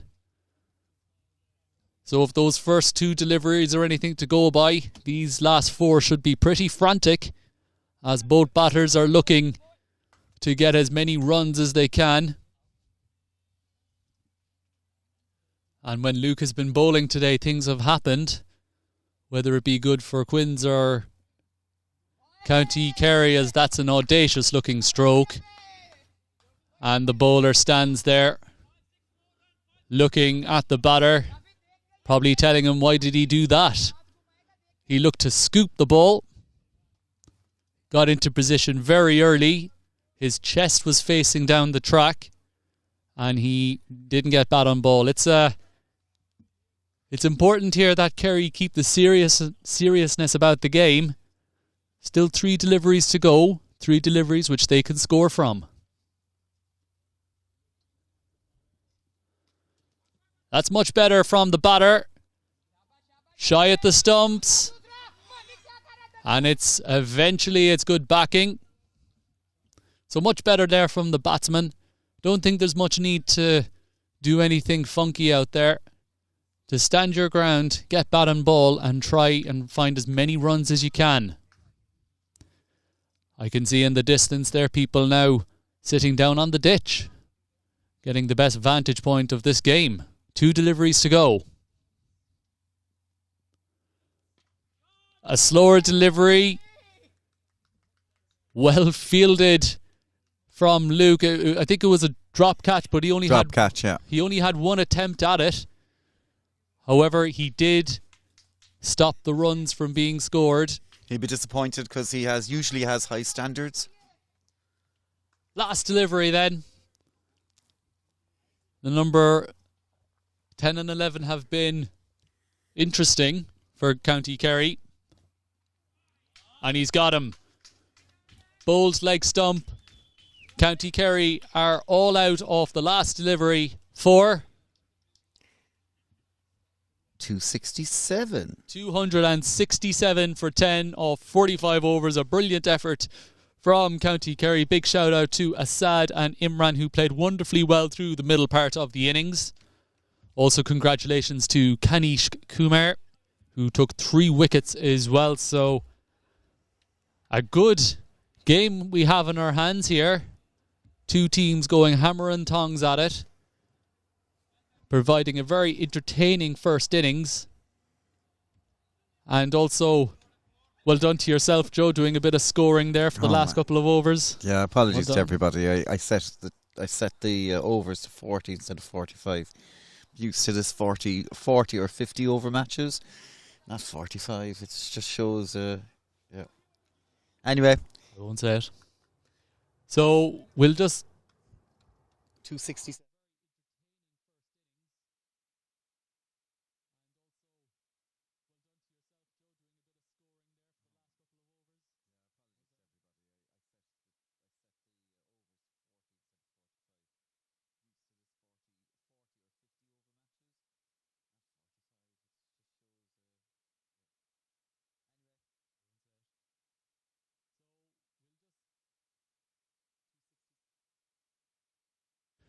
So when we return in half an hour's time, Cork Harlequins will require 268 runs to win this MCU Division 1 matchup. So be sure to join us then for the run chase here at Farmers Cross. Don't go anywhere.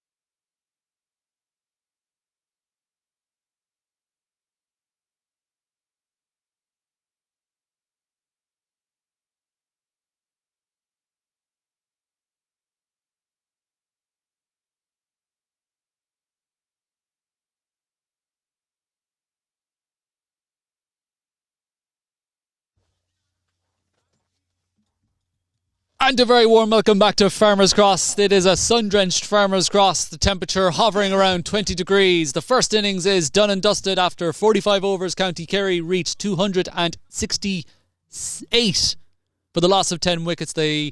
All 10 wickets falling in the innings off the last ball of the innings. So everyone got to have a bat. And Cork Harlequins bowled their full allocation of 45 overs. So 268 is the score. The target is 269. Very well batted from Assad and Imran, both passing 50. Also an enterprising knock from Farouk with 21 off around 30 deliveries. The County Kerry fielders are out on the park. They're going to be opening up the bowling cleverly, I think, from the city end of the ground, which means if the game does go to the last over, they will be bowling the last over from the city end with the bigger leg side boundary away to the left hand side of the screen as you are looking at it. This is a bottom of the table clash, as we have mentioned multiple times before, the two baseman clubs. So nothing at stake really. However, they will want to put their best foot forward at the end of the season. Opening the batting for Cork Harlequins will be Jack Conley and Andrew Chennels. We'll see who will take strike first. Opening the bowling for County Kerry is Nayaz.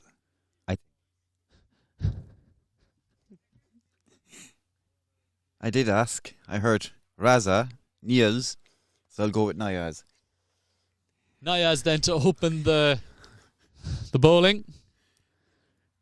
So we've got fielders, we've got batters. Now all we're waiting for are the umpires as they make their way onto the field. Of course, the umpires are just the players who have either had a bat and got out or have yet to bat. So fair play to them for going out there and facing the music. We have potentially a quick update, Joe, if you want. However, if not, let's go. For it. Let's go. Clear Currency Irish National Cup final. It's an innings break where CIYMS made 321 for 6 off their 50 overs. John Matches with 94. Chris Doherty with 93. Van der Merwe with 49. Rossiter with 32. Pick of the bowlers is Neil Whitworth, 2 for 63. Mark Barry, 2 for 65. Going over to Munster, we have Nina all out for 163. UCC at a quick rate, 61 for none off 8. UC Clonmel seconds, 173 all out. County Clare first, 14 for 1 off 5.2. I keep going. Limerick Blasters, 149 all out. Limerick seconds, 29 for none off 8.5. And Limerick fourths, 189 for 9. Waterford now are 36 for 1 off 8.3. Rodders. That was Division 1 and Division 3 scores. And one Division 4 game going on, but we'll get back to that. The first ball is up. It's from Nayaz. It's blocked out by Jack Conley. And Cork Harlequins' pursuit of 268 is underway. CIYMS posting 321. Game over. Well, I wasn't going to say that. And that's a wide ball down the leg side. Cork Harlequins are underway with an extra. Quins bowled a lot of extras in their first innings, so will that sway the game one way or the other? We shall see. Interesting. Kerry opening up with looks like a few leg breaks from Nayaz. They realise that there's not much out there.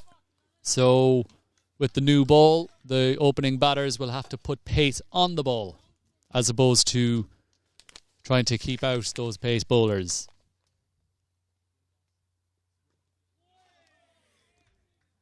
Well, Jack Conley going back to that delivery. He'll want to be pushing forward as much as he can. But going back to that Clear Currency Irish Senior Cup, obviously CIYMS haven't been too scared from the grief that's a Yorker-length delivery. Well bowled from Nayaz.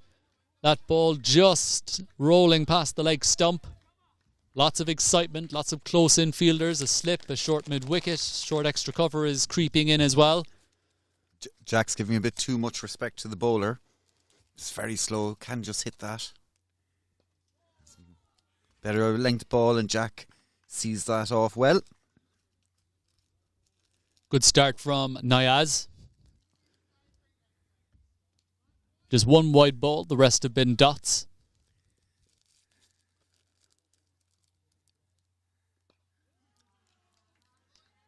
So a run of ball is what Cork Harlequins require to win this game. They start off the first over, 1 without loss.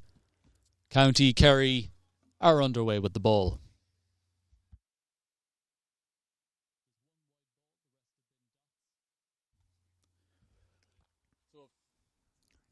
So of course we'll keep you up to date. With everything going on in the Division 1 matches and the Division 3 matches in Munster. Also that Clear Currency Irish Senior Cup, where I think Lisburn are heading out to bat momentarily. But down here in Cork, it will be Imran, who batted extremely well, with 61 runs to his name, is now going to take the ball. And Andrew Chennels will be on strike for Cork Harlequins. Looks like there are about 3 captains on the field today for Kerry. Well, the official captain is Addy, and he's set, just like what Max did in the first innings, an aggressive field, a slip and a gully weight. Full toss, played through the leg side, fielded by Addy, and the first runs off the bat, courtesy of Andrew. He is his fan club in the corner, and took 3 catches in the first innings. We talked about earlier about the tractors and the farmers. There's another empty load gone back. I'd say he's going getting more hay. So we'll see him in about 20 minutes or so. There must be a loader somewhere. I'd follow him.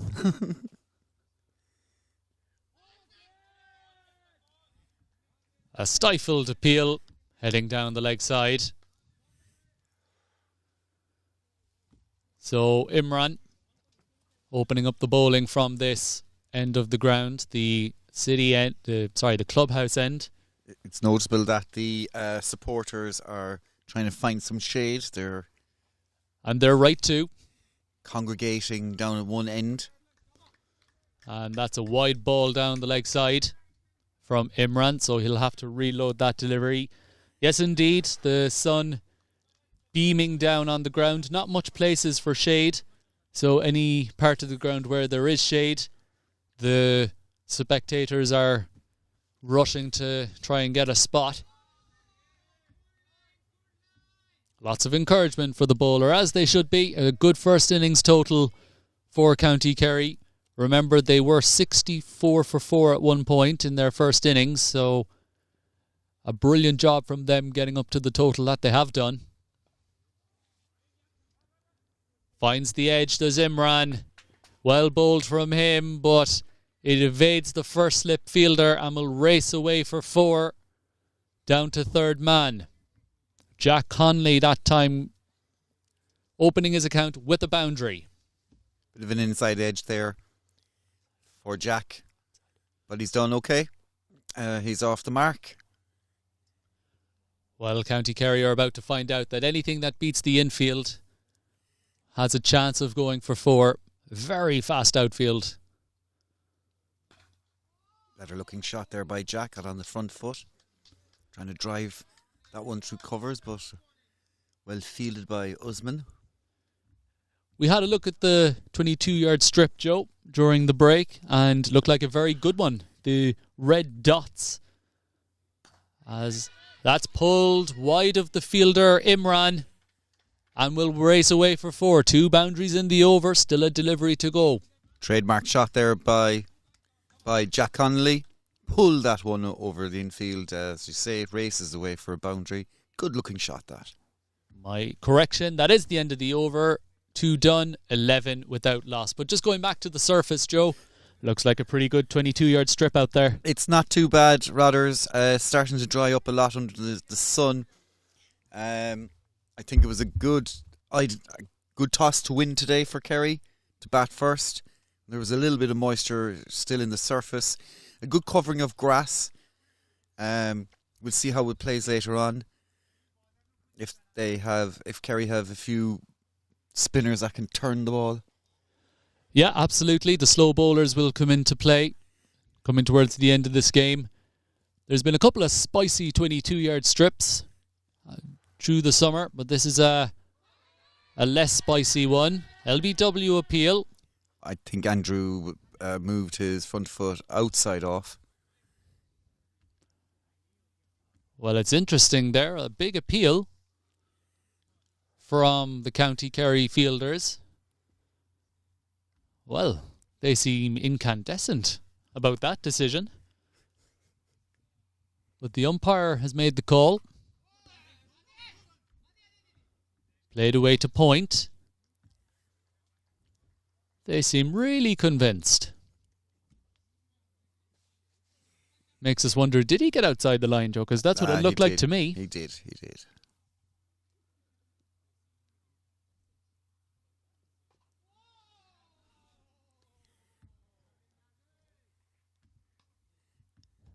It's interesting if the spinners can get the ball on target. Can be quite difficult to get away. Remember in the first power play, only 2 fielders outside the ring. Sorry, Joe.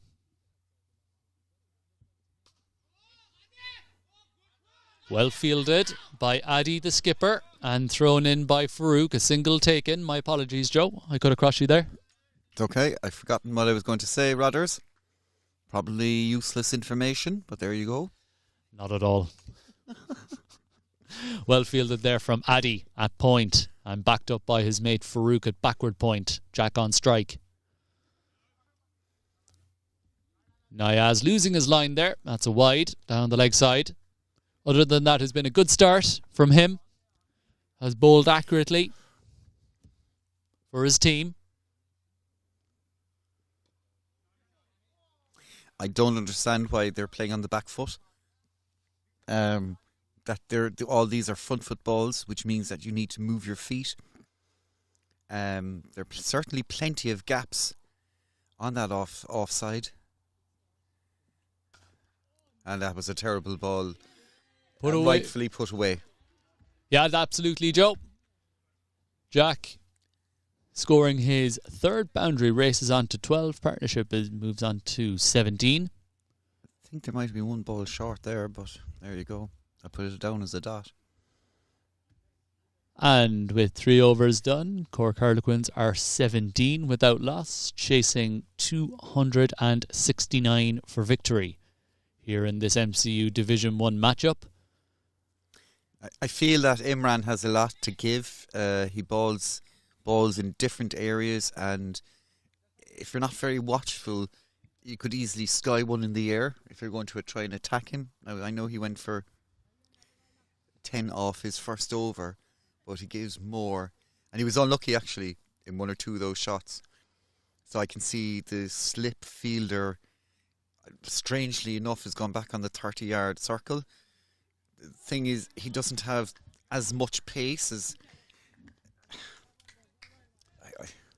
I don't know. I don't know why, Rodders. Why have they done that? It's a mystery. I mean, if you're going to be a first slip, you can only be a couple of feet behind the wicket keeper. First slip is very deep, nearly a fly slip position, really. Yeah, he's back definitely on the 30-yard circle. I think they're wary about any edges. A lovely looking cover drive there. Well, that pings off the middle of Andrew's bat. Well fielded there at mid-off by the fielder. I think that's Usman there. Still, County Kerry have a lot of runs to play with.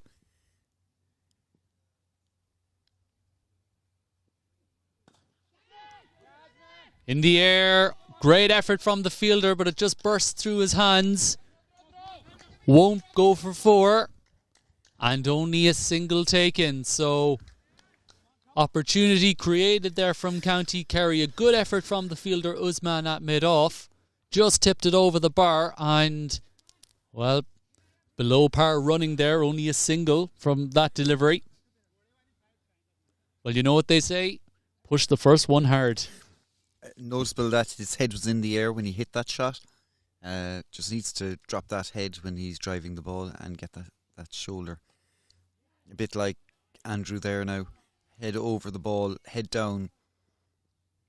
Ball won't go in the air, therefore. Guided down to third man for 1. So rotating the strike here are Cork Harlequins. However, County Kerry are creating opportunities. I did say that, yeah, Imran was, for me, more likely to get a wicket. Well kept out. It'll be a good challenge for these two. In their previous outing in the town park in Middleton, both went cheaply, so they'll be looking to rectify that today.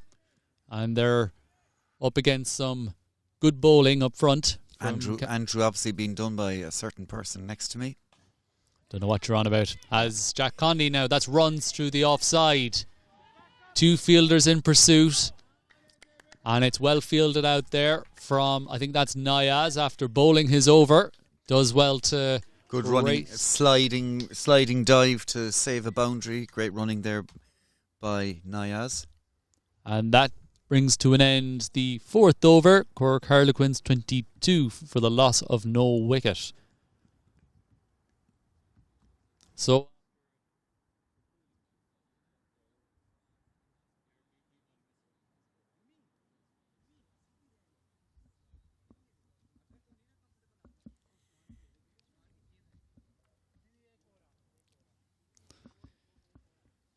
...22 without loss then. And let's see what's happening in this division. Or will we not do that? Nope, we'll stay with this game. Nayaz then to bowl his 3rd over. A slip waiting. Andrew down the track. Very well fielded by Thomas. Is he okay? That hit him pretty hard. Very brave there from the County Kerry stalwart, getting everything in the way of that. It was well played by Andrew. And let's hope, well, the next ball has come down and no one's gone up to Thomas, so I think he's okay. That's a wide ball down the leg side. Cork Harlequins bowled a lot of extras, so Kerry will not want to match them in that column. And it's well left. Noticeably, Andrew, in that first ball, he decided to get that front foot out and play that shot rather than try and play it on the back foot. I think that's the way to go here today.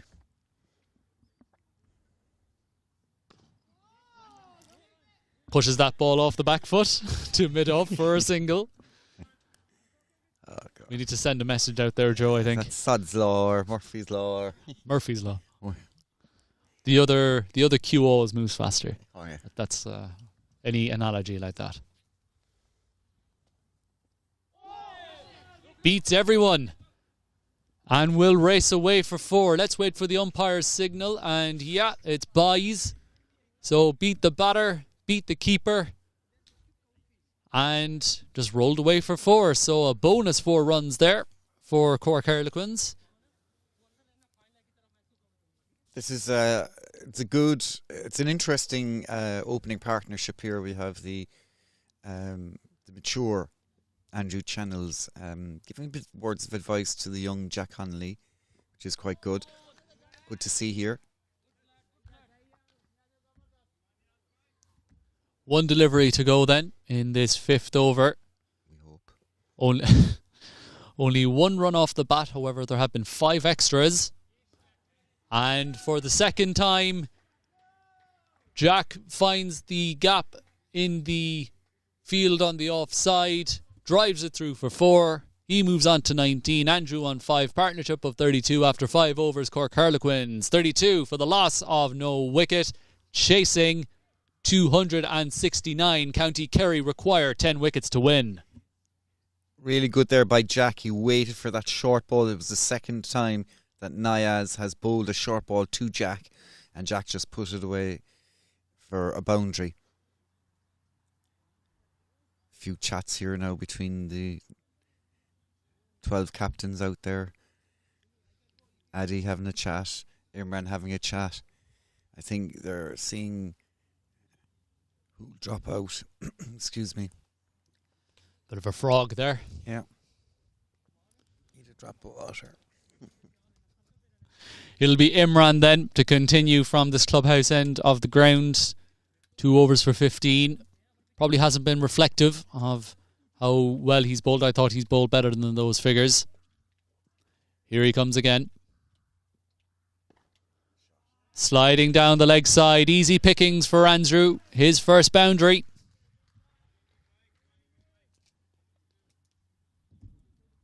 So sliding onto the pad, wide of the fine leg fielder, went down to the long leg boundary for 4.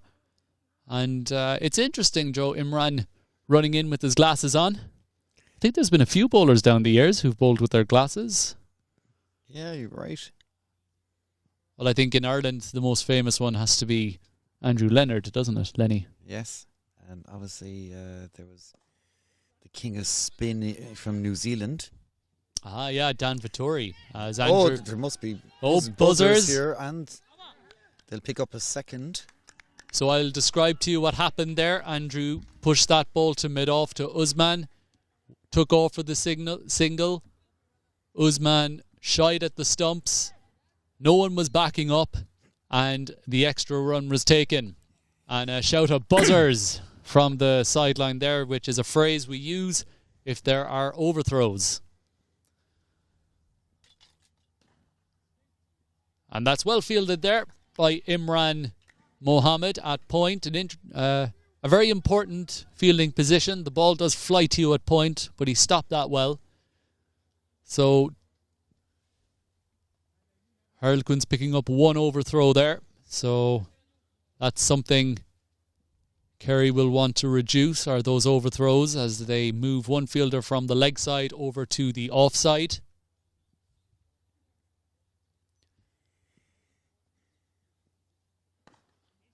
Driven through extra cover. And well fielded out there from Usman, just keeping the batters to 1. Shouts of backing, which means backing the throw coming in from the outfield. It's I think overthrows, Joe, it's very careless cricket, isn't it? It's like in the GAA or in rugby, if you knock the ball on, or at the GAA you miss a point in front of the goalpost. You're just giving runs away.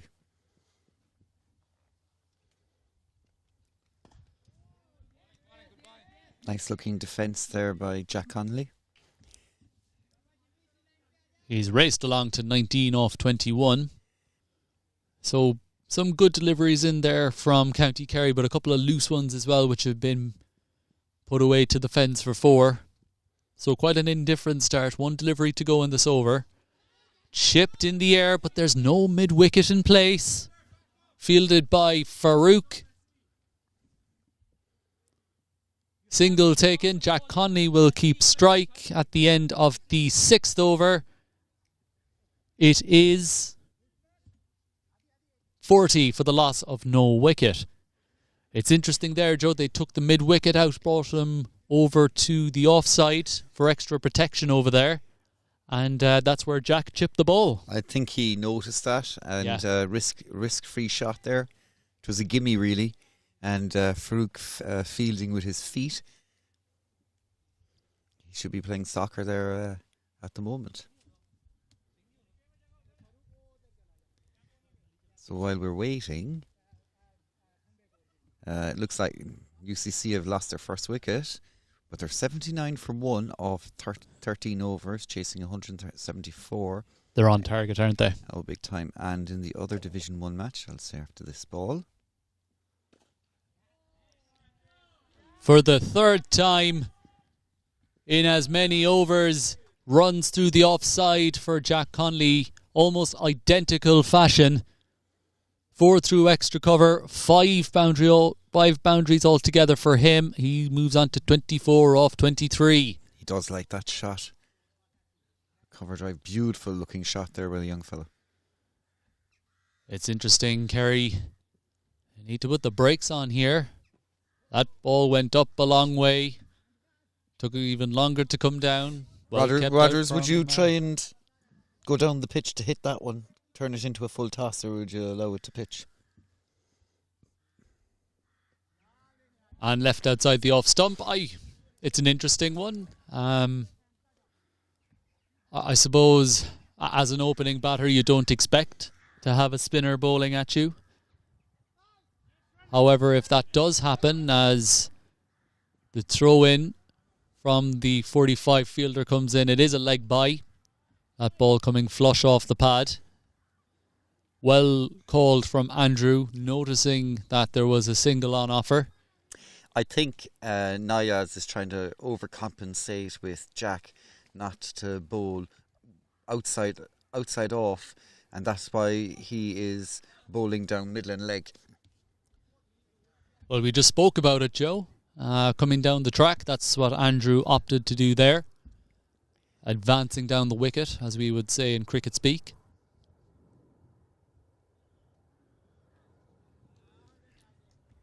And left outside the off stump.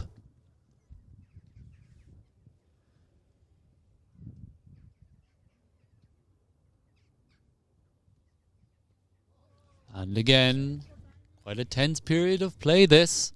Both teams sussing each other out. There's 7 overs gone. It's 46 without loss.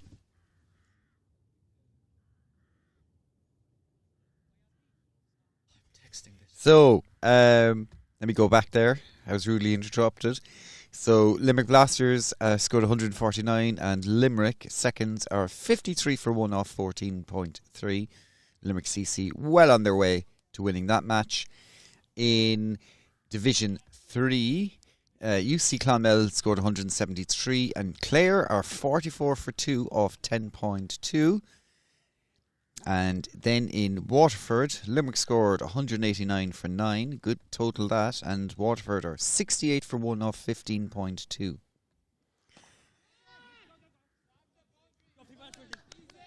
Well fielded there at mid-wicket. Buzzers. And it, well... Will it go? So that's 1 overthrow. That may go for the full lot. 2 overthrows. It's Stephen who's running. 3 overthrows. So... and the batters are pretty tired after that one. So played into the leg side by Jack, thrown back in by Jomi, I think. Jomi threw the ball into Imran. Imran missed it. And there was nobody backing up. The ball didn't go for 4. But the 2 batters ran 3 overthrows. Yeah. John. Juffy John. So... 1 run, 3 overthrows. The batters more or less ran 4 there is what happened. They did, yeah. That's basically what happened there. We spoke about those overthrows. That's 5 overthrows so far in the Harlequins innings. And it's like having the ball in front of the posts and hitting it wide. It's not what you want to do, as that's back of a length from Imran, pulled to mid-on, where Farouk fields for 1 run. It's interesting, Joe, the lengths from Kerry have been too full, too short. They haven't settled in on a line and a length, which is providing a lot of scoring opportunities. Much better ball there by Imran. Good carry through to the keeper too. It certainly is a batting pitch today. No doubts about it. 50 already up for Cork Harlequins. Well spotted there, Joe. Thank you very much. 51 without loss. 2 deliveries to go in this one. Imran, who's looked the most threatening.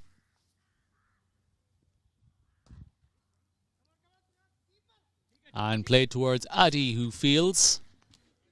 And it's interesting there, after, as you said there, Joe, 5 overthrows have been conceded. It's now on the tip of their tongue. They don't want to concede any more overthrows.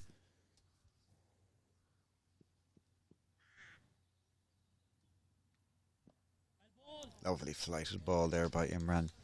He should do a few more of them. He's mixing up his pace. The quicker ones seem to be left alone by the batsman, and I just think that maybe he could go a bit quicker, especially if you're spinning the bowl quicker. Then again, control could be lost.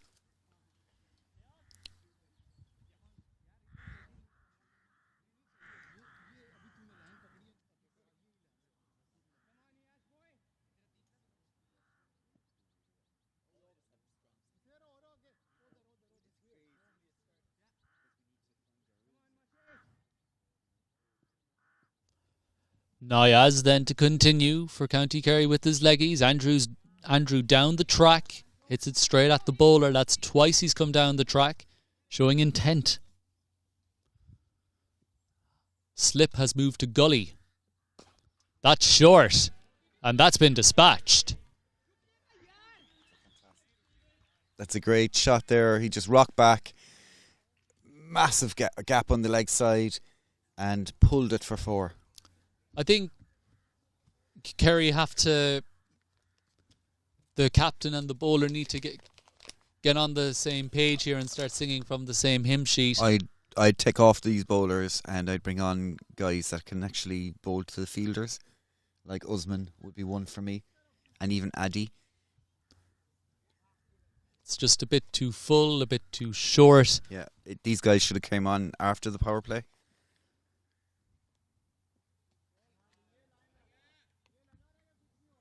It's interesting here, Joe. There's only 3 deliveries left in the power play, and Cork Harlequins will be very happy with how it's gone so far. An appeal, a run-out attempt. Given not out. Good heads-up fielding there from Imran. The ball got loose. And Andrew was down the track. He had the presence of mind to shy at the stumps, but Andrew had gotten back. Fantastic bit of fielding by Imran. He's certainly having a good all day with bat and now in his fielding. His bowling's okay. And I'd say he would say exactly the same. Well fielded by Niaz off his own bowling. There's 2 to go. Niaz has changed his pace. He's bowling quicker now rather than this loopy.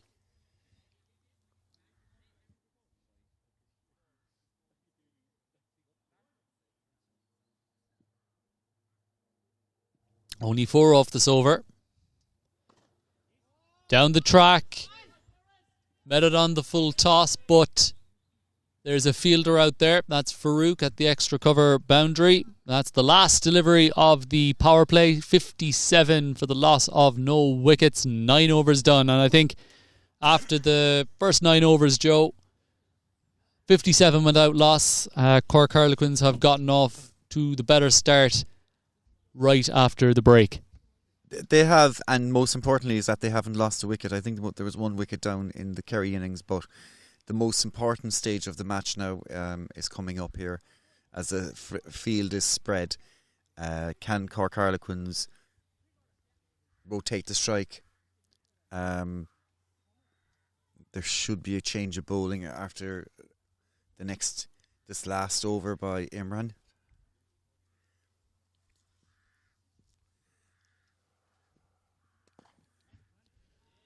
Bit of a beautifully played off the hips there by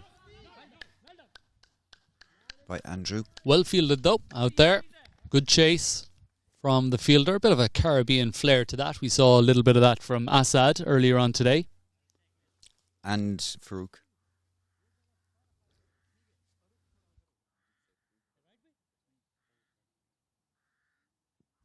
By both Assad and Farouk.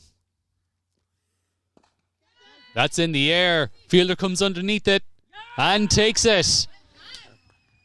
Well, Jack looking to force the issue. Intentionally going through the air with that stroke. Finds the mid-off fielder and he falls for 28. A big wicket for County Kerry. And you're right. Big wicket for County Kerry. First batsman goes. Good looking catch there by Usman. Kerry will be buoyed by that because they were getting a bit quiet in the field. I couldn't agree with you more, Joe. It's getting a bit flat out there. And that can often happen when boundaries are when the ball is flying to the boundary and singles are being taken with these. It is very easy to get a bit deflated and disheartened in the field. But that will buoyant the County Kerry team. Jack Connolly goes for a well-played 29 off 31 deliveries with 5 fours. But it's now 58 for 1. And isn't it always the way the first over after the power play and a wicket falls? It happens all of the time. It's a good time as well for Kerry to get together as well to sort out any issues that they have on the field, to bring the team back in and say, right lads, our fielding has to go up. I know it's warm out there, but if we want to win this match, win our second game of the league, now's what matters. Mushtaq Marden has now come to the crease, batting 3 for Cork Harlequins. Andrew's on 19. Third ball of this over. And a dot ball, but I couldn't agree with you anymore, Joe. It's a team. We all know the potential of this team. They won the Munster Junior Cup. They won the T20 competition. They know they have what it takes, so it must be quite disheartening for them, knowing that in the limited overs format of the game, that they just can't quite get over the line. This might be their day, Rodders.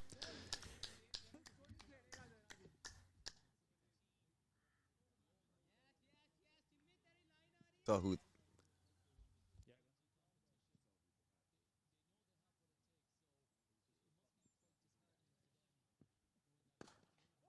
Beautiful shot.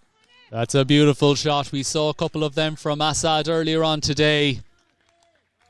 Extra cover drive. Hit away for 4. Put that one on the highlights reel. Yeah, he just lent into that. Beautiful looking cover drive there by Andrew. He moves to 23 off 25 balls. It's his third boundary of the day. Just in the slot for him.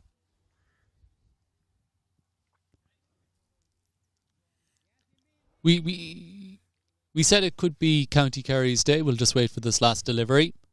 It's a slower ball which has been driven back towards the bowler. Well fielded from Imran. 10 overs done, 62 for 1. But as we were saying there, Joe, this County Kerry second 11, they've got what it takes. They've won matches this year in the 20 over format and in the cup format, which is the main difference between league and cup is knockout. So you win a game, you move on. You lose a game, you drop out. And consistency is their problem, I think. If you look at how many players they've had in the seconds, they haven't. It's rare that they would have the same starting 11 each week, and sometimes that's a bit of an issue for teams that they need to gel together as well. I mean, they're bringing in 1 or 2 new players here today who are unknown for them, so you wouldn't know where they field or bowled. That's a gimme there, but not cashed in by Mushtaq Marden. And that's another thing as well. Cork Harlequins did bowl a lot of full bungers, a lot of full tosses, which weren't put away for 4 or 6. That's played out to Farouk on the point boundary. He fields and throws it in. Very well fielded from him. He's been lively out there. And Mushtaq Marden has been away for a bit, but he's back now and gets off the mark. That fella's lively on and off the field, as everybody knows. Andrew, good attempt there by the fielder Thomas Matthew. Just to the left of him and got past him. Andrew gets off strike. So County Kerry will be looking to put their woes away in the league format, and they'll be looking to come up with a victory here today. They've got themselves in a good position to do so, scoring a runnable 268 for the loss of 10 wickets. But that ball has been flicked into the leg side by Mushtaq. Just pulls up short for that, what must look like an 100-metre boundary at the moment for that fielder who just ran out there. That's Imran Mohammed. It's a good chase from him. And I think, Joe, that's the second or third time he's had to run out there. 3 runs to Mushy and a dot ball for Andrew. So good running there from Imran. He's doing well.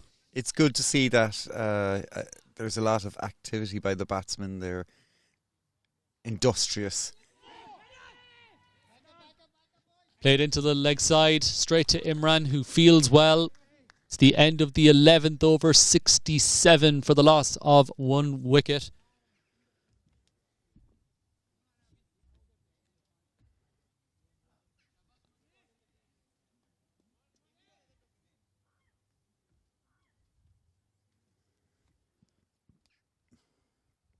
Just an update there on the Clear Currency Irish National Cup. Lisburn have already lost a wicket and are 12 for 1. Fayaz Fazal is there on 5 and Neil Whitworth is the new batsman on 0.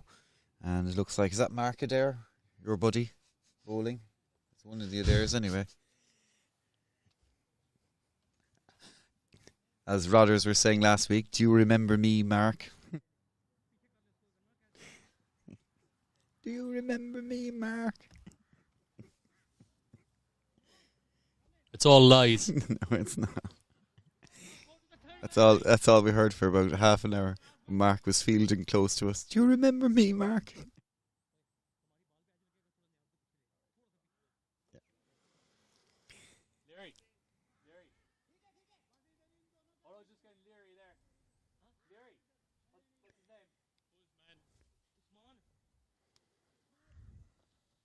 So change of bowling there for Kerry. Usman Butt will come on. Pacer. Usman is probably the most accurate bowler for Kerry at the moment.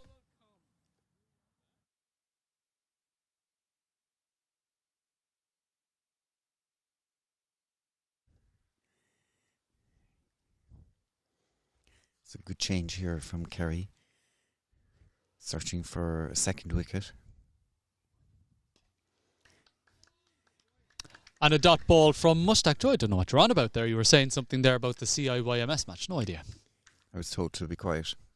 So I shall not mention it again. Don't know what you're on about. Yeah. Don't think anyone noticed anyway. No. Not even Mark.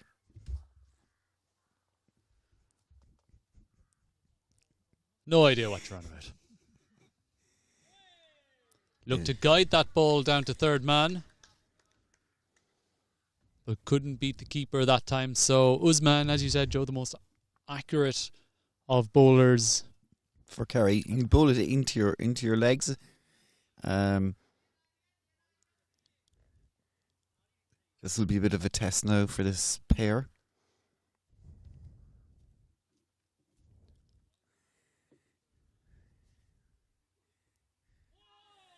Playing a miss by Mushtaq.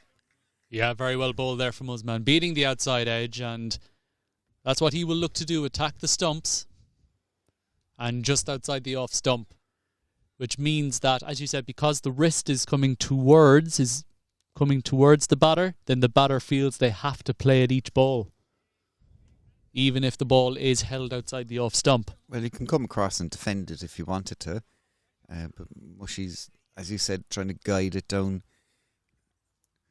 It's very easy being here on the sideline, isn't it? It is, yeah, to be fair. Another dot outside the off stump. Just what Kerry needed. They were a bit wayward to start off with. As on our screen here, we just go back to the Clear Currency Irish Senior Cup. Big crowd there. And that looks like Keith Dudgeon, who just signed a new contract with CIYMS. Well kept out there. The score in this game here right in front of us, Joe, is... As he gets hammered. 12 overs gone, 67 for 1. And the update on the Irish Senior Cup, Joe? There isn't any at the moment because they're just showing replay of a beautiful looking pull. But as I did say, they were chasing 315 or 16 Lisburn, and they're already a wicket down. But I don't think we can get the score at the moment. Tall order for Lisburn, to be fair, against the professional team of CIYMS. It's interesting, though. I see Mark Adair on the fence there, no one's saying anything to him. He's not getting any grief or anything. I wonder why that is. I don't know. I think that will, put him off his game,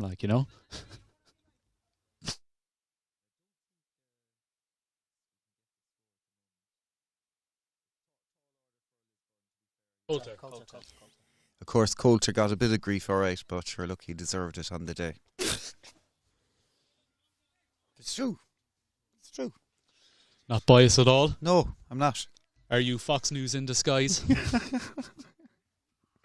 So change of bowler here. Captain Addy comes on to bowl. Slow. Beats the bat. First ball. Very difficult bowler Addy is. Of course, in the return game, Addy took the wicket of Ted Williamson that day. I think that was the Junior Cup, Munster Junior Cup. No, it was the league match. Oh, was it? Yeah. All right. Oh, my God.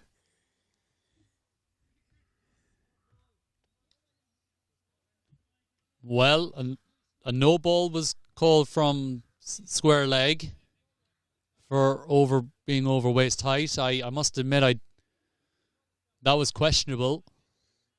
But the umpire call stands, and so it's going to be a free hit.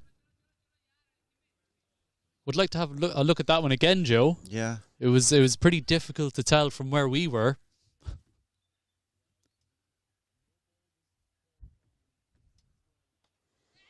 Top edge.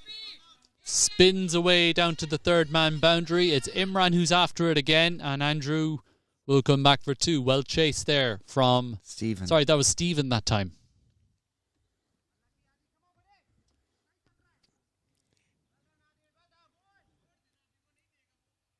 He's a really good bowler. He has this awkward pace and length, and he usually gets 3-4 wickets a game.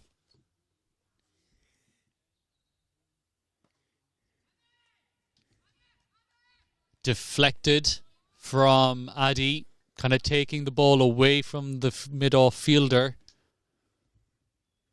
which can happen sometimes. Andrew gets off strike. That brings Mush back on strike.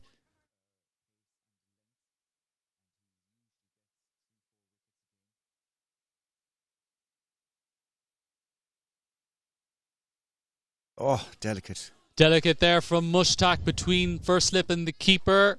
And it will go for four. A good effort there from Imran. But that ball kept running away from him and he couldn't cut it off. So that's the first boundary for Mushtaq. He moves on to 8 off 12 deliveries. This partnership now worth 17.75 for the loss of 1 wicket. 2 deliveries to go in the 13th over. Unlucky there from Addy. Probably didn't deserve a boundary. Delicately played from Mushtaq. It's mad. There wasn't much pace on the ball to begin with. No. Lightning fast outfield here.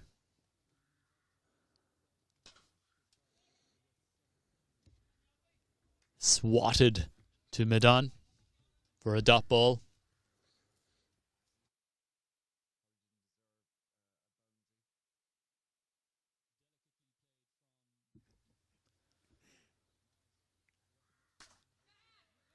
Crashed to mid-off. Well fielded there by the new player, John. A single to end the over. 76 for 1. And looks like Andrew's going to grab a quick drink. It's pretty warm out there. He's also ran a load of runs today as well. But he's batting well. The run rate for Harlequins is 5.85, where the required run rate is about 6. So it's pretty even Stevens Rothers. Absolutely, I'm sure Kerry would rather have a few more wickets, have a few more men back in the shed at this point. That'll come too in time. You have to be patient. So just an update there. The Division 1 match, Nina, 173 all out. UCC have had a normal, fantastic start, and they're 109 for 2 off 19.5 overs. So they require 2.58 to win that match. Clare are 82 for 2, looking after 14.5 overs. Wow. They're looking to head to another victory there. Back live, Usman to continue to Mushtaq for a dot ball. In Limerick, in Adair, Limerick Blaster is 149 all out. Limerick require 70 off 24 overs, 79 for 2 currently. And finally in Waterford. Waterford 103 for 2 off 20, chasing 189. They look to be on target as well. Of course, that's another division, that game, that Limerick-Waterford game. That's Division 3. So Division 2 and Division 3 matches being played in the MCU today. Division 1, Division 3. The second tier and the That's fourth tier. Yeah. The second tier and the fourth team play Division today. 1, Division 3. And what did I say? You said Division 2 and 3. Division 2 plays on a Sunday. Well, I've made my feelings known about that, so I won't repeat them. What? That it should be Division 1, 2, 3, 4. But anyway. As Mushtaq knocks that ball into the leg side and takes the single. Well run from those two. So you're forgetting Division 4 as well this year? No, I think they're Premier Division. I think the Premier Division should be named Division 1. Right. The second division, Division 2. Yeah. The third division, Division 3. Yeah. The fourth division, Division 4. And the fifth division, Division 5. Division 4 should be Division 5. At least that way people can, understand it. As that's well left outside the off stump. But good bowling from Usman. He's a bit of control from him. Right, folks. So what people don't know is that after every game, we normally have a fight.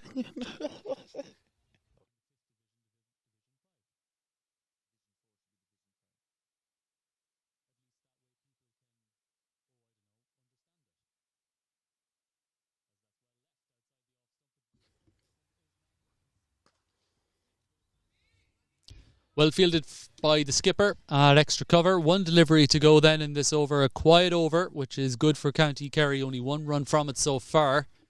And I think Usman has provided that control that Kerry needed, Joe. Indeed, Rodders. And he's reduced the run rate as well. He's putting the batsman under a bit of pressure.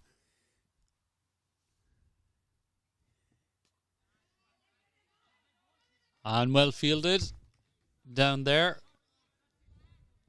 by Nayaz, who opened up the bowling from the City end of the ground. 14 overs done, 77 for the loss of 1 wicket. Be sure to subscribe to the Club Sportscast TV YouTube channel and all the other social media platforms, Facebook, Twitter and whatnot. Plenty more matches coming up, and be sure to leave a comment there and we'll give you a shout out.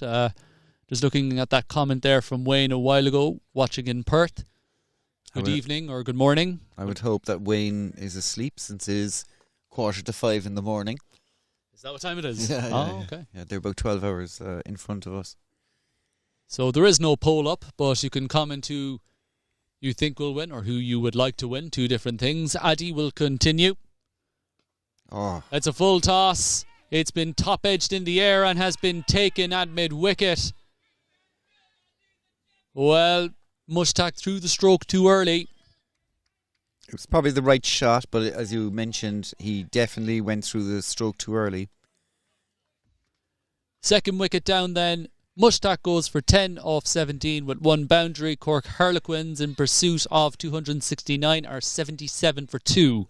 Big wicket again for County Kerry. I think the whole lot of them are big wickets really, as, well, you know what the phrase is, drinks brings wickets. That's exactly what happened. That's what the players are doing. And myself and Joe will take a drink as well.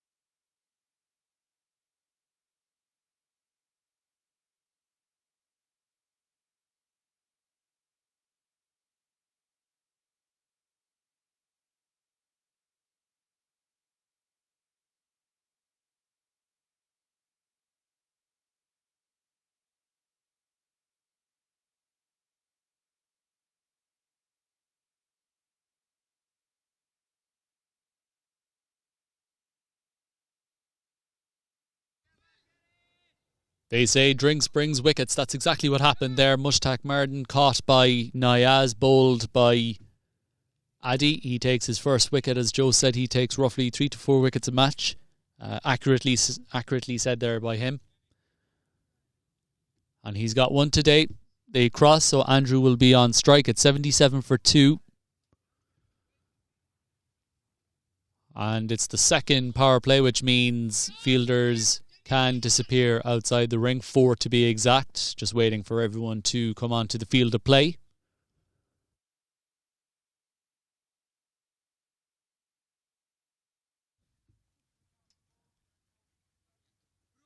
So, just having a look here.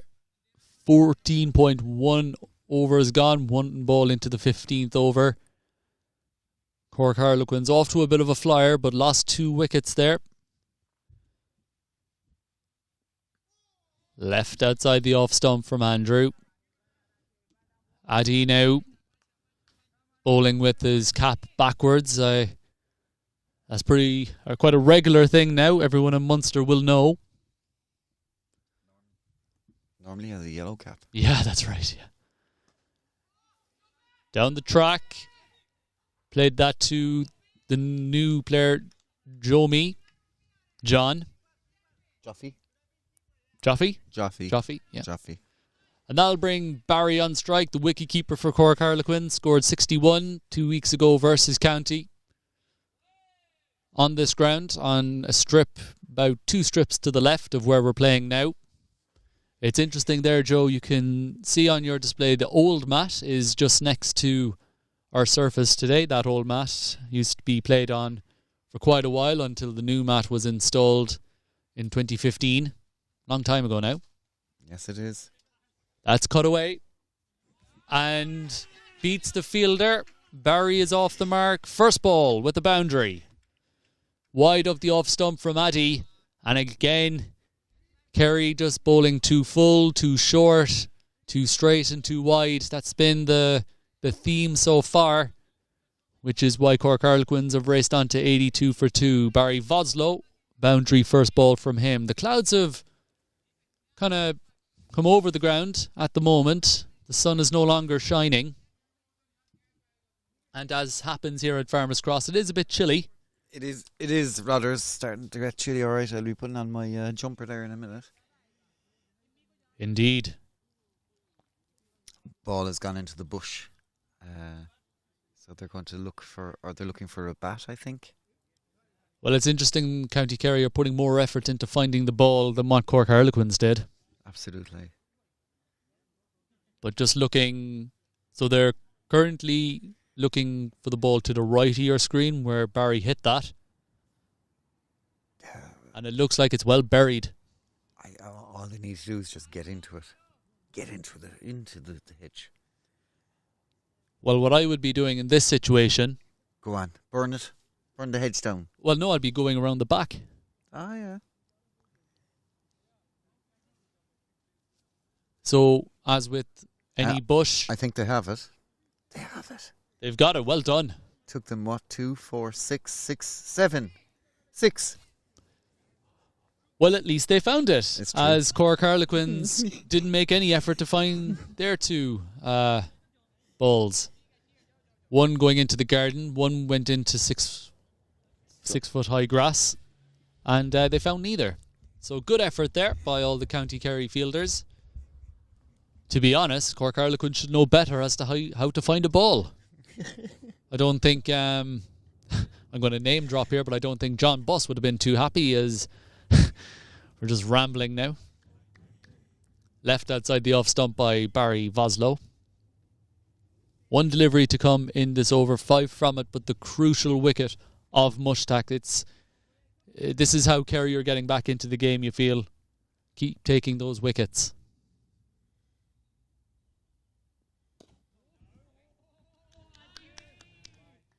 That was a ball that was there to be hit, but Voslow chose to defend that one. It's the end of the over. 82 for 2 off 15. But it's interesting. It's the new way of playing half-trackers, which is just to block them. Because the amount of times people get out to half-trackers is Well, you look at Jack Connolly, in fairness, he dispatched every half-tracker, caught them away for a boundary. And through extra cover as that well. Was right, yeah. But just as a general rule of thumb, if you're getting out to short pitch bowling, not quick short pitch bowling, more so slow short pitch bowling, then just block it. Usman to continue. And played to Addy at extra cover. Again, a good looking stroke there from Andrew. It's even just good practice just to get that front foot down the pitch. And even if you do knock it straight to a fielder, one of them will go to the right or the left of the fielder at some point. Yeah. You have to create that angle, though, if you want to hit it either side of the fielder. Bit of an inside edge onto pad. Ball dribbles away on the leg side, but no time to take a single.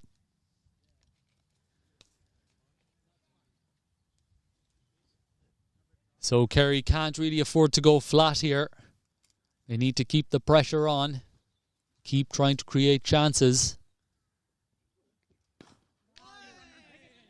Now they take a single on the leg side. Well run there from Andrew. Barry calling him through. So as we said at the start, an attritional game of cricket where it's tit for tat and big hitting, big sixes isn't really the order of the day so far. It's been more so accumulating, turning ones into twos, trying to back the bowler, backing up the throw as well, making sure that there are no overthrows. So a good game really for the more traditionalist of cricketers, as that's a full toss, which Barry hammers it to mid-off for no run. I think this type of game, we kind of needed it, I guess. There's been a lot of T20 stuff over the last 2 years. It's just good to see there are runs out there. You look at the scores that we have today across the union. I don't think any, let me just double check, but I don't think any made over 200. 2 seconds. No one made over 200 runs in 1, 2, 3, 4, 5 games. And a lot of those games are on mats, Joe. True. LBW appeal. And the hypothesis is that was sliding down the leg side. The keeper was sliding down leg. The batter, Barry, was playing a stroke on the leg side, so probably sliding. He was trying to kind of sweep it. And they're making that field change now. This is good bowling here from Usman. Only one off the over. I'd like to see him attack the stumps a bit more because, of course, there is that uneven bounce at this time of the day as well.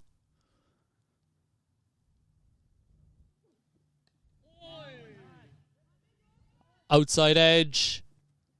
And does it beat the fielder? It does, yeah. It does. So it was quite hard to tell. A rueful smile there from the bowler as that ball came off the outside edge of Barry's bat. I'm sure he didn't want it to go that fine. However, in the scorebook, it will go down as 4 runs, 16 overs done, 87 now for the loss of 2 wickets. Partnership worth 10. Quite fortuitous there, that shot. The fielder nearly got his hands to it, but just slipped by him. Good diving. He tried to dive to save it, but he was unlucky there. He was at full stretch. Full stretch, yeah. Might have picked up a calf injury.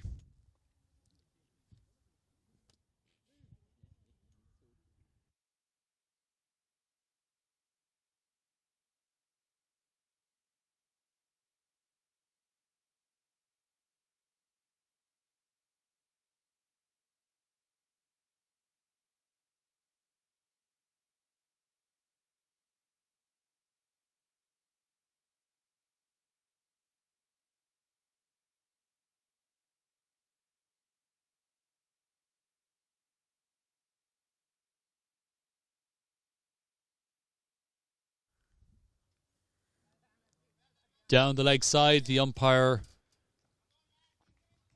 stretches his arm out to the side. Both arms out to either side. That's a white ball.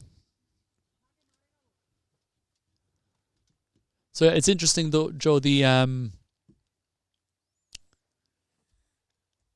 what you were saying, we'll just get back to that if that ball is left outside the off stump. But the scores, I think a lovely day.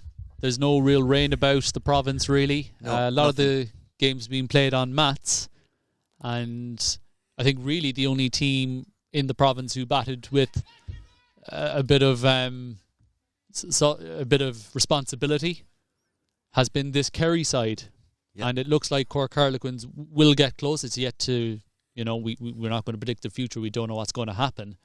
But this County Kerry side batted with a bit of responsibility, good stroke selection, and got over 250, which I think most teams, especially in Division 1, you'd have a bit more sympathy for the teams in Division 3. Yeah. But in Division 1, at the end of August, on mats, on a lovely day, You'd expect at least 200 runs to be scored, as that's the outside edge. Imran coming to field the ball. There's going to be a chance here for a run out. Well, they do get back for two, so well fielded there from Imran. It's quite difficult. Assad might have just got injured in the groin area. He looks to be okay. He was quite unlucky there.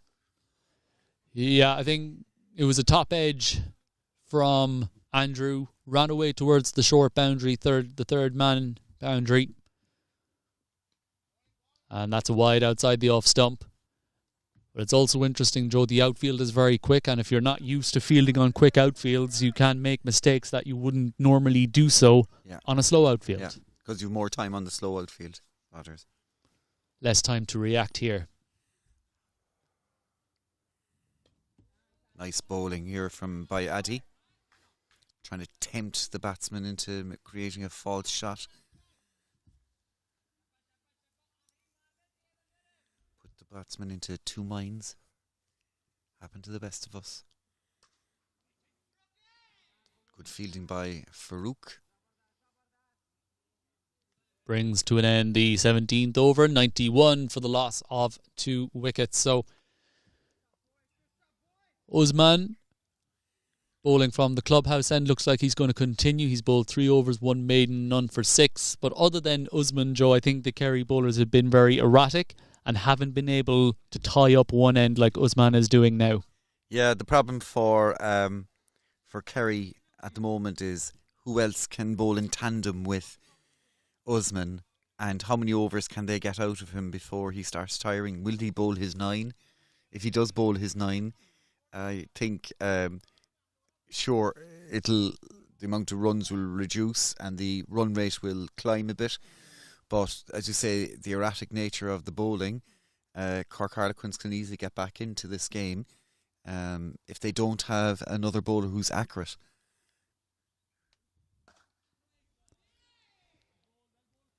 And that's really good there from Usman. I suppose the thing is Usman is bowling to a field. You can set a field to the line and the length that he's bowling. It's full, it's outside the off stump, and you can set a field to that. If the batter hits a good shot, throw 2 hands in the air and say, good shot, try and do it again.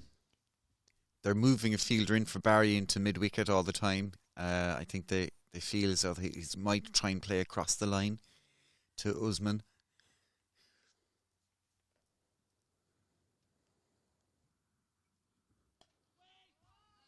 And again, right on target from Usman. A good solid action. He's quite a broad lad. Strong shoulders, has a good solid action and gets through his action very well. Very repetitive. I'd expect him to be playing in the Premier Division tomorrow against Limerick.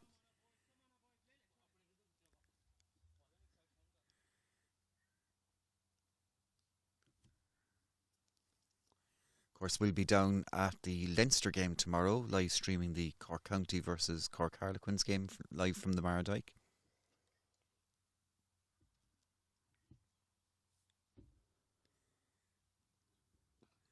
Lovely Yorker length ball there by Usman. Fielded at point, well dug out from Barry for 1 run. Barry moves on to 9. Andrew, who's been there from the start, moves on to 31 of 47 with 3 boundaries, striking at 65 runs per 100 balls. He won't mind that, though. I think he's hoping to be there for the long haul, Andrew.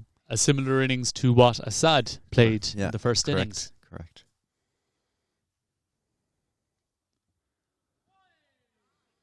Kept slightly low that time. There was bat on it. I thought it beat everyone, but must have been a little edge on the way through. Good effort from Assad, but it can be difficult when the ball is going up and down off the pitch. So I think Andrew just signalling there, came off the bottom of his bat, the toe end. He was having a look at it. They're the ones there, the bat breakers, aren't they, Rodders? Yes, indeed, yeah. 5 off this over so far. So 2 deliveries to go. In comes Usman again. Pulls out this time. Don't think there was anyone behind the side screen. Just a false start.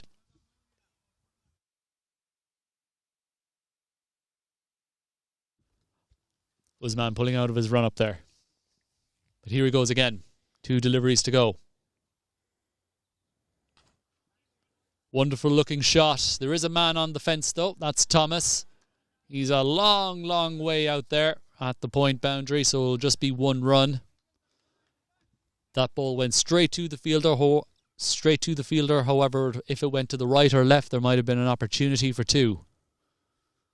A lot of green grass out there to cover.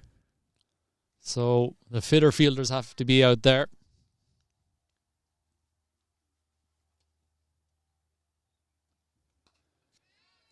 Attacking that straight delivery. It squeaks away off the outside edge. Well fielded out there from Thomas. They'll look for 3. Here comes the throw and they'll make it back. So good running there. It was well bowled from Usman. It was a bit of a streaky shot from Barry, playing that ball to the leg side, or trying to play it through the leg side, getting the leading edge, and picks up 3 runs. 100 runs up as well for Cork Harlequins in the 18th over. There's 2 wickets down.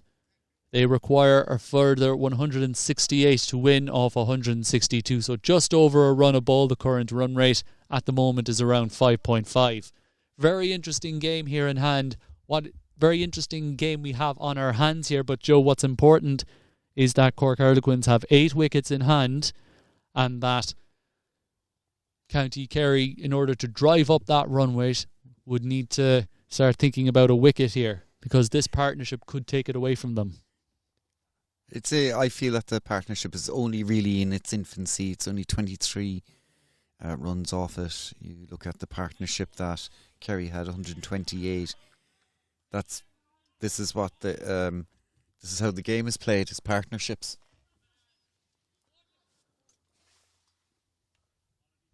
Bit of ruckus behaviour happening to our left hand side there. Ruckus. Well, a very elaborate leave. Exaggerated leave. Yeah, exaggerated, sorry.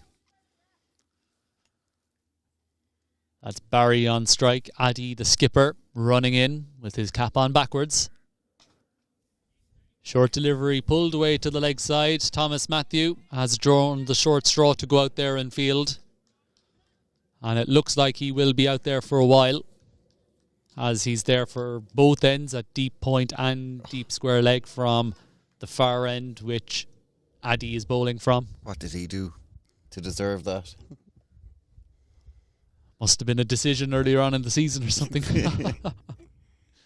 Did he get the Thanks for Coming award last week, is the question. Ah, there we go.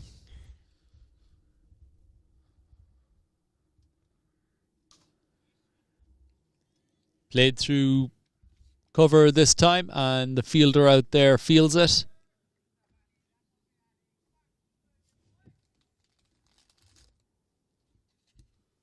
That is Shoav out there on the point boundary. Scanning my notes, look like Shoav is going to be in business again. No, it's going to be his opening partner, Stephen, who fields that ball at point. Addy bowling very well here. Just 2 off the over so far. And left outside the off stump. 19 overs done. 102 for the loss of 2 wickets. It's much better, Joe, from County Kerry in the last 3 overs. Plenty more dot balls. Plenty more groupings of the ball in the same area. Not short, full, leg side, offside. Much better from them. All Addy is doing, it mightn't look pretty, but all he's doing is just lobbing it up there into the same area, as you say, good groupings, and making the batsmen try and work for the runs.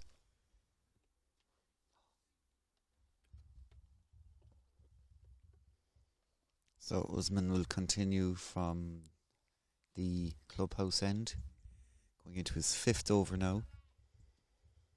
Just 15 runs off his 4 overs, 1 maiden.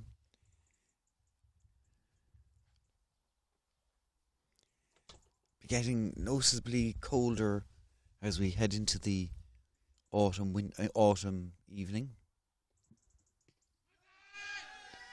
An appeal and a run-out attempt.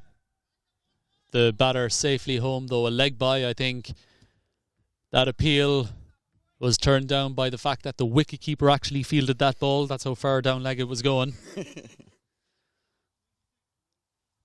So a leg by.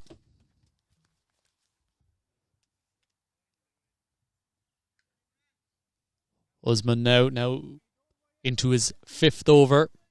Only has 4 to go after this one. Be interesting to see, does he go straight through? It's interesting if he takes a break. That's nicely bowled outside the off stump. Perhaps rolled his fingers across that one, which was the signal from the batter. Vasu doing a little bit of fishing there, outside off. But I think Kerry most certainly need to back up their bowler here. Both with the ball and in the field.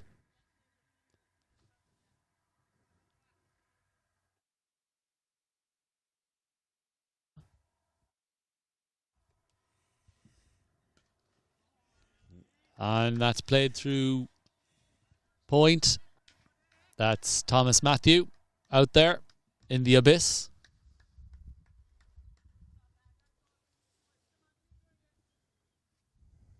So just looking through the list, Joe, someone will have to back up the bowling of Adi and Usman. Very important that they keep the pressure on from both ends and when they change bowler, as Cork Harlequins have gotten off to a good start. They're 104 now for the loss of 2 wickets. Looking at Shoaib, he looks like a quick bowler, doesn't he? Tall, slim. But I haven't seen him bowl. I haven't seen many of these guys bowl before, so maybe they might pull a rabbit out of the hat here now. Absolutely. Remains to be seen. Beats the extra cover fielder. The chase is on, but the ball will win. 4 runs to Andrew. His 5th boundary now. Yeah, 5th boundary. He moves on to 41 of 52 deliveries.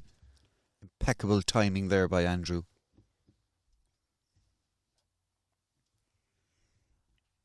Things just getting a little quiet out there from Kerry. Just a little bit flat.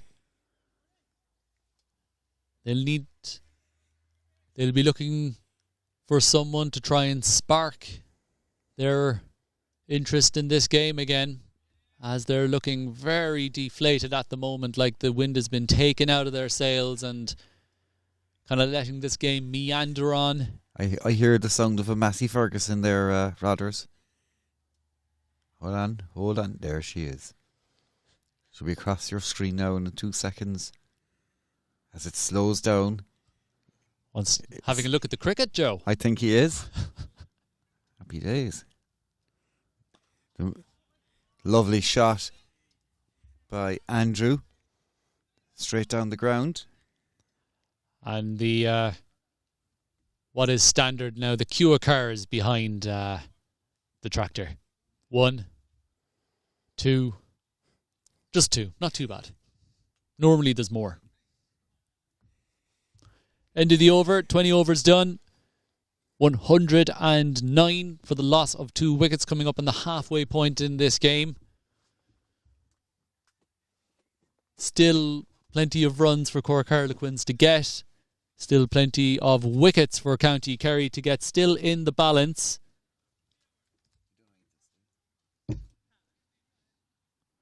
So still in the balance this game. However,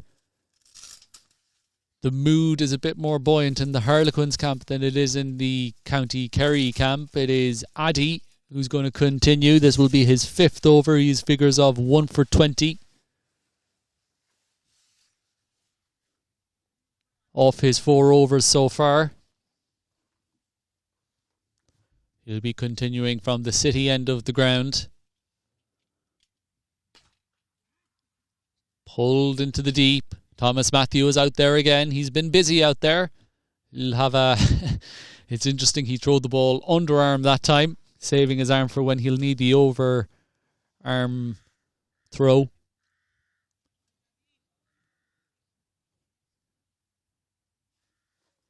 So yeah, I think County Kerry just going through the motions here a little bit, like the end of a day's play in a test match. And that's a wide ball outside the off stump, signalled by umpire Brian O'Leary out there. He's umpired nearly every over. I think he'll be looking at the captain now pretty shortly to pull him out. Bowled him. No. How did it not bowl him? That was a great looking ball there by Addy. He was very unlucky. Vosloo took a step backwards. You're right, Rodders. How did that not bowl him? I could have sworn that it bowled him. Yeah. Not a ball you want to be missing, as that's another one left outside the off stump. That was a bit wider that time. I think he knew a bit more about that delivery, but 2 deliveries ago, I'm shocked. I wonder if the ball's starting to turn now. It'll be interesting to see. Often the batters make a sign to each other if it is turning, as that kind of leaves the pressure off a bit. It's a wide down leg side. Imran is after it. He collects it and the batters only get 1. So 1 for the wide and 1 for the single taken. So 2 wides altogether. Addy has bowled well, but has bowled a few wides. That's something he'll be looking at. Something he'll be pondering on his way back to Tralee later on this evening. Hopefully a win for his team. Well, Andrew mimicked that he was going to go, and then he stayed at home. The plan worked, as it was a full toss, flicked into the leg side. They're going to race back for 3. And where's the ball? Yes, they will make it. So another 3 out to that deep square boundary. And now Thomas Matthew is regretting whatever he did to annoy his captain. He's been doing a lot of running out there, to be fair to him. What do you think, Rodders, that they can do to stem the flow of runs at the moment? Yeah, it's a good question. I think it's got to start with the bowler. The communication between the captain and the bowler, where they're going to bowl, what they want to do. Of course, everyone makes mistakes. It's part and parcel, as Barry Vosloo can't get that delivery away for a dot ball. They've set up an offside field, yet it looks like most of the bowlers are bowling down middle and leg. So you're right, it starts with the bowlers. And as you know, no one means to make a mistake, especially the bowlers. They don't mean to bowl on the offside. And oh well, that's a no ball. So we're just going to wait for the call from the umpire. Is it a front foot no ball? I suppose it is. Either a front foot no ball or a no ball for the ball pitching off the surface. I would go with that one. So it's a free hit. Oh, it's taken. Oh, it could be a run out. And it is a run out. What a brilliant heads up play from Farouk.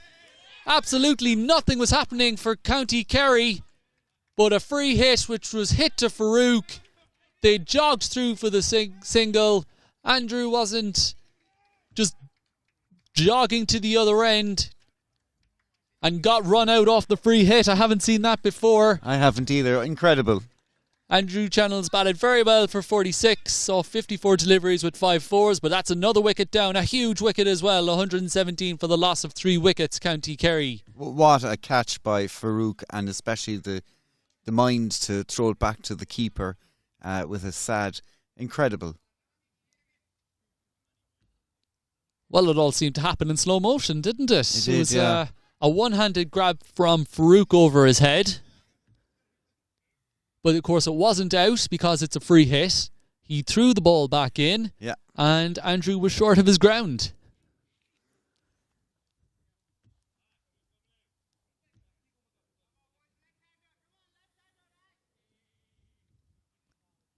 "21 overs done, 117 for 3.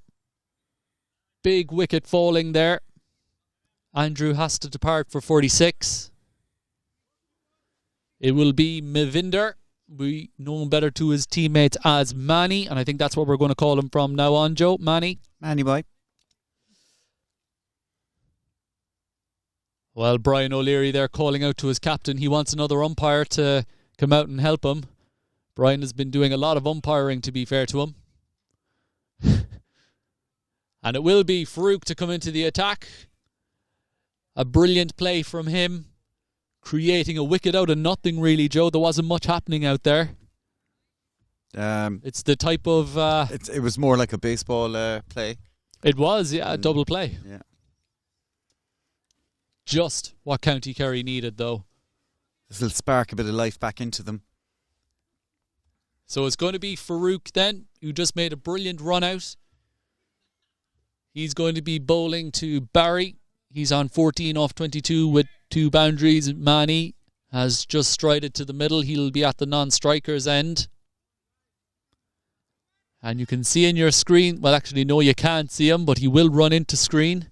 Here he comes.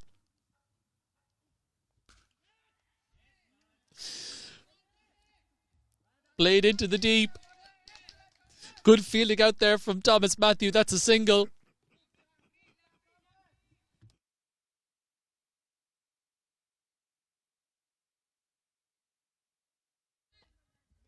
An unusual run up here from Farouk. He kind of runs in, stops, and then bowls. Now the left-hander, Mavinder Singh. An aggressive player, Mavinder. You may not have seen him before on live stream. Only just coming back after a few years being away up in Clare because of the COVID. Working down here in Cork. So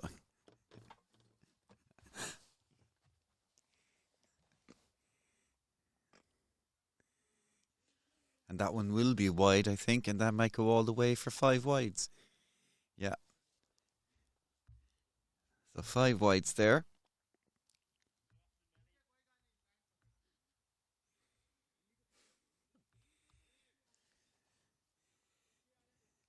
Farouk waits for the ball.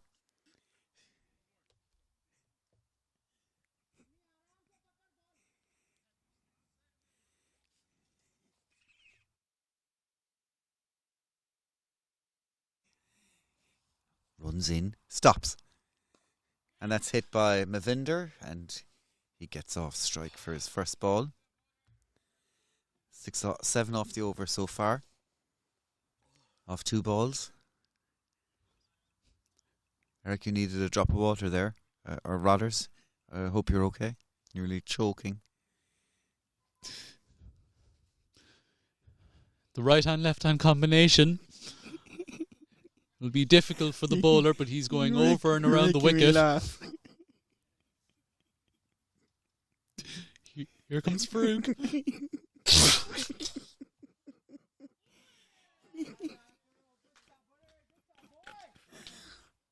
Oh, God.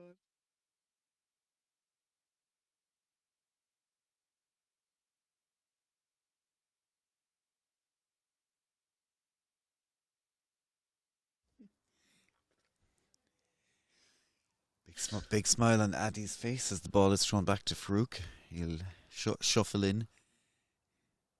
He shuffles in, stops, bowls. Voslo will hit that out to the deep. It's a long chase there for the fielder and it's gone all the way. Beautiful shot. 4 runs.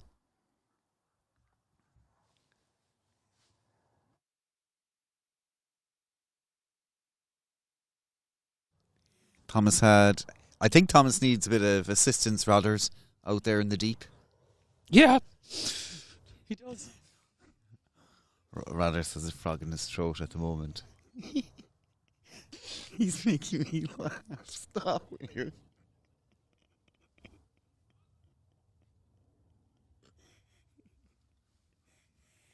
And a few changes going on in the field now.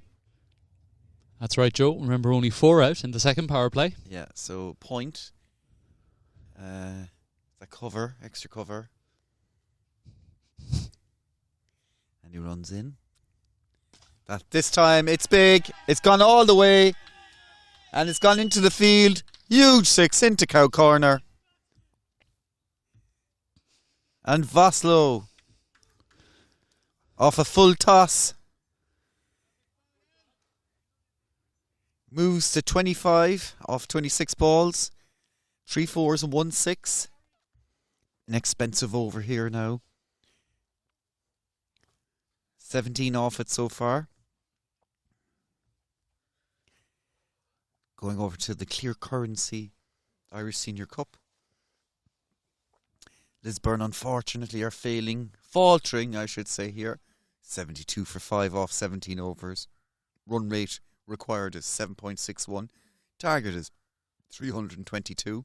And the professionals from CIYMS look to be storming to victory at Breedy. A short hour-and-a-half drive back to Belfast for them, where no doubt they'll enjoy their Saturday night out in Belfast, back to the club.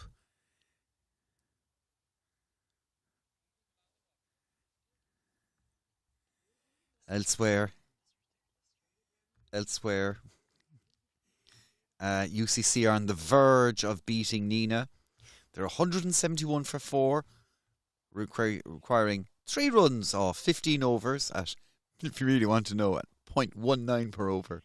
Let's see who's done all the damage here today. And it's shared around by UCC. Navam, the class batsman, 71, 12 fours. Siddhartha, 28. Anish, 25. It's a walk in the park in the end for UCC and probably puts Nina's title contentions out of the contentions.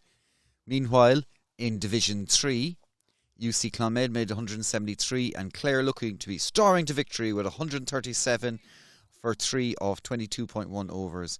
Clare required 37 off 17. Limerick in Division 1 only required 9 or 10 runs to defeat Limerick Blasters. And in the final match that we have on NV Play, Waterford look to be running away with this one, requiring 24 runs off 12.2 overs, which pushes them into the title race for Division 3. Rodders, how are you feeling? Yeah, we're back live. So I had a frog in my throat there. It was more than a frog, buddy.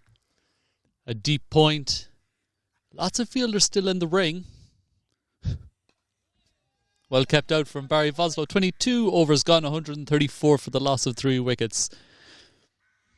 Interesting over that for Farouk. He took a fantastic catch in the ball before he bowled and a great run out there. But unfortunately, 17 off that over. We'll see if Captain Addy gives him an extra one. Yes, indeed. Time will tell. Coming on from the other end, actually, I think it's going to be Addy continuing. Addy should bowl his 9 straight. He doesn't use much energy. Also good for the over 8 as well. If ever the Kerry are behind the over 8, they can just bring him on. Yeah. And also, but not good for the bowler at the other end, as they don't get much of a break, do they? No, they don't.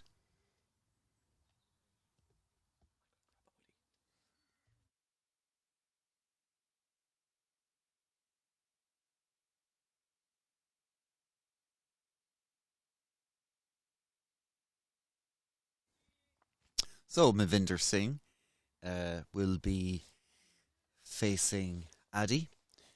See what Addy can do bowling to the left-hander.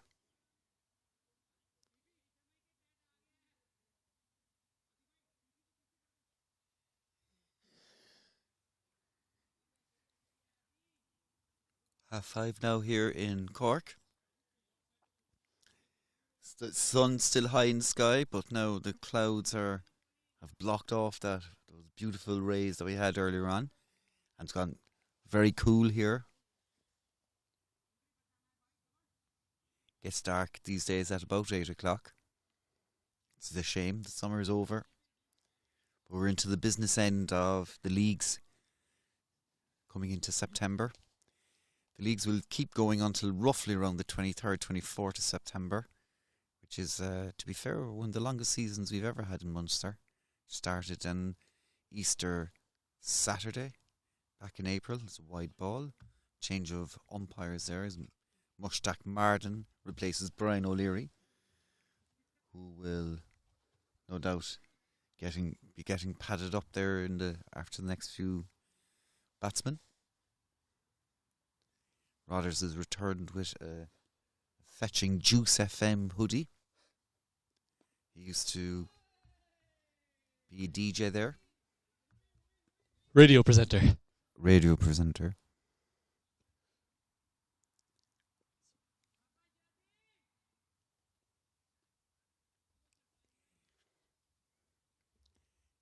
Eddie with his. Mavinder will look to grab a quick single, which he does. Nicely played. Off on the leg side. Just for a single. Brings Barry Voslo on.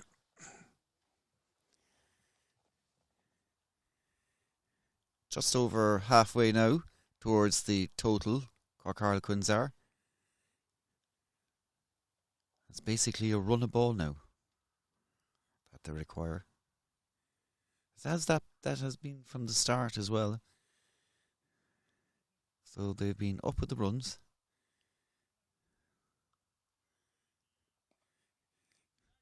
He pulls that around the corner. That will go all the way for a boundary. Right into the corner. And a big roar from the Cork Harlequins contingent. Sees Barry goes to 29 off 28 balls of 4 fours and 1 6, and the partnership goes to 23. Mavinder Singh only contributing 2 runs to that. But in fairness,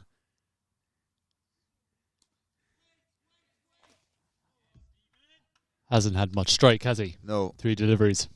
Apologies for that. I paused. It was a long pause. That happened.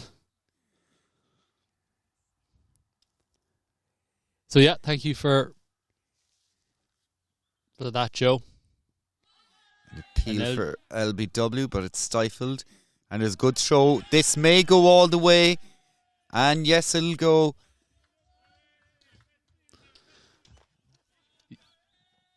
Yeah, so we just have to have a look. Yeah, I think so. A single was taken. I think maybe 2 were taken. I'm not sure. Well, let me confirm. 2 seconds.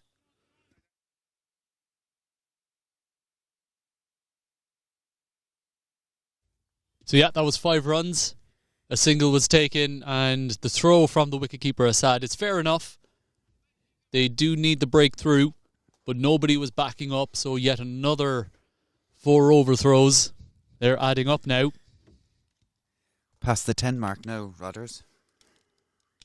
And that's something on the way back to Tralee that they'll be thinking about. They can work on that on Tuesday night. Back at training. So one thought that wicket would spark a bit of a comeback, and it still can do. Unfortunately, the bowlers couldn't add pressure in the next over, which went for 17, which kind of dampened their spirits. Had it gone for 1 or 2, maybe their tails might have been up at the time. So, looks like a change in wicket keeping, as it's sad, has taken off the pads. Reminds me of a time when a certain captain threw pads at me up in Galway going, I have to do this by myself. There you go. And are we going to do another name drop here? I won't name drop, but the bowler then, stroke captain, stroke wicketkeeper, was hit for 15 off that over.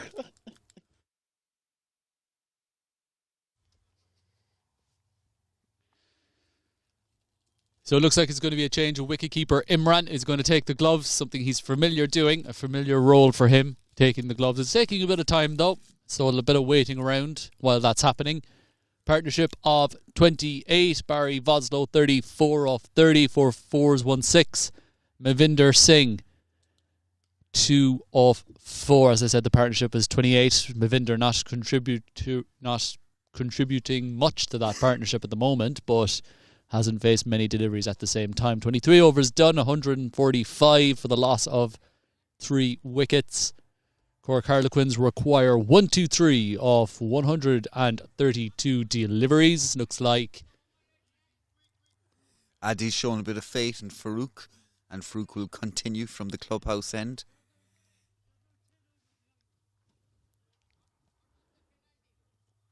Well, there's a question.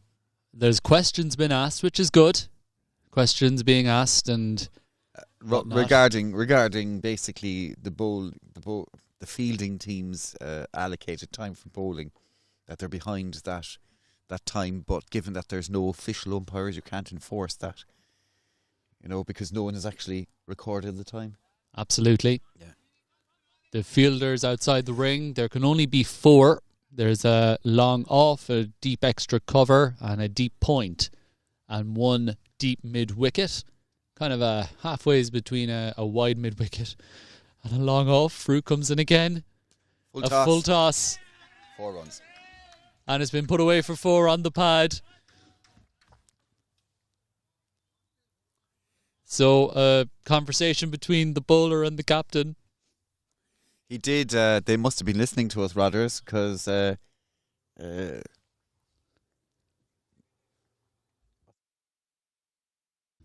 Thomas has someone else joining him out there this time.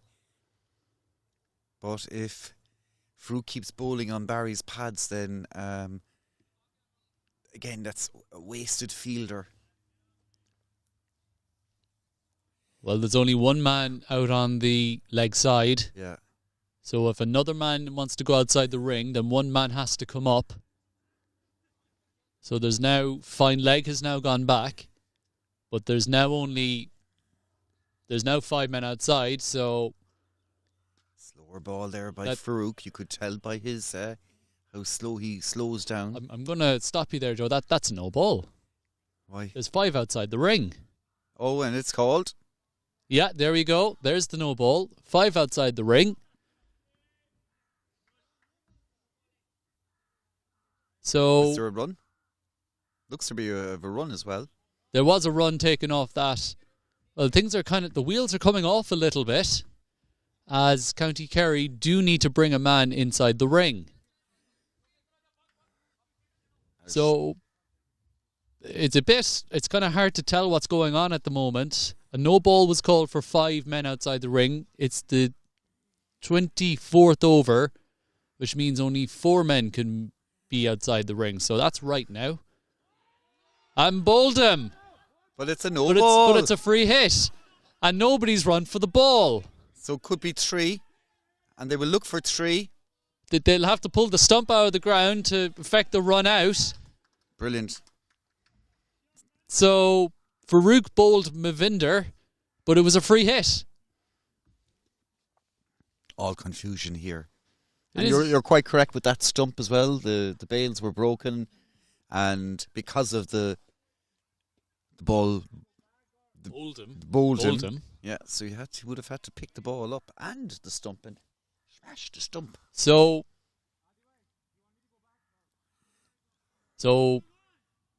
there's, this fielder's kind of walking round as the bowler is running in.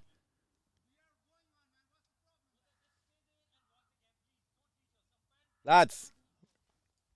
Well, now there's shouting coming from the fence And the captain has now told the people from the boundary to stop shouting. It's getting a bit heated at the moment. Here comes Farouk again. And inside edge this time. The keeper was up to the stump. We'll wait for the signal from the umpire. Yeah, there was bat involved, so well bowled from Farouk, targeting in on that off stump. That will bring Mavinder back on strike. This might G up Kerry now. Yeah, absolutely. So there's a third slip, a gully, 2 points. And the ball has gone through extra cover for 4 from Mavinder. His first boundary.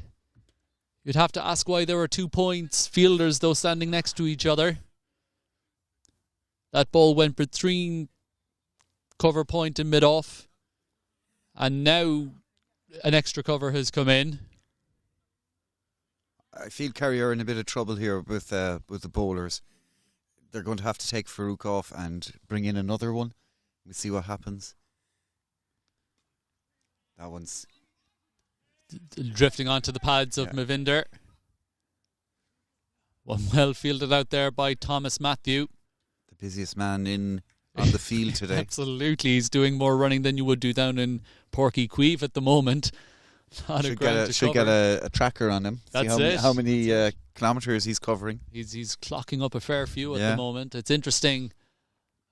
Just from the naked eye, it didn't look like Mavinder grounded his bat there, but a 1 run short wasn't called.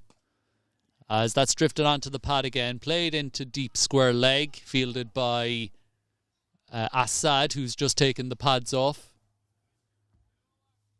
Brings to an end an eventful over, 24 overs done, 162 for the loss of 3 wickets. Unfortunately for Farouk, his 2 overs have yielded 34 runs.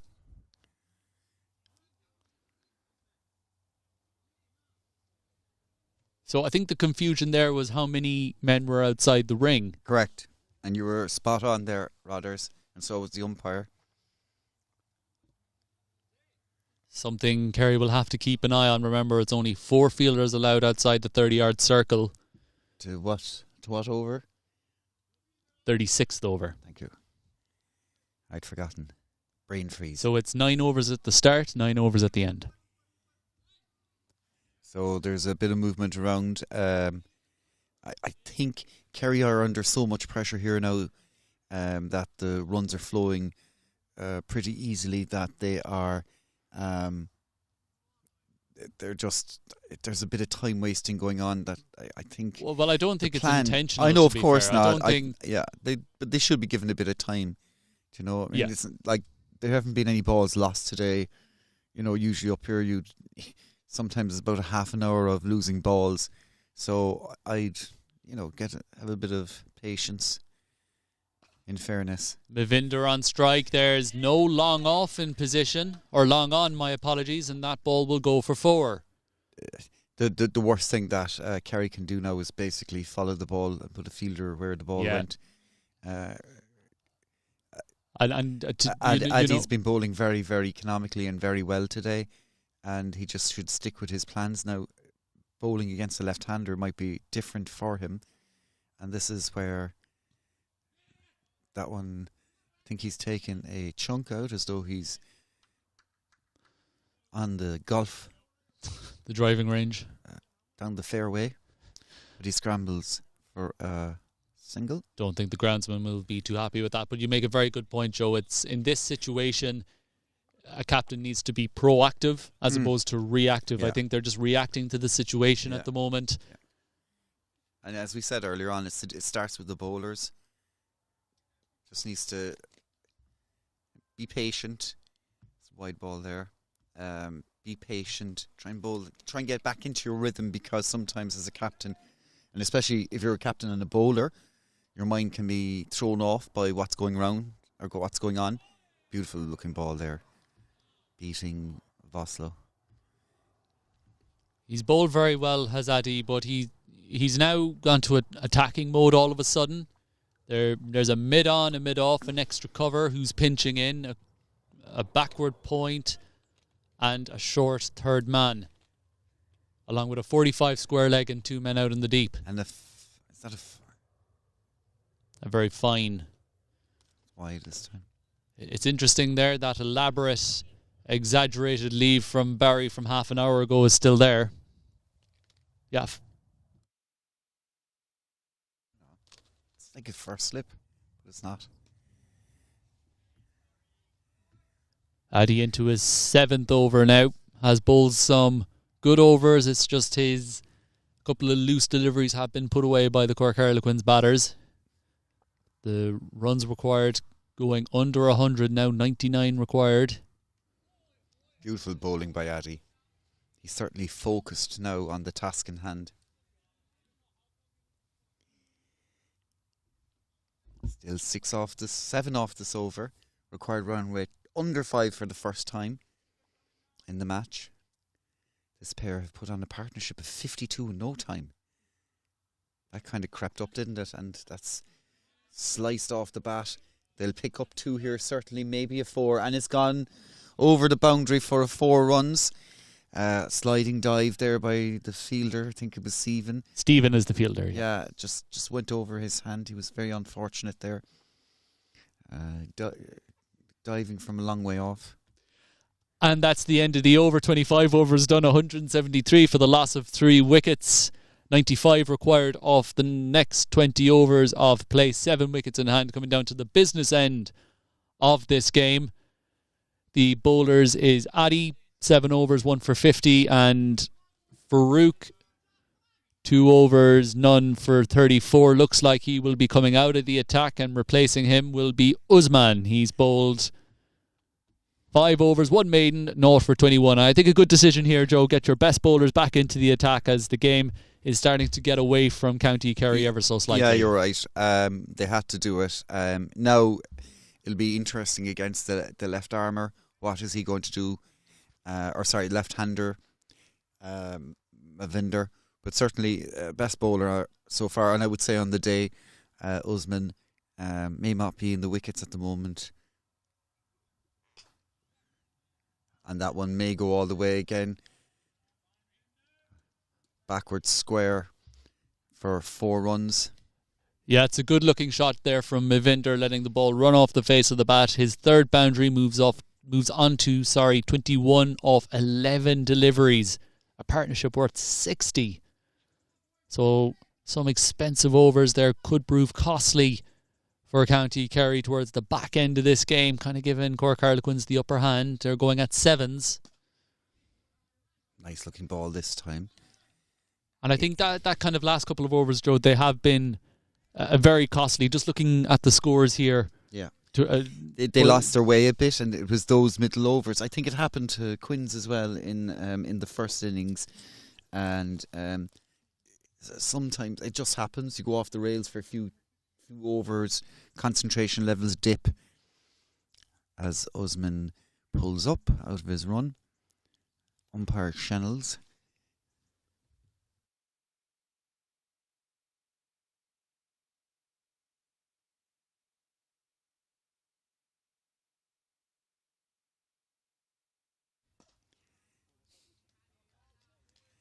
Well defended there by Mavinder Singh.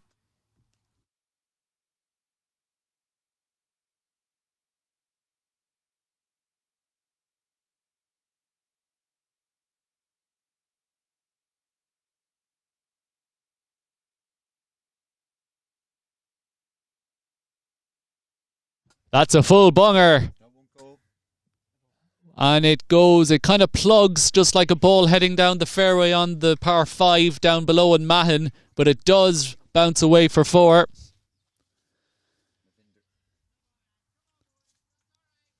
It was a full toss, and it got the treatment it deserved from Manny.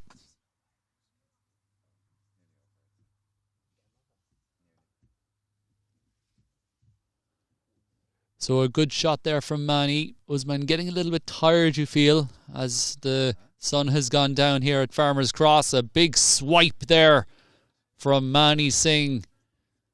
From a distance, looked like a young Brian Lara there, throwing the left foot up in the air as he tried to play the stroke. But he moved away from the line of the ball And when you do that, your chances of contact reduces quite significantly.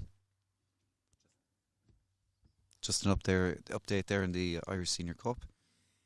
Unfortunately, Lisburn are 85 for 7. Chasing 322. And they're only at the 23rd over. So it looks to be the day for CIYMS. See Moulder's bowling here. And Josh Manley is batting.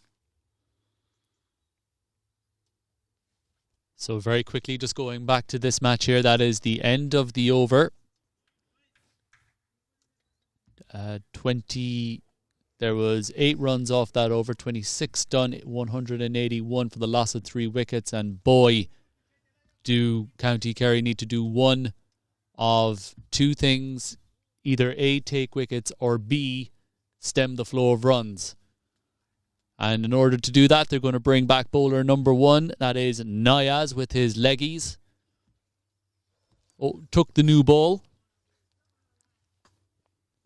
And is now in a bit more of a familiar role for a leg spinner, coming in the middle overs, just like Jacob Moulder is doing there for CIYMS versus Lisburn. That's a wide ball to start off with from him. So a good challenge for Nayaz opening up the bowling. We'll just get his figures there in a moment. But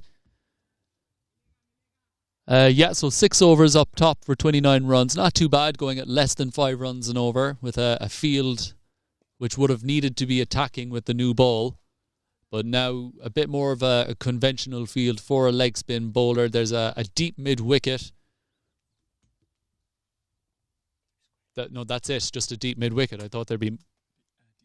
And a deep square leg as well, as that's a wide outside the off stump. So, yeah, just 2. I'll be honest with you, folks. I thought there'd be more. However, a good attacking field set by Addy. That's wrapped on the pad. Going down leg. And going down leg, it's always when the umpire, Joe, stands and stares, isn't it? Yeah. You think you're in trouble. It's when they take a step away is when you know you're fine. But when they stand and stare, it's worrying moments. It is, big time. That's well hit by Barry Voslow. A sweep shot there, down one knee. Partnership of 67 now. It's come up in no time. Voslow moves to 45. He's fond of that shot, as Barry likes to get down on one knee. Of course, it is the time for proposing. Hey, happy days. the end of the summer. Hope his girlfriend isn't listening. Mavinder goes downtown, and it's gone all the way for 6. So he's a big hitter, and when the ball is in his area, he will drop the hammer on it. So that is 6. Hammer time. Hammer time. His first 6 to go along with 4 boundaries. He moves on to 31. Partnership is 73 now. And it's interesting, Joe, about keeping your shape on contact. Because a lot of the times, especially in the first innings, where Kerry tried to tee off, but they just lost their shape. They were backing away from the line of the ball, hence not making contact, hence building up a lot of dot balls. And your head as well.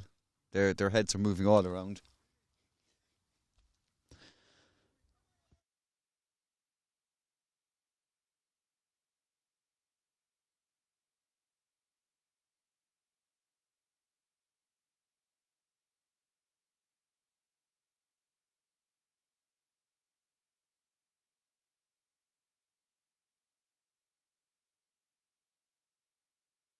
So Nayaz looking for a response. He won't get it though. That's played through extra cover this time from Mavinder. Well fielded out there. Yeah, well fielded. That looks like that's Assad there, who played very well in the first innings, but these two will race back for the second. A lot of running between the wickets in this game, especially out to that long boundary. I think, Joe, we need to get our measuring tape. Well, that's going to the short boundary this time. 1 bounce, 4 runs. Mavinder starting to take the handbrake off here. Think he's in a rush or something. He must have a plans tonight. It's 27 overs gone, 196 for the loss of 3 wickets.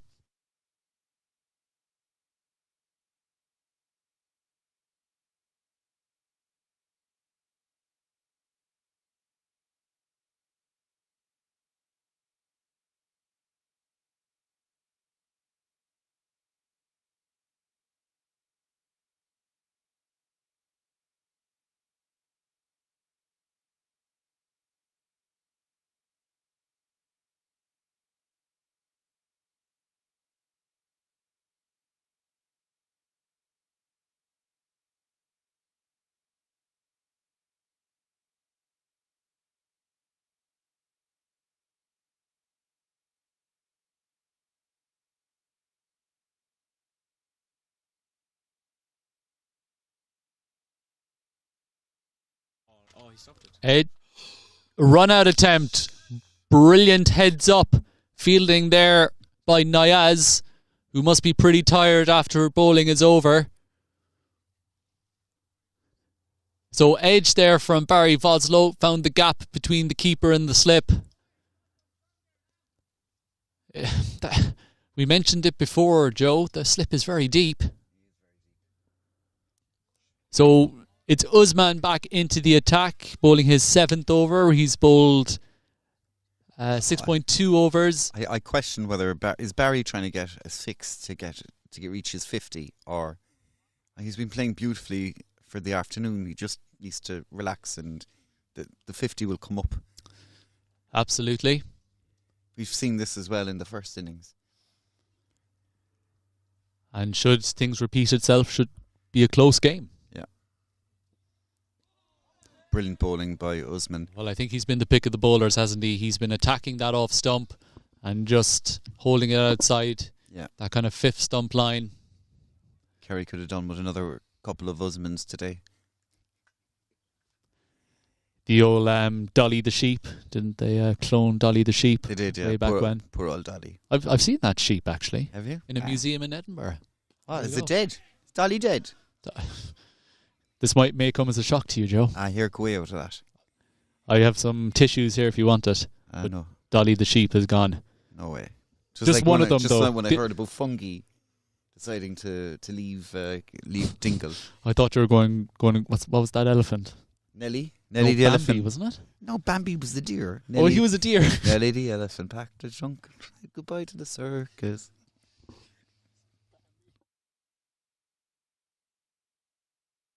Dumbo, just a shout from the back of the commentary No, box. but Nelly, there. it was Nelly the elephant as well. It was Dumbo. Dumbo was in the Disney cartoon. But I agree with you, though.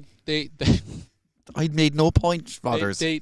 No, but they do need to get another bowler who can bowl that line on or outside the off stump. Yeah, and preferably not Dolly.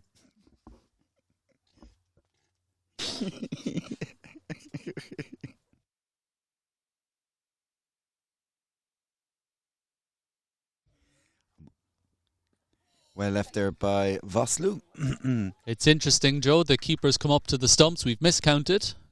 Oh, no, we haven't. 28 overs gone, 196 with a loss of 3 wickets. A second maiden for Usman, as we were trying to name out Disney characters. There was a very well bowled over from him. And now the conflab between umpire and batters begin again. We saw that in the first innings too.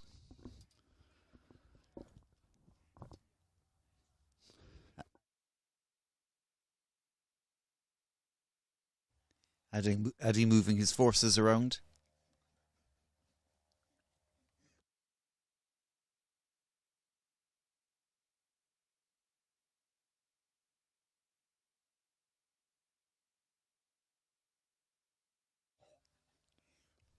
So Mavinder here will look to force the ball through the leg side. It's a full toss.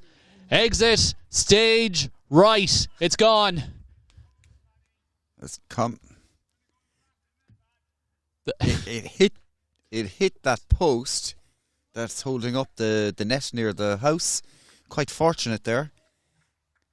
Otherwise, that would have gone into the driveway of Mr. and Mrs. Smith there. And may have even gone onto the road. Oh, Lord. So Barry Voslo moves on to 45. Mavinder Singh 43. Mavinder has a strike rate of 215 per 100 balls. 43 off 25 fours, 2 sixes. Need a response here from Niaz. That's a bit better from him. Played into the leg side this time. Nice looking shot there by Manny. Feels off his own bowling. So that was a big arcing 6 there from Mavinder, his second, targeting that short side. Joe, something that Kerry haven't done so in the first innings, that targeting that short boundary. They still made 268, so they did quite well. But unfortunately, the wheels have come off here now, the bowling a bit. I agree with you there. The extras are racking up. Lovely guided ball there by Barry Voslu. Moves him to 46 off 47 balls. 6 fours and 1 6. Yeah, absolutely. I think Kerry need another moment of inspiration again where Farouk ran out Andrew. Kerry will require another moment like that as the game is getting away from them now. It's 62 off 99 delivery, 7 wickets in hand. Mavinder on strike. And it's nicely bowled there from Niaz. 2 deliveries to go in this over.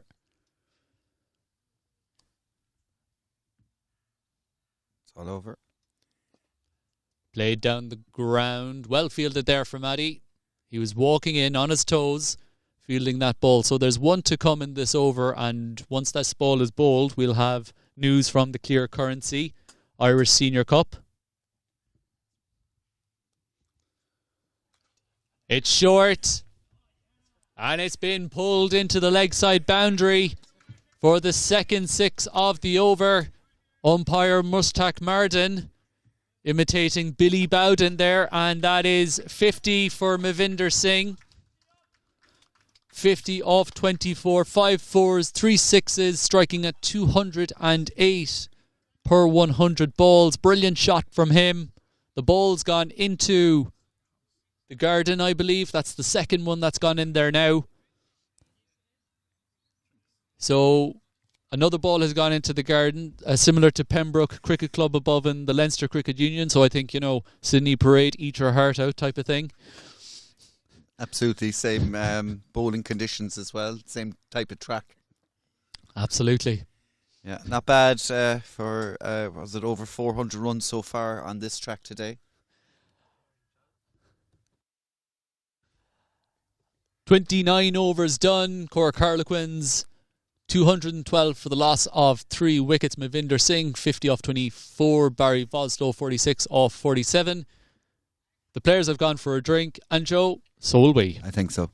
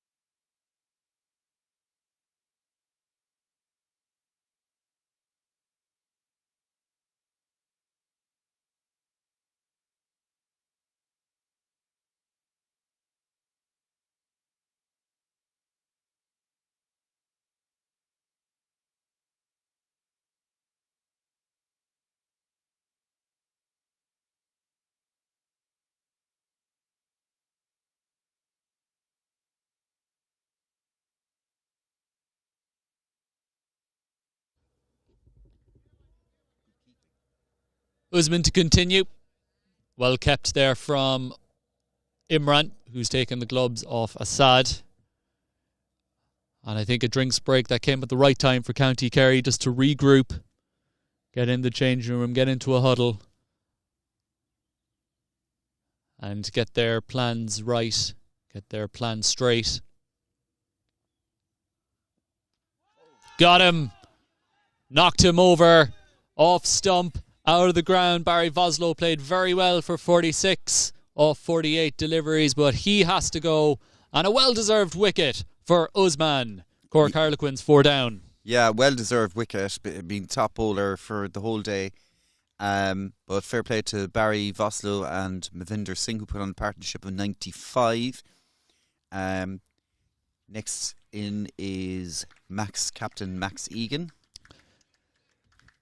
So a nice round of applause there for Barry Voslow. 46 off 48, 6 boundaries, 1 6. The score is 212 for the loss of 4 wickets. And as Joe said there, the skipper is in. It's Max going to go out there to join Mavinder.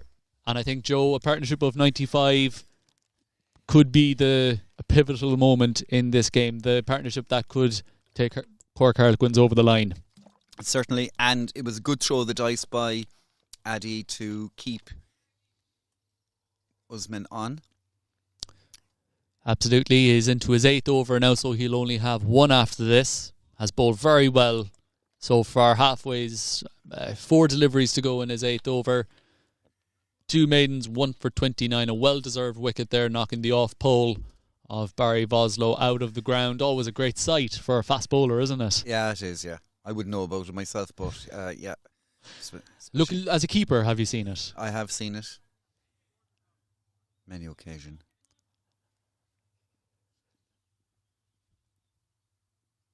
Right, Max Egan on strike then, the skipper. Well, a bit of a nervous swipe outside the off stump. Very important here.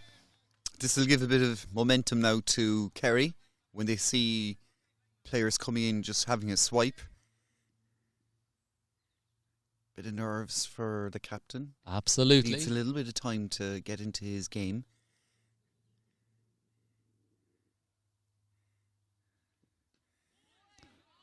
Inside edge from Max. The ball squirts away to 45. Fielded there by Shoaib. And Max Egan gets off the mark. Second ball. Mavinder, who's on 50 not out, off 24 deliveries. So 2 a ball for Manny. 5 4s, 3 6s. It's key for Harlequins that Mavinder stays now. He can still play his shots, but I think he'll be a bit more cautious. And nicely fielded from Addy as that ball is pushed to extra cover. Addy pinching in there. So I think this is good captaincy here from Addy, bringing his fielders up. You can see there's a wide slip in position and a short extra cover.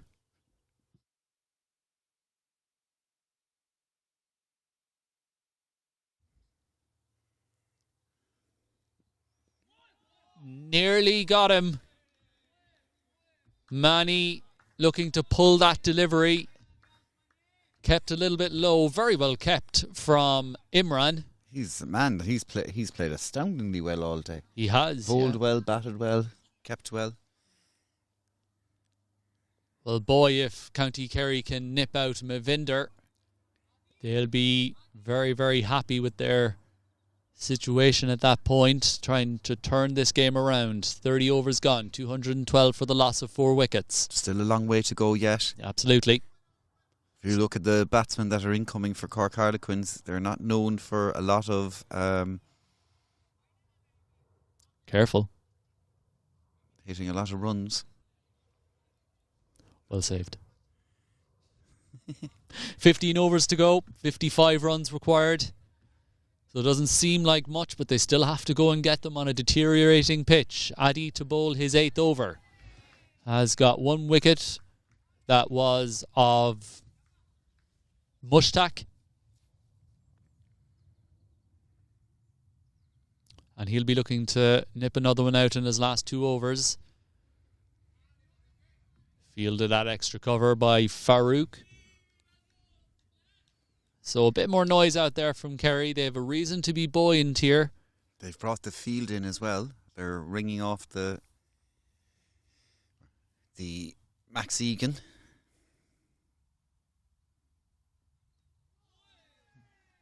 Going on to the back foot that time is Max. He'll want to make a score for his team. Being the captain, he'll want to lead from the front. Only one man back. That is Thomas Matthew at deep square. Don't know what Thomas is after doing to annoy his captain. He's been out there all day. A slip being brought into position now. That's Assad there. This is good thinking by Addy. In fact, again, it's an unusual slip positioning. Well, he's not really going to catch the ball there, is he? It's very unlikely. He needs to be bowling a bit quicker than that. So just so you know who we're talking about, you can see where Max Egan and the keeper are, as that's another dot ball, and the fielder just on the edge of the mat on the bottom right hand side of the screen is a very deep slip, and we're questioning whether he'll actually take a catch in that position, or indeed will he stop a ball in that position. It's 31 overs gone, 213 for the loss of 4 wickets. A maiden over there from Addy, his first maiden, so the tide's starting to turn a little bit here. Not a whole much. We won't get too carried away. However, another wicket here for County Kerry could most definitely get them back in this game. It's going to be Usman to bowl his final over of his spell. He's bowled 8 overs, 2 maidens, 1 for 30. Crucial for Kerry that they get the wicket of Mavinder now. Usman's last over.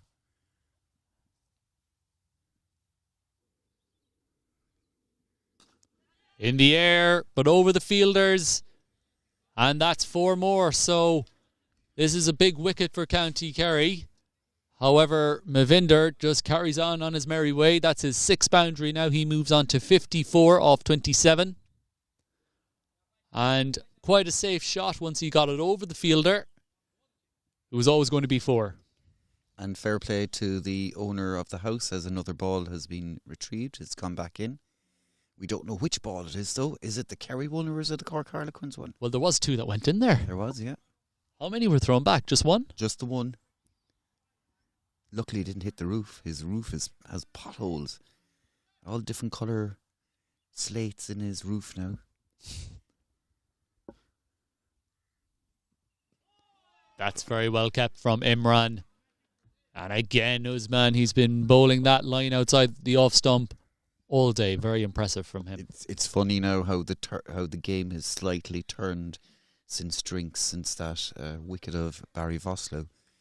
That it seems that the fielders are up for it, the bowlers are up for it. And another ball has come. I think that's the Cork Harlequins one. Yeah, that's the Cork Harlequins. The balls are being retrieved in dribs and drabs.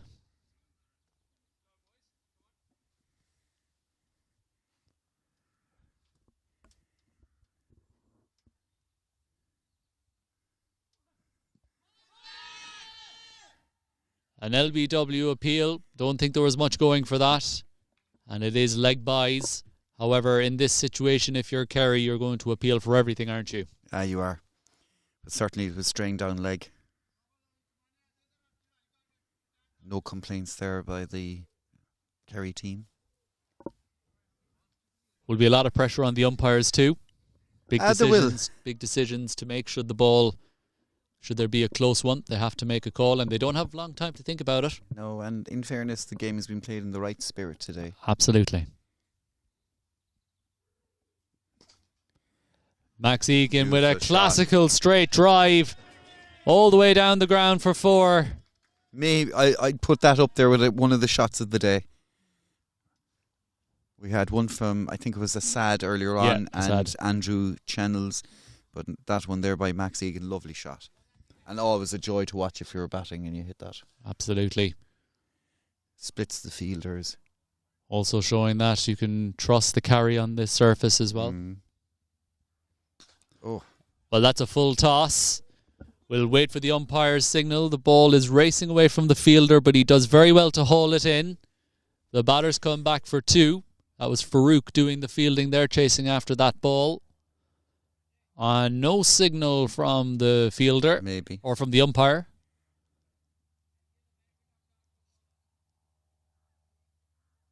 Well, the 2 umpires are having a chat. It was borderline. It was difficult to see from where we were. Ooh. And, well, Manny's gone down. Groin. Let's hope he's okay. Well, he seemed to be fine. He went to the non-striker's end after running 2 and then dropped to the ground. He's now back up. He's now doing stretches.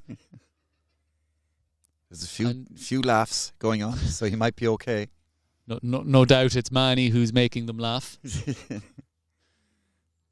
So I think the square leg gave, as I heard correctly, gave the benefit of the doubt to the bowler. Which is fair enough. Yeah. We don't mind that. It would have been easier to give the no ball, given the way the game is going.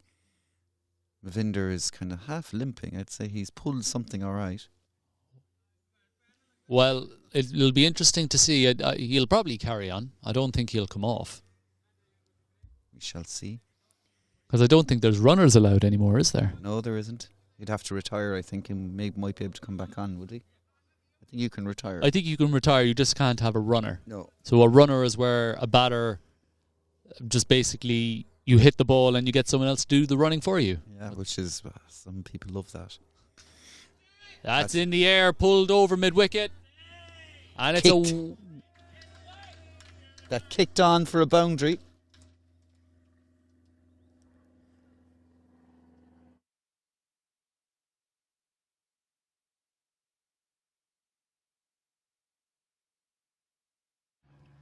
So that ball there just hit a divot and kicked on, just one bounce over the ropes for a 4. End of the 32nd over, 228 for 4. Max Egan moves to 11 off 11 balls with 2 4s, and Mavinder Singh moves to is 54 off 29 balls, 6 4s and 3 6s, and that's the end of Usman Butt's spell. Fine 9 overs, 2 maidens, 1 for 44. Congratulations to him. He bowled extremely well all day, and partnership is 16 now. Just 40 runs required off 78 balls with 6 wickets in hand for Cork Harlequins.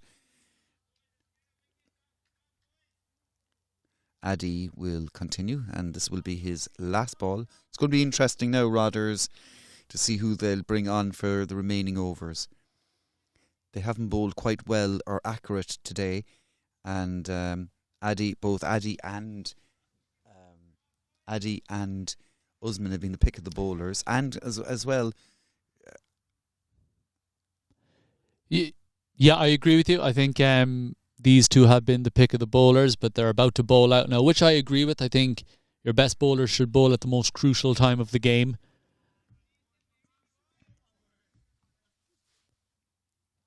So it will be interesting to see who's going to come on from this clubhouse end. This has been really well bowled, though, from Usman, as that ball goes aerial.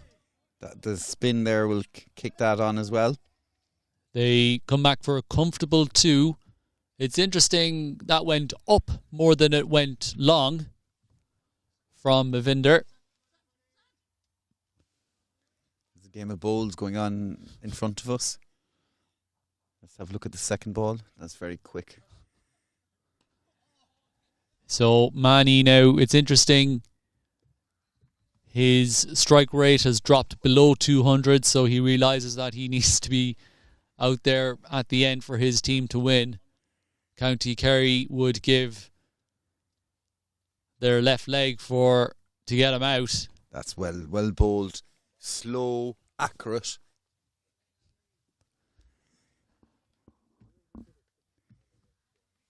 So 2 deliveries to go in Addy's spell then. One maiden, one for 52 with 2 deliveries to go. Mavinder on strike, 56 off 33, 6 fours, 3 sixes.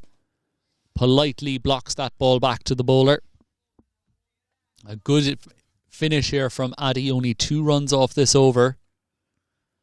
But as you can tell on your display, Cork Harlequins are closing in on victory. Dot to finish. Addy finishes his spell.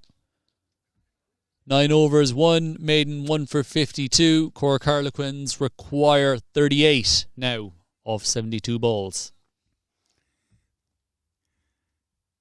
So most games have now finished in Munster, so let's go through the results. In Division 1, Limerick CC won by a massive 7 wickets. That'll help with their title charge. Limerick Blasters... Sorry. There might be games still going on.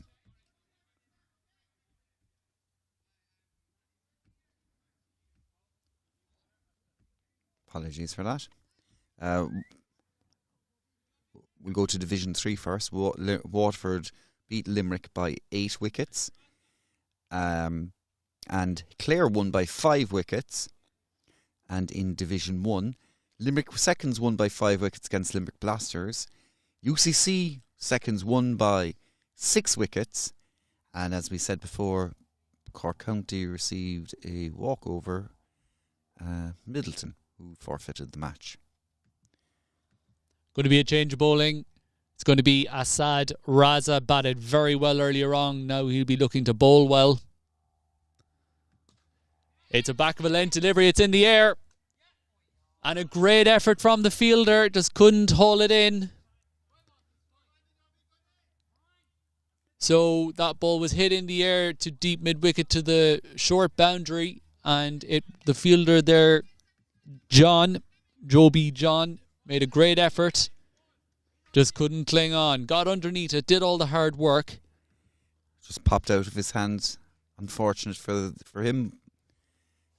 Max Egan would probably think twice about trying that same shot again. I think he'll be disappointed. Yeah. He didn't go. He kind of stopped on the stroke a bit. Had he followed through, it would have gone for 6. He didn't. Just popped it up, and a big opportunity there for County Kerry. That would have been Max Egan. Gone.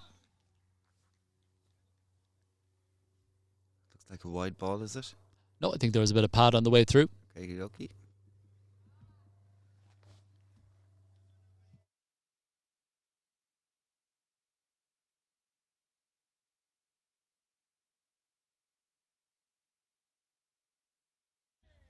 Played through extra cover from Mavinder. And that's 4 runs. So a bit too full there from Assad. A valiant effort from the extra cover fielder. Just went to his left and raced away for 4. That's Mavinder's 7th boundary now. He moves on to 60. He's got on to 60 in no time at all. He has 7 fours and 3 sixes.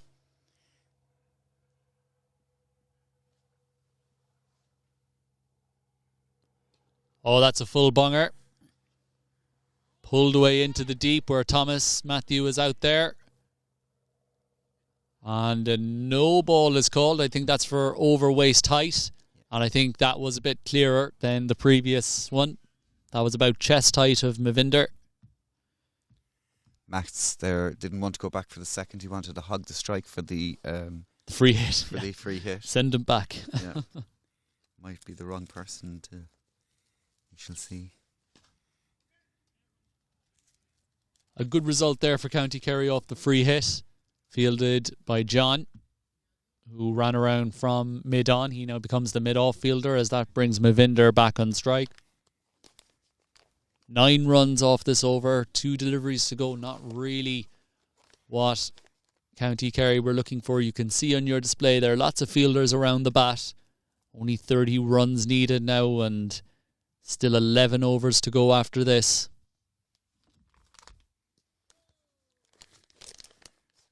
Swing and a miss. Just inside the line. Umpire Andrew. deeming that ball to be a legitimate one.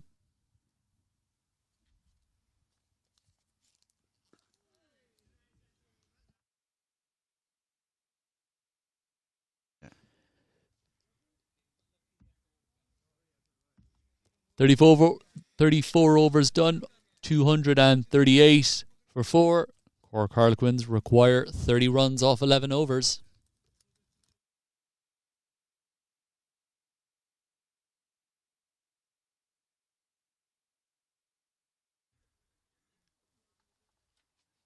And it looks like it's Jofi who'll come into the attack now.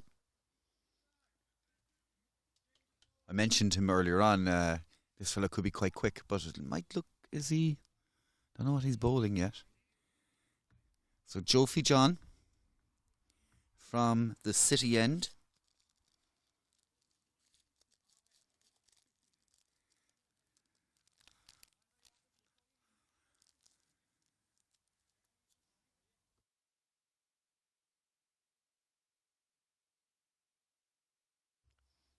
A bit of an orthodox field here now. Wide ball. Looks to be bowling a bit of a heavy ball. It was a bit short that time.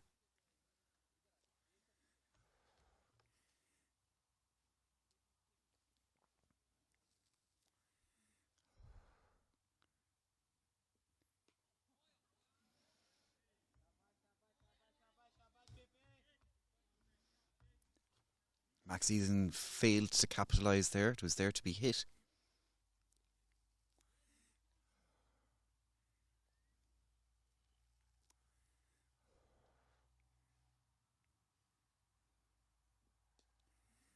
Wide ball again, deemed by the umpire.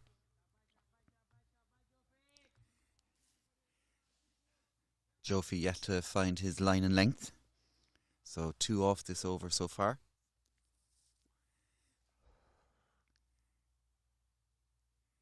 That's much better by him, but that's well struck by Max Egan. It might go all the way. Yes, it does, for a boundary. Lent into that. Beautiful cover drive. All the way for 4 runs.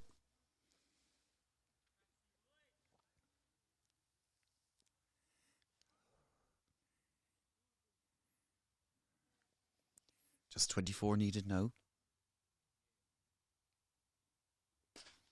That's well hit. This might go all the way. Yes, it's gone for a maximum. He was eyeing that up earlier on, and he's got it right out of the centre of the bat. 6 runs for Max Egan. He moves to 23. 18 runs now required for Cork Harlequins. I think that's gone into the hedge. Beautiful shot there, Rodders. Absolutely, Joe. What a wonderful stroke that was from the captain. Laying his authority down on this game. And he received the stamp of approval from his partner Mavinder.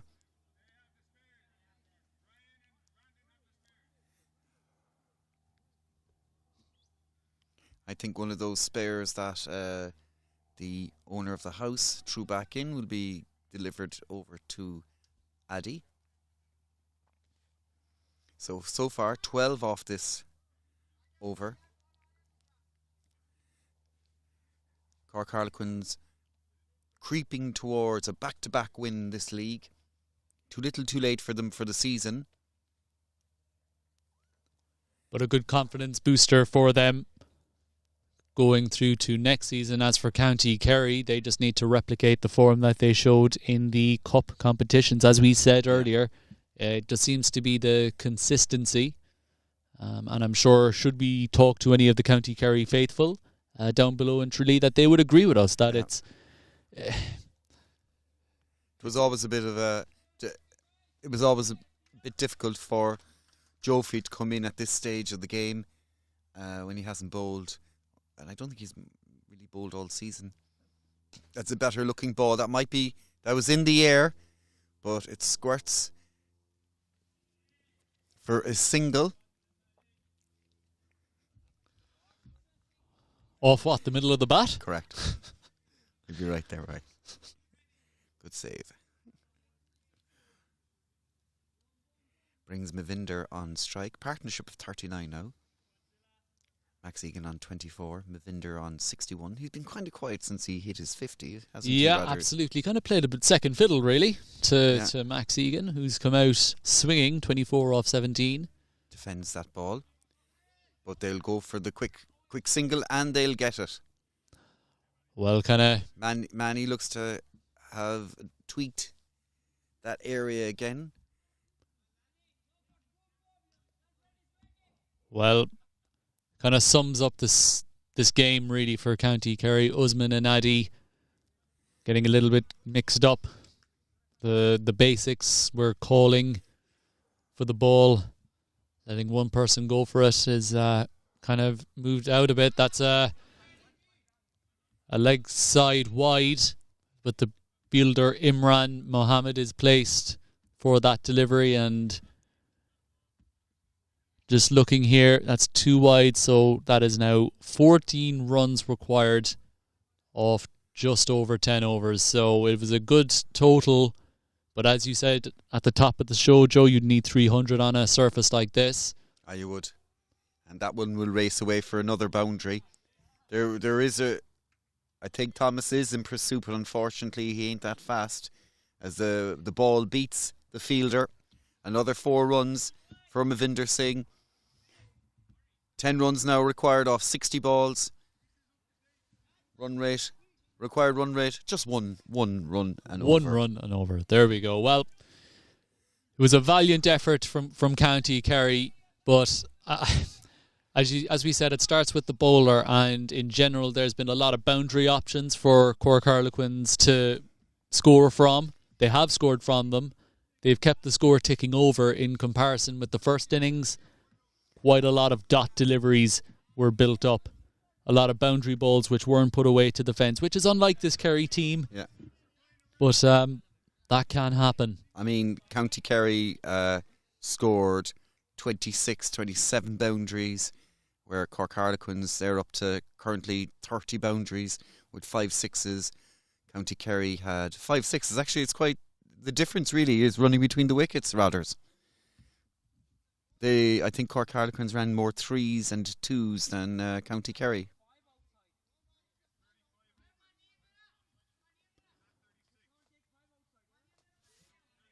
Well,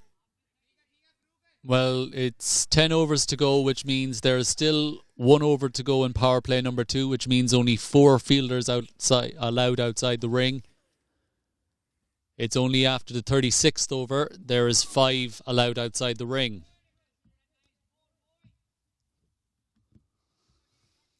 Assad back in bowling his 2nd over.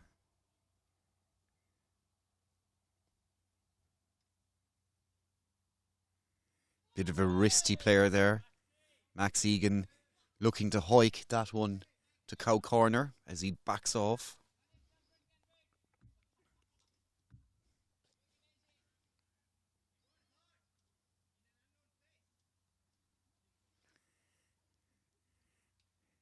Assad bowling good line and length here.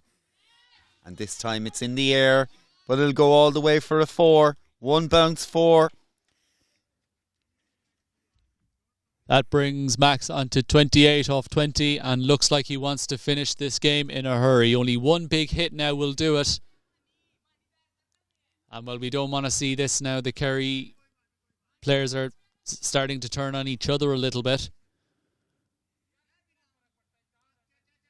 as the last few people coming in to the ground. Great bit of keeping by Imran. However, it looks like it's time to party pretty soon here for Cork Harlequins.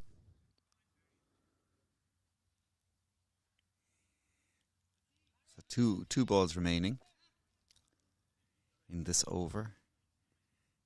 Max Egan, partnership of 50 now. It's come up pretty quickly. Will he go for the big shot, Joe? No, he doesn't. But it's edged. I'll go all the way for a 4. And that typifies County Kerry's day. The balls have gone into gaps. The ball has found the boundary more often than not. The edges have not gone to hand either. And, well, a bit of just having a couple of thumbs up there from both players on both sides. Cork Harlequins to our left and also the fielders out there. It's a little bit deflating and it looks like we're going to have a change of bowling. So the end is nigh and everyone's going to get a go. It's I won't say what it's like. This is going to be Imran who's going to come into the attack. Imran Mohammed. Imran Patan is behind the stumps. So it looks like everyone's going to get a go. Don't know if Imran has bowled yet this year. We shall see. I think he has in the thirds. Well, let's see how he gets on. He'll be bowling to Mavinder, who's on 66 off 42. It's short. It's in the air. Is that the moment? Yes, it is. It's 4 runs. And Cork Harlequins have chased down this total with 6 wickets in hand. 9 overs to spare. A game which Cork Harlequins have been not always ahead in the game, but for sure in that second innings they were ahead of the game and they made their advantage count. They did, and congratulations to Kerry as well. They batted very, very well. There was a partnership of 128 with Assad and Imran. Yeah, fantastic knock there by those two. I felt that they could have gone on, but they threw away the wickets towards the end and they could have easily, I felt, got to the 300 mark in the end. Fair play to Cork Harlequins. They persisted. They made it look easy at times. So well played to them, and they march on for another win. And I think we'll finish up here, Rodders. Absolutely. Be sure to subscribe to the Club Sportscast TV YouTube channel and to like and share the YouTube video along with all our social medias as well, Facebook and Twitter. Be sure to join us tomorrow. Down in the Mardyke for Cork Harlequins versus Cork County in the Leinster Championship, which is the second tier. Should be a great game. Yeah. Joe, you'll be down there with bells on. I won't be there, but be sure to tune in for what should be another great day's cricket. But until then, from myself, Rodders Cotter, and myself, Joseph O'Mahony, thank you for joining us today. And goodbye.